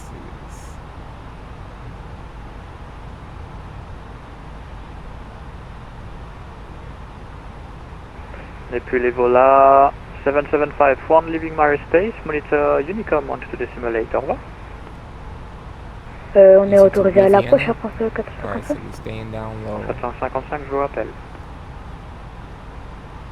La poulet vola 7751, Unicom 12.8, au revoir. Unicom 1228, Napoleon 751, thank you for the service, bye bye.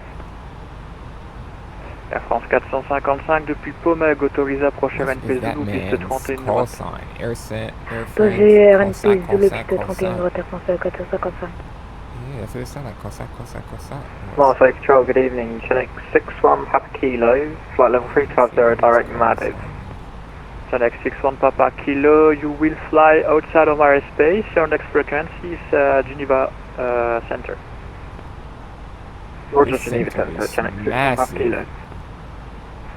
Switchjet 329er, contact Swiss Radar 135.015, au revoir. 135.015, Swiss Radar, to fly at Switchjet 329er. Sierra 34 Lima Lima, request descent. Sierra 34 Lima Lima, descend flight level 150.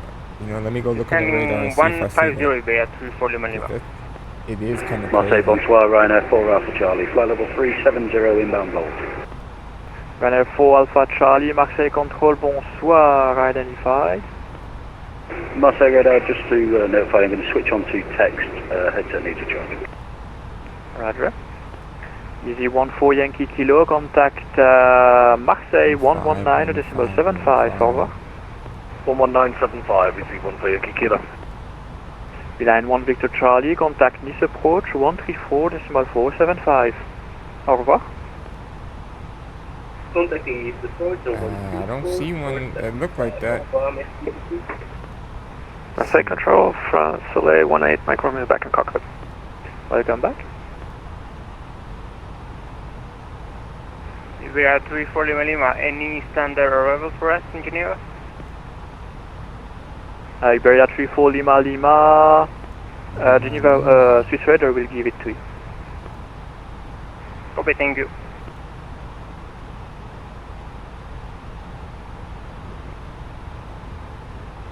What do you think? I thought that it might be, that it's B.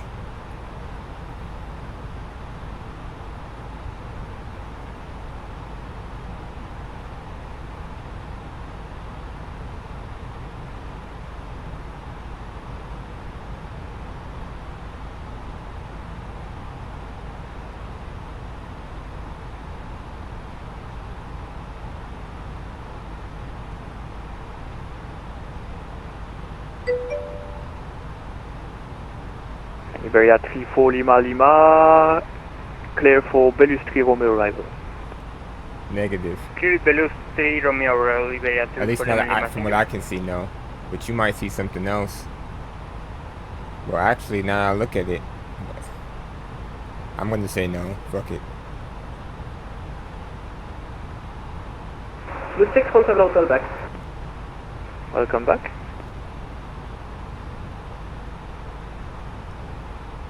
Yeah, I do see that perforated teal line, but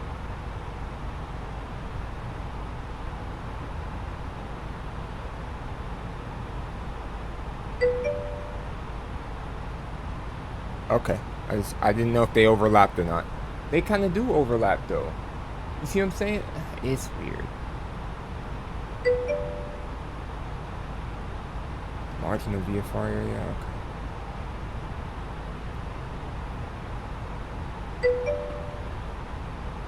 Icing thing. Yeah, that's what I was talking about. The teal. Air France 455, contactez Provence Tour 133 décimales 100, au revoir. What? 133, au revoir. 100. That's all right. A lot of these questions, I'll just be overthinking it sometimes. There's altitude on the icing line too, and that's probably oh yeah, 1, 2. Okay.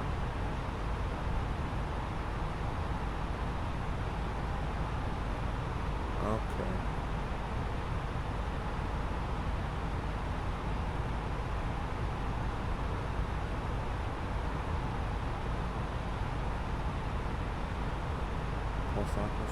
Dang, I wish I knew where that guy was at. He just got transferred over to somebody. That should be kind of easy to figure out, because he would be pointing outward from the airspace, right?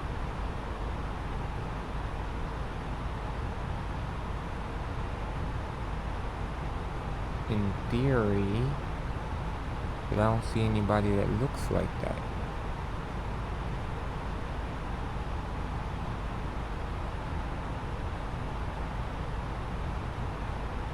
Nobody. Unless he got transferred to tower or something. There's a Air France 455. But that sounds like it's way too many.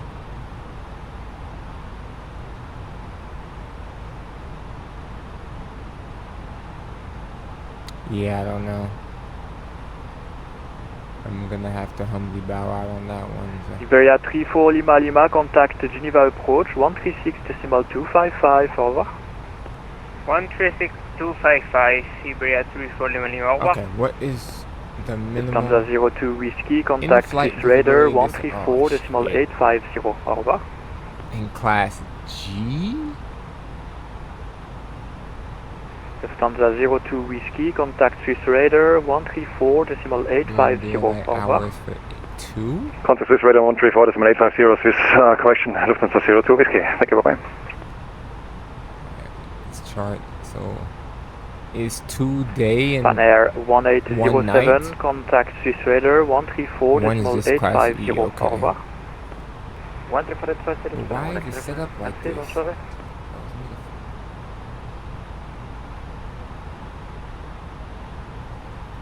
And this thing that I was like, why is this chart set up like this? What time is 4:45?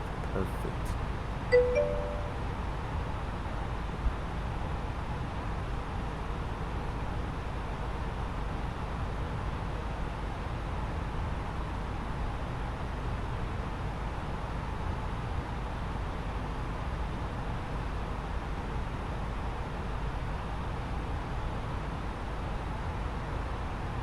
Gotta know every bit of that reg.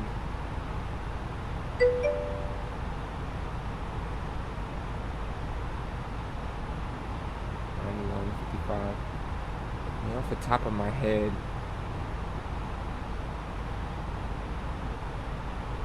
I'm thinking it's either A or C. So A is 5 miles, 1,000 feet, 1 mile, 1,000 feet. That don't really sound right. Let's see, 5 miles, 1,000, 2,000 feet.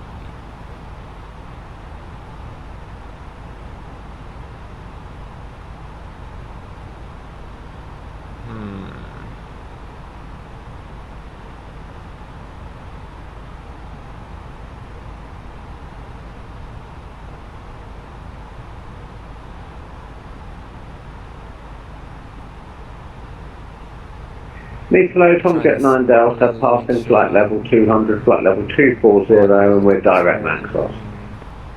Tomjet 9 Delta, Marseille Control, bonsoir, climb flight level 350. Climb flight level 350, Tomjet 9 Delta. 13,500.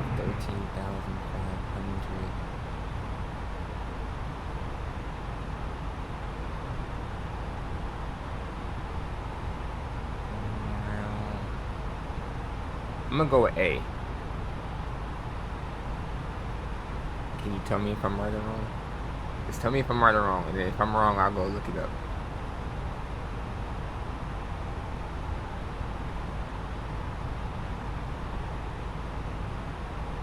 Marseille, rebonjour, France 455, on a remis les gaz. His feet laterally. Vertically. France 455, vous étiez déconnecté, vous êtes reconnecté sur un autre trafic. Back. And 1 mile visibility. Oui, j'avais crash. Yes. Mais je me suis reconnecté une minute après.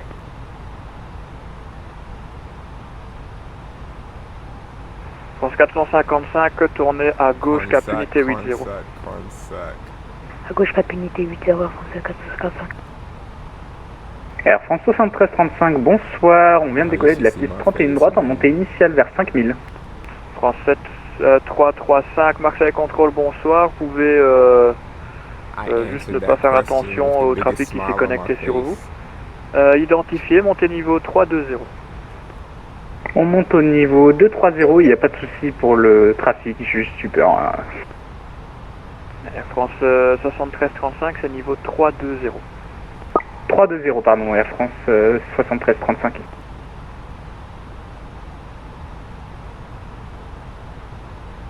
Marseille Control, Portugal 825, bonsoir, follow 315 for Air Portugal 825, Marseille Control, bonsoir. Oh, I'm just talking stuff.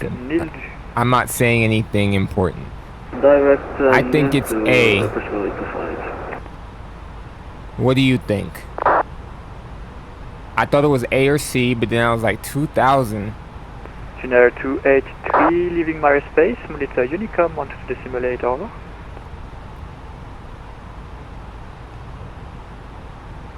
Tuner 283, monitor Unicom, 1 to the simulator, over.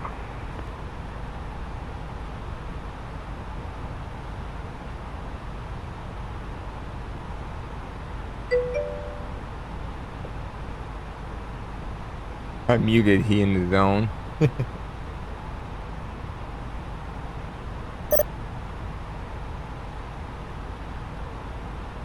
Air France 455, quelle est la raison de votre remise des gaz?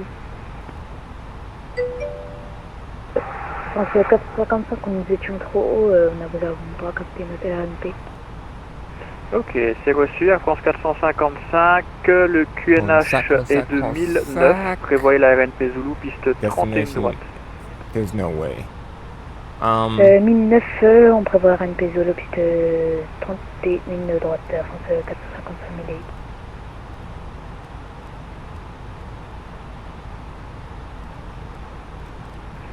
Control, this is EasyJet, sorry.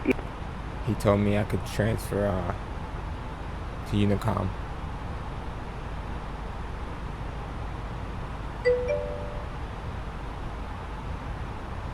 Class G.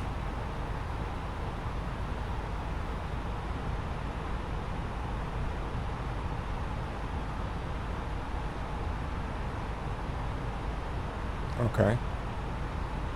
So am I right or wrong? If I'm wrong, I'll go look it up.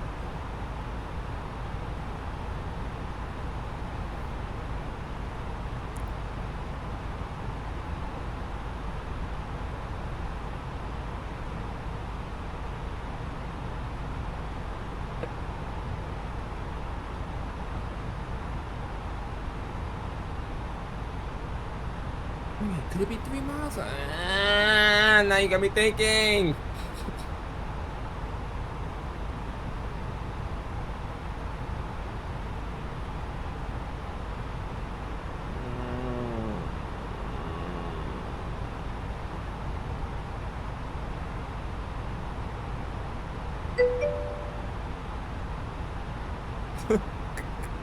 Oh man, now you didn't second guess me reporting. Now I'm second guessing myself. I had said A, man.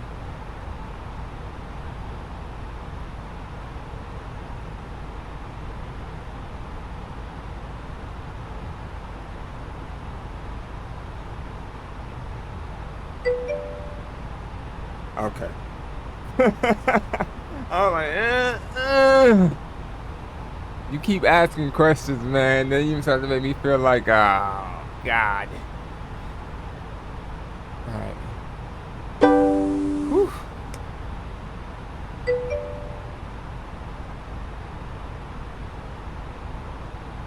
Oh shit, Dave, what do you mean? I hate that chart, though.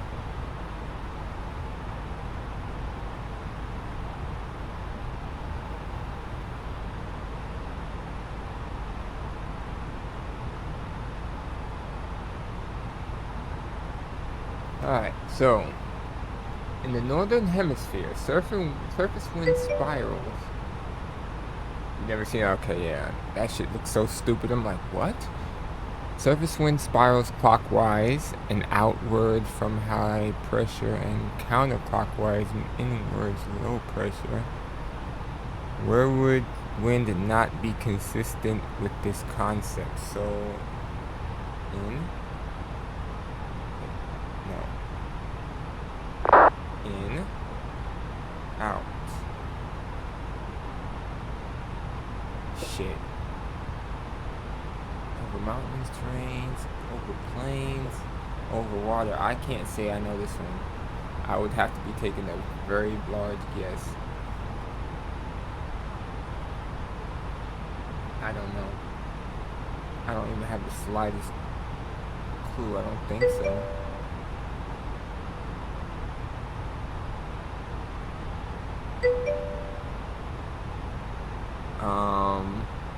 Pressure system, tornado. And I would guess out of everything we have here to choose from, that would mess up mountainous areas.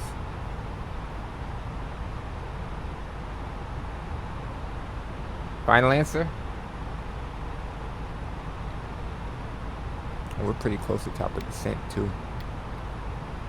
40 miles.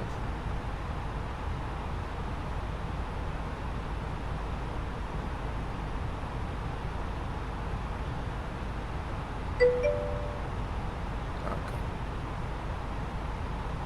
Going once, going twice. Woohoo! Yeah, boy.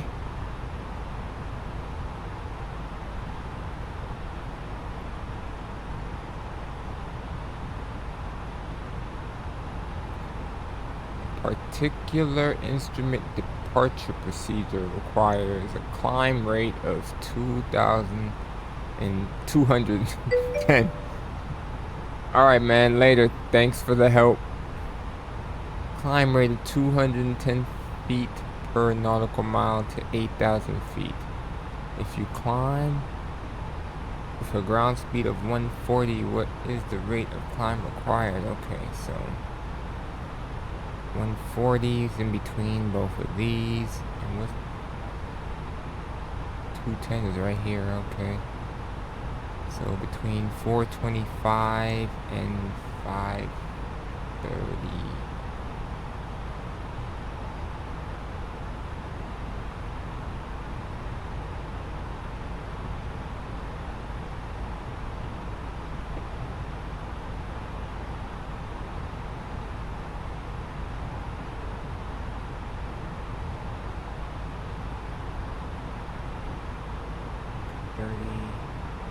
Knots difference there.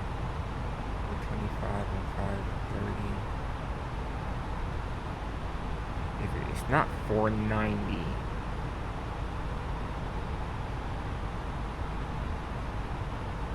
It might be 450 because it's only like 140, so that's 20 knots more. Oh, it might be 490.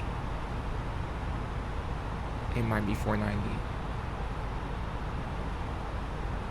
Okay, cool. Cool.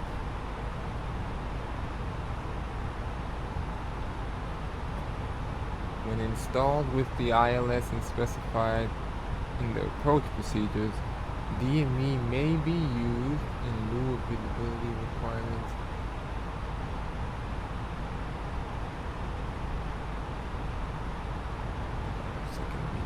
Airplane. How far are we out now? Less than 20 miles in the touchdown zone. And they also were saying that we were gonna have fuel issues. I'm like, how, bro? We have 6,000 pounds. There's no way we should have fuel issues.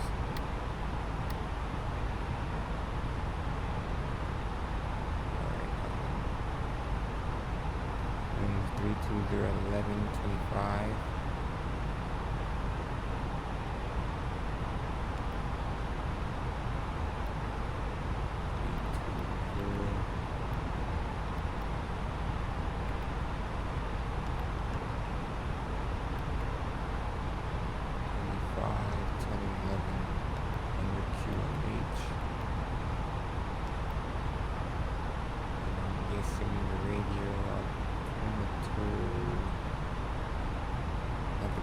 Altimeter, sorry. It's gonna be 200. Just the regular ILS Zulu.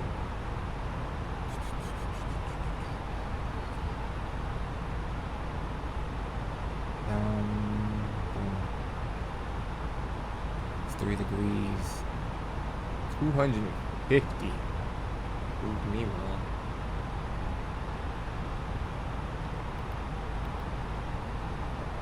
250. Alright, we got that in. It's what altitude? We need to go down to 2,200. It's about time to descend now.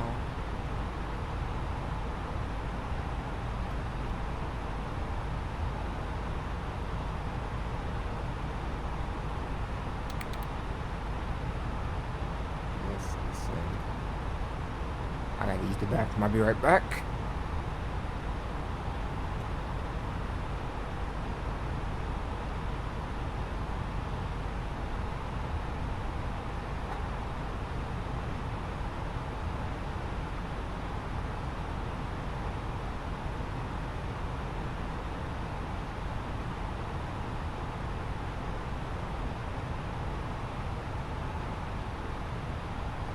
From the flight deck, ladies and gentlemen, as you may have noticed, we have begun our initial descent down to our destination. Now would be a good time to wrap up any business you need to take care of as we prepare for our approach. If you are up, once you return to your seat, we ask that you remain seated until the aircraft arrives safely at the gate. Flight attendants, please prepare the cabin for arrival.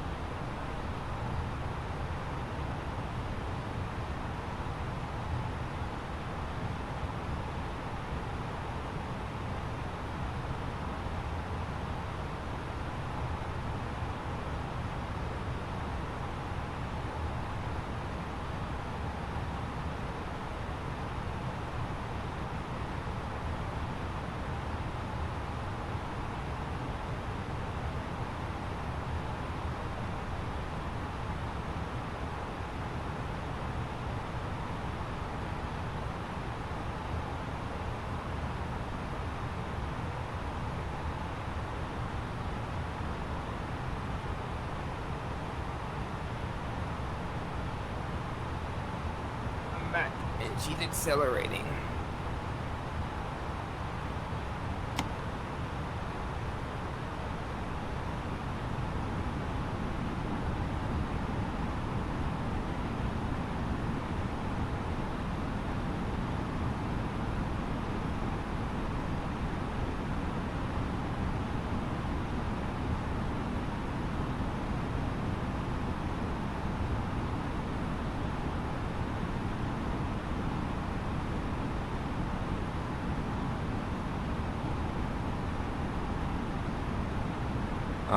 Let me switch back over. I'll answer that later.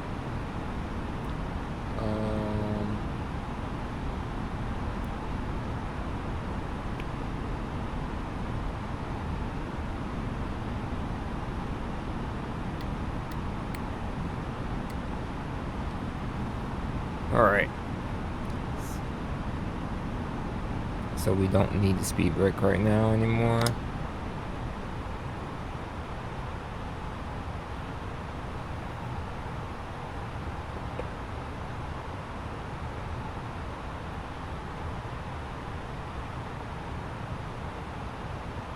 What kind of turbulence is this?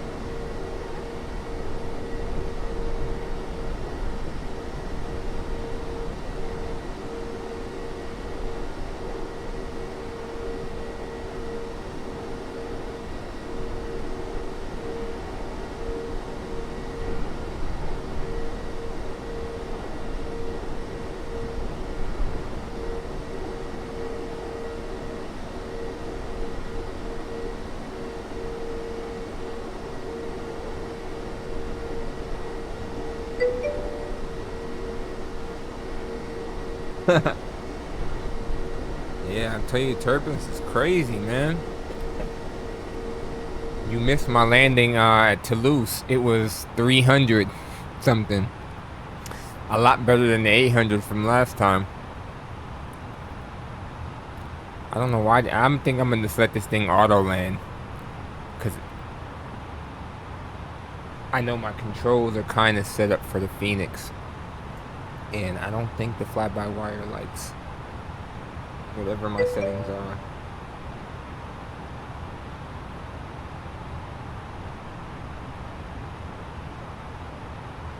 Who's Kirk?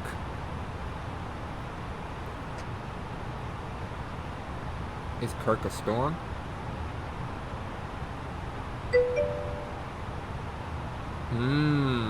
Okay. Okay, Kirky boy, you're over France.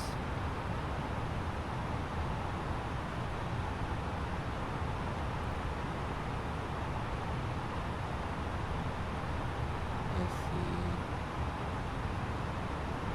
Let me turn on the weather. Yeah, it looks like there's rain and stuff up there.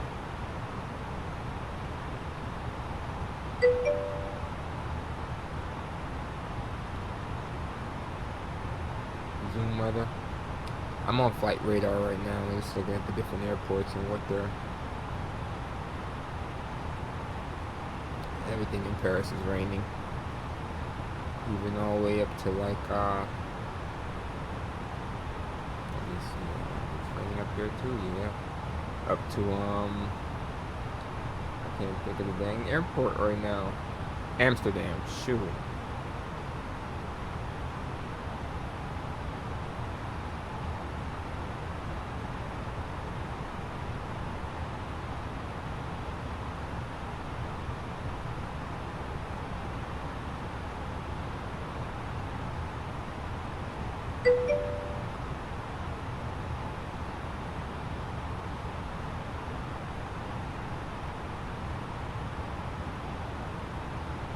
Bay Leslie, but I'm sure what Storm is doing, so I don't know either, man.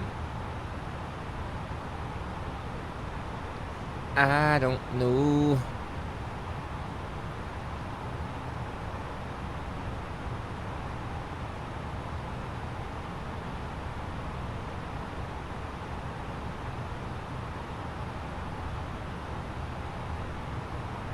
Geneva's like 2 hours too. Dang, everything's about 2 hours.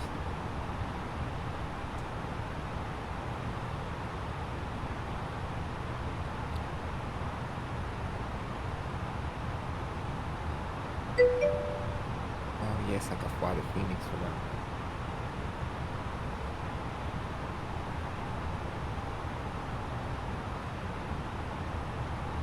I mean, I am, but at the same time, I'm not.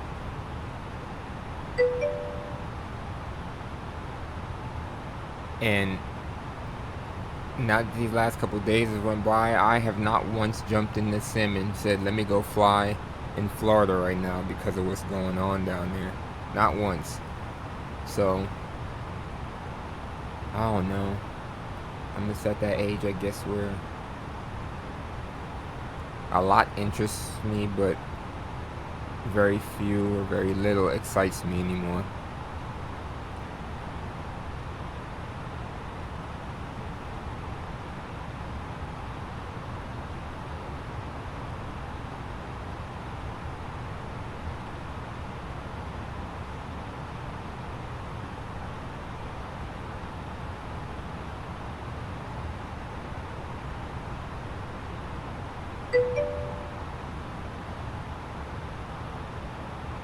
Since Sim came out, mostly I go find snowstorms and then get stuck in icing conditions. I remember when the Sim first came out, its icing properties were horrible, and then you would just stall and fall out the sky.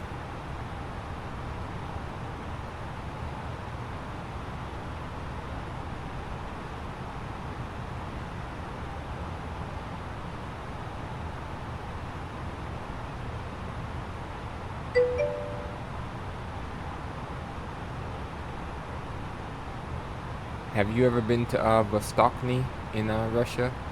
I think it's TU282. I think that's the world's largest runway. Is it TU282?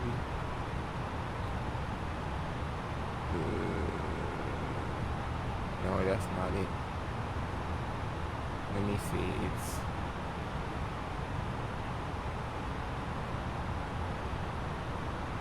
UWLW. World's largest runway.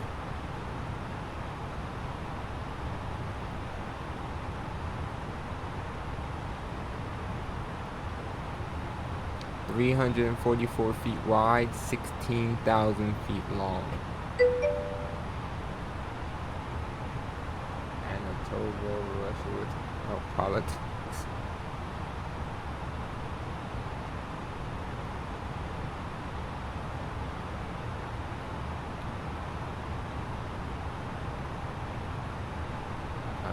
Time 3:30. I really should have took a nap today. Oh. I'm gonna really pay for this tonight. I'm really gonna pay for it tonight. I'm pretty sure when I go in the barber's chair, I'm gonna fall asleep. Definitely feel it.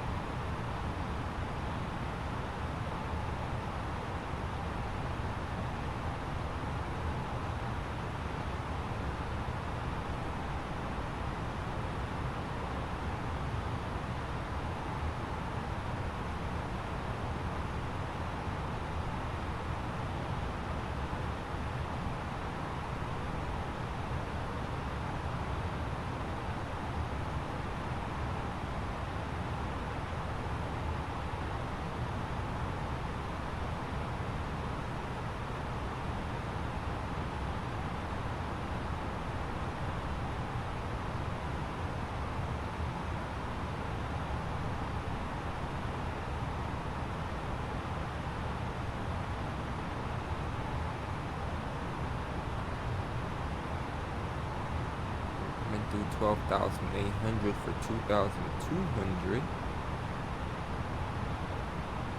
Getting beat up quite a bit by turbulence. Should probably put the seatbelt sign back on. Let's do it.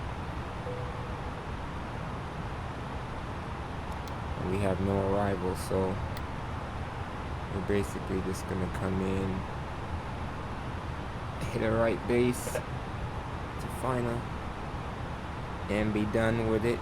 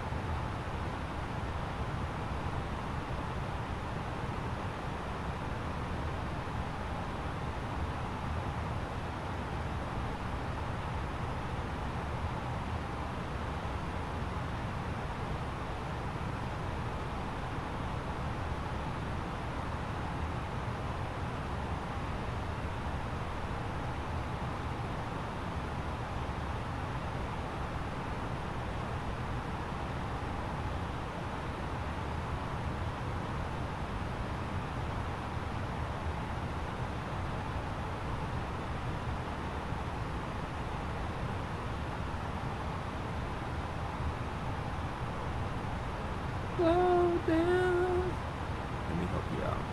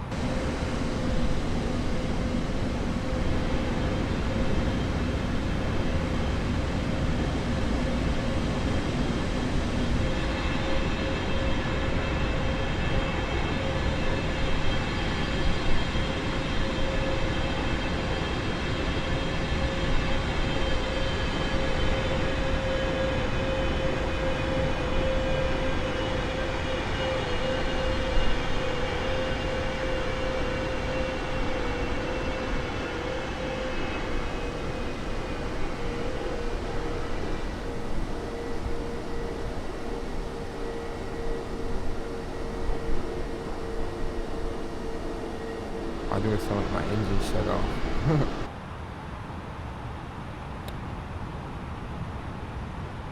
This idle thrust.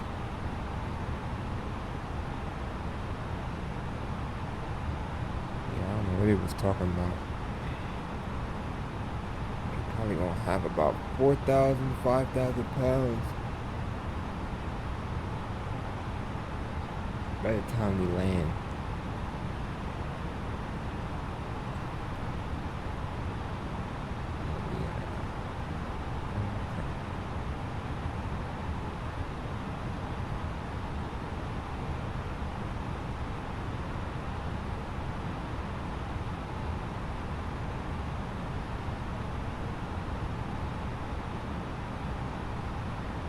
Let's see, if anybody here, do I have to make radio calls? There's one other plane. Is he coming or going? He's going to, where the hell is he going?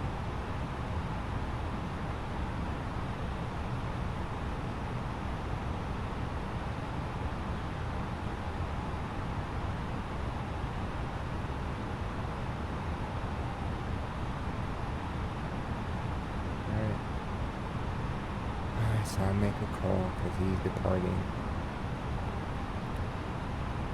What is he? EFG 247.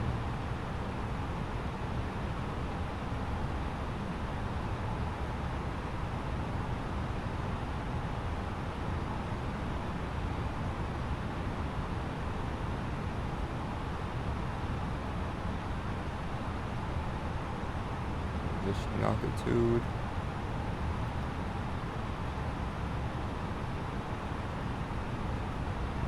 7,000.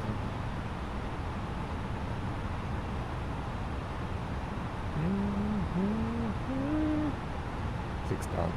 Okay.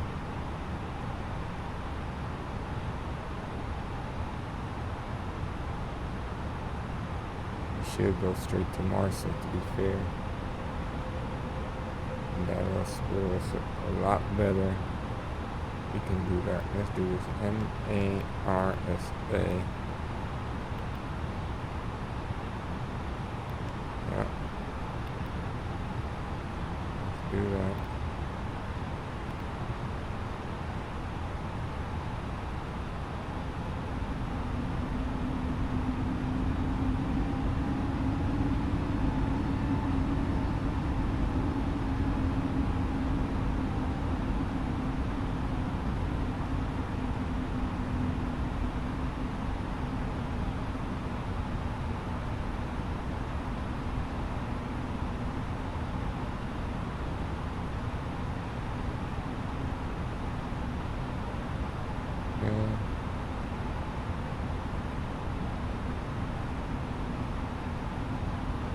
So far, so good.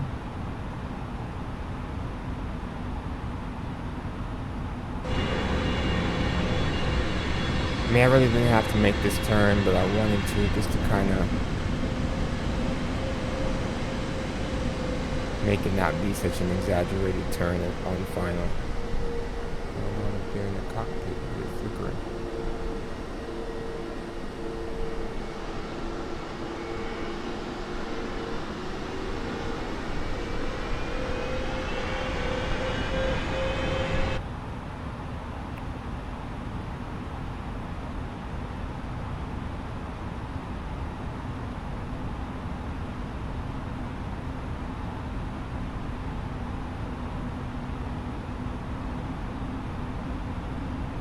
Alright, I guess you can use this time to brief the approach. Alright, so we got the ILS Zulu, localize the runway. I'm gonna head to Marsa, and then I'm just gonna go straight to whatever this fix is. It's 11 miles out from Tuck, and then from there fly in. Frequency is 108.5, course 289, intercept localizer, glide slope at 2,200, which is 7.5. DME from Tuck. Airport elevation is 21 feet. 250. Precision height. 3-degree glide path.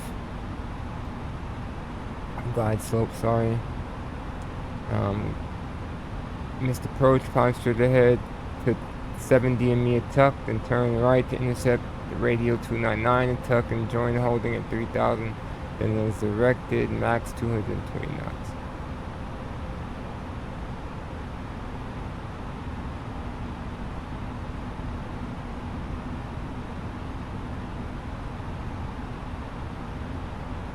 Okay. I think we can make this work.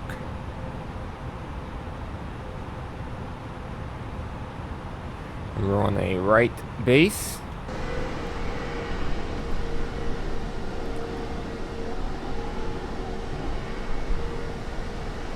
I'll make my call once I'm established as usual. Is that traffic even moving yet? No. And then my next question before we park would be, where the hell are we gonna park?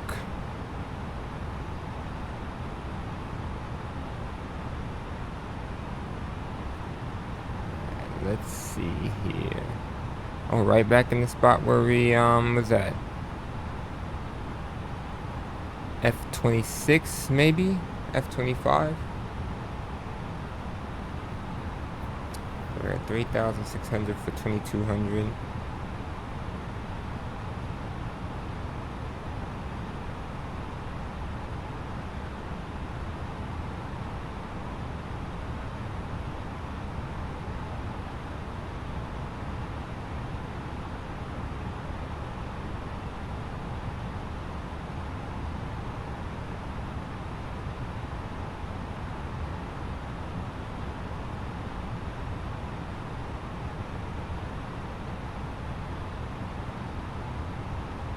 Thinking maybe I can. It ain't gonna be enough.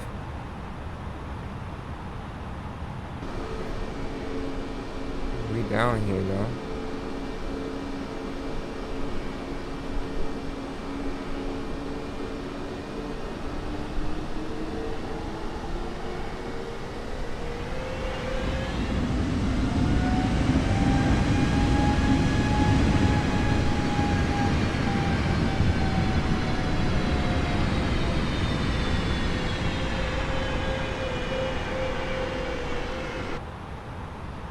Right, here goes our turn to final. Start slowing down.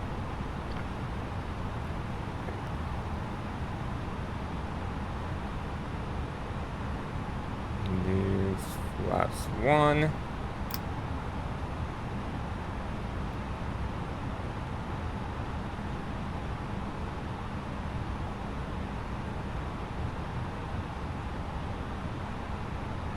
How far out are we? About 10 miles.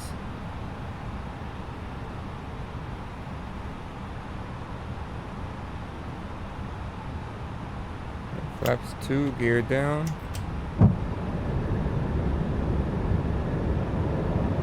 Flight attendants, please prepare for that. Field in sight. Start the APU now.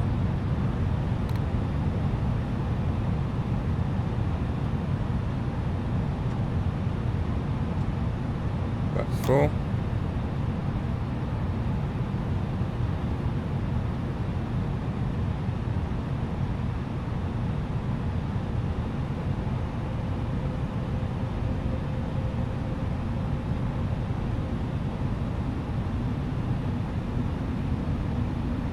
Okay. Approach mode activated.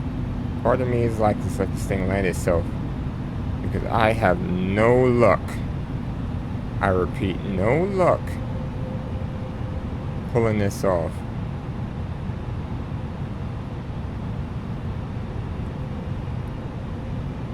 Alright, speed, glide, slope, localizer, category 3 single. You're good.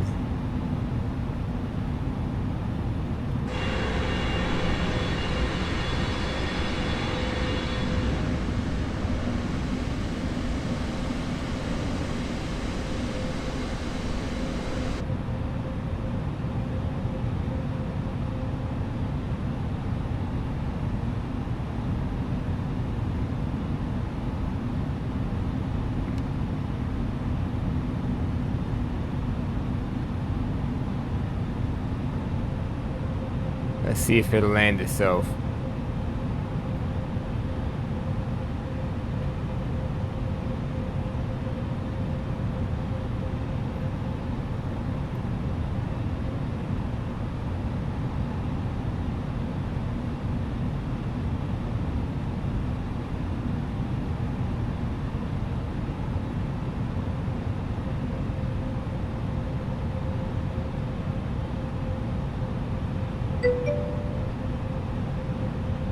This is fly-by-wire.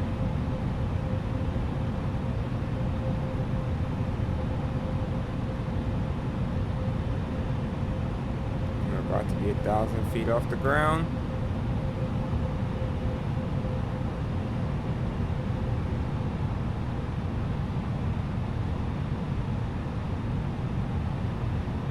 $1,000. There's something about it, man. I cannot land it. It gets too squirrely close to the ground. So I'm gonna try an auto land this time and see if that'll work.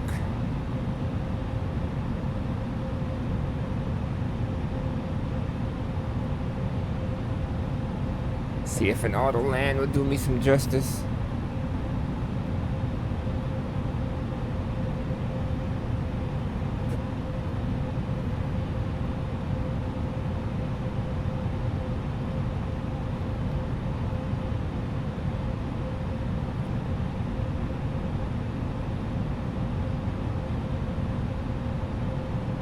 Oh, I didn't even call final. Shit. What is this again? Carthage, traffic, Tunis 283, short final, runway 29, Carthage traffic. I completely forgot somebody was here. Is he even moving? Minimum. Nah, he's still at the gate. Alright, minimums, we're landing. Let's see if it'll flare and do everything it's supposed to on its own. 50, 40, 30, 20, 10, 5. Wow. Better landing than me. First set.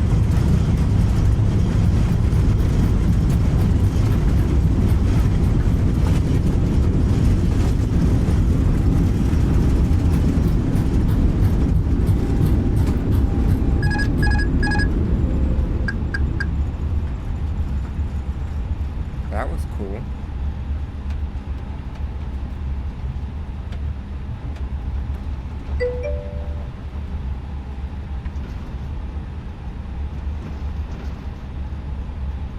How do I do an auto land?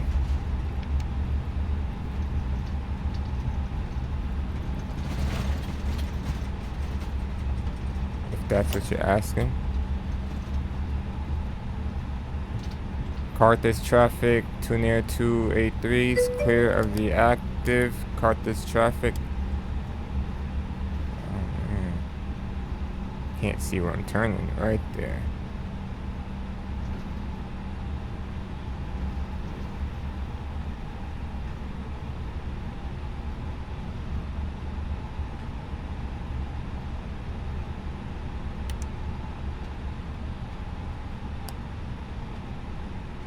What are you asking exactly? That's what I'm trying to figure out. You want to know how to auto land the plane? Or...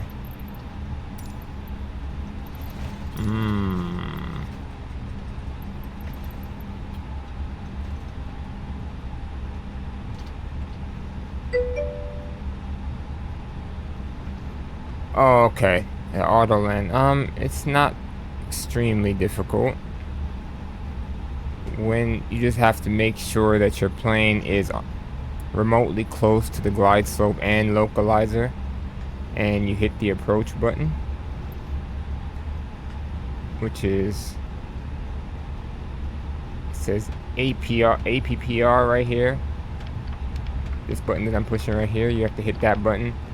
When it's remotely close to the glide slope, it'll start to land itself. For the auto land, you need to turn on autopilot 1 and 2 at the same time. And then it'll be in Cat 3 dual mode. And it should land itself.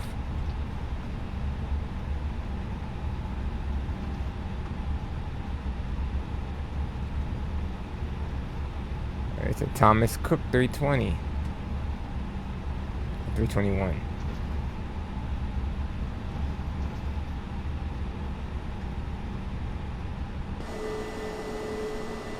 I gotta tuck them spoilers.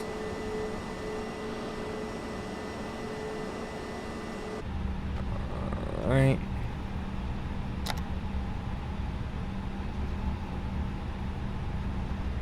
Let's kill number 1.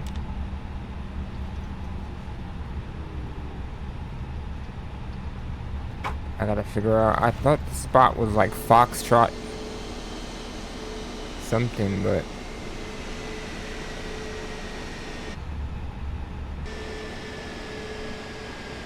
Papa 25. That's what it was. Okay. Papa 26 then.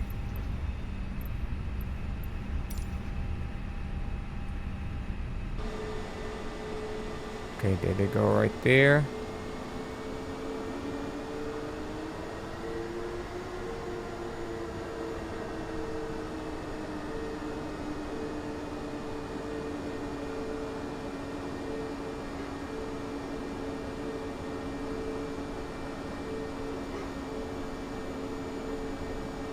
Okay, Papa 26 is right here.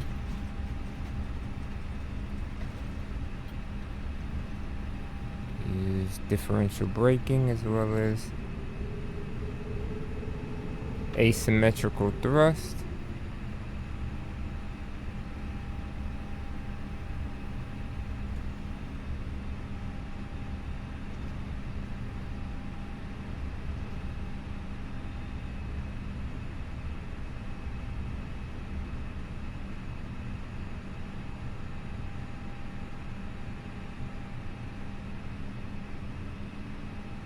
Come on, baby. Get some more power.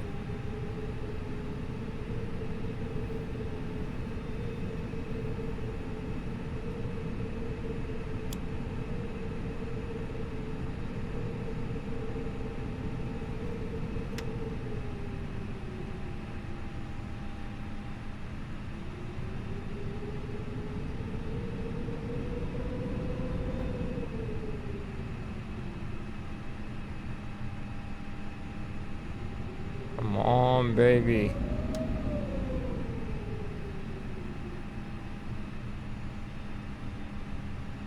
That's as good as it's gonna get. I don't feel like fighting with this thing. Master 2 off. AP bleed on.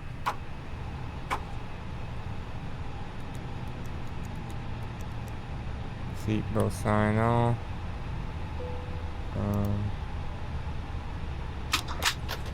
Doors open. Request be boarding. Boarding requested.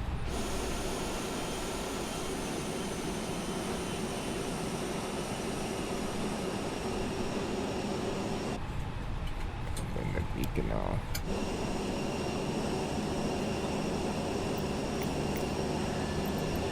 Operate stairs.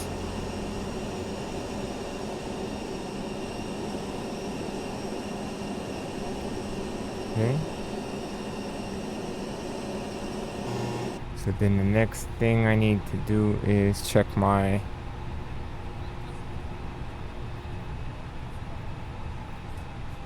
flight thing.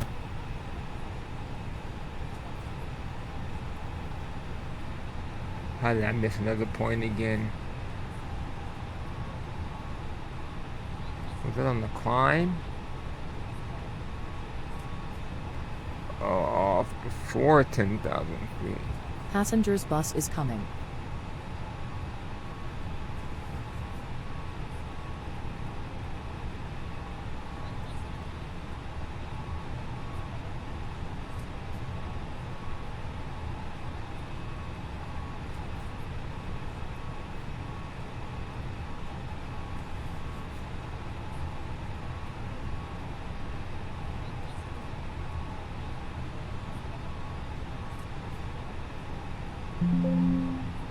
Alright, flight submitted.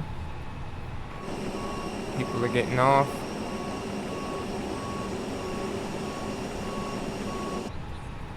Yes, they are. I mean, that's as good as it's gonna get. I got new video out on YouTube and on here at Twitch. Published them while we were flying. It was my Columbus to Dallas leg I did on October 2nd. Passengers boarding starting. Goodbye. Outside of that, we're all good. See if there's anybody that we could possibly raid today. I think I seen Andrew's on, but he'll be fine.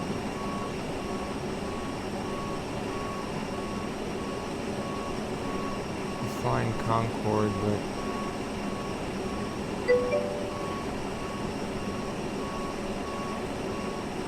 just do exclamation point socials. It'll give you everything.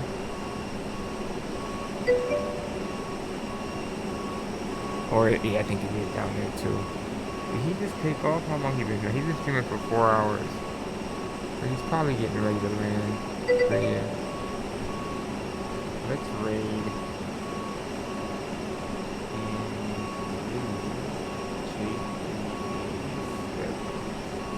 probably won't say anything because I talk to him in the chat all the time and he never responds. Go ahead and give him away. And I'll be back on tomorrow for Fortnite Fridays. Oh yeah, you know what time it is. Make sure I take a nice nap. So I won't have any issues staying up. Again, thank you guys. And tell Andrew hi even though he won't respond. And I'll catch you guys on the next turn. Peace.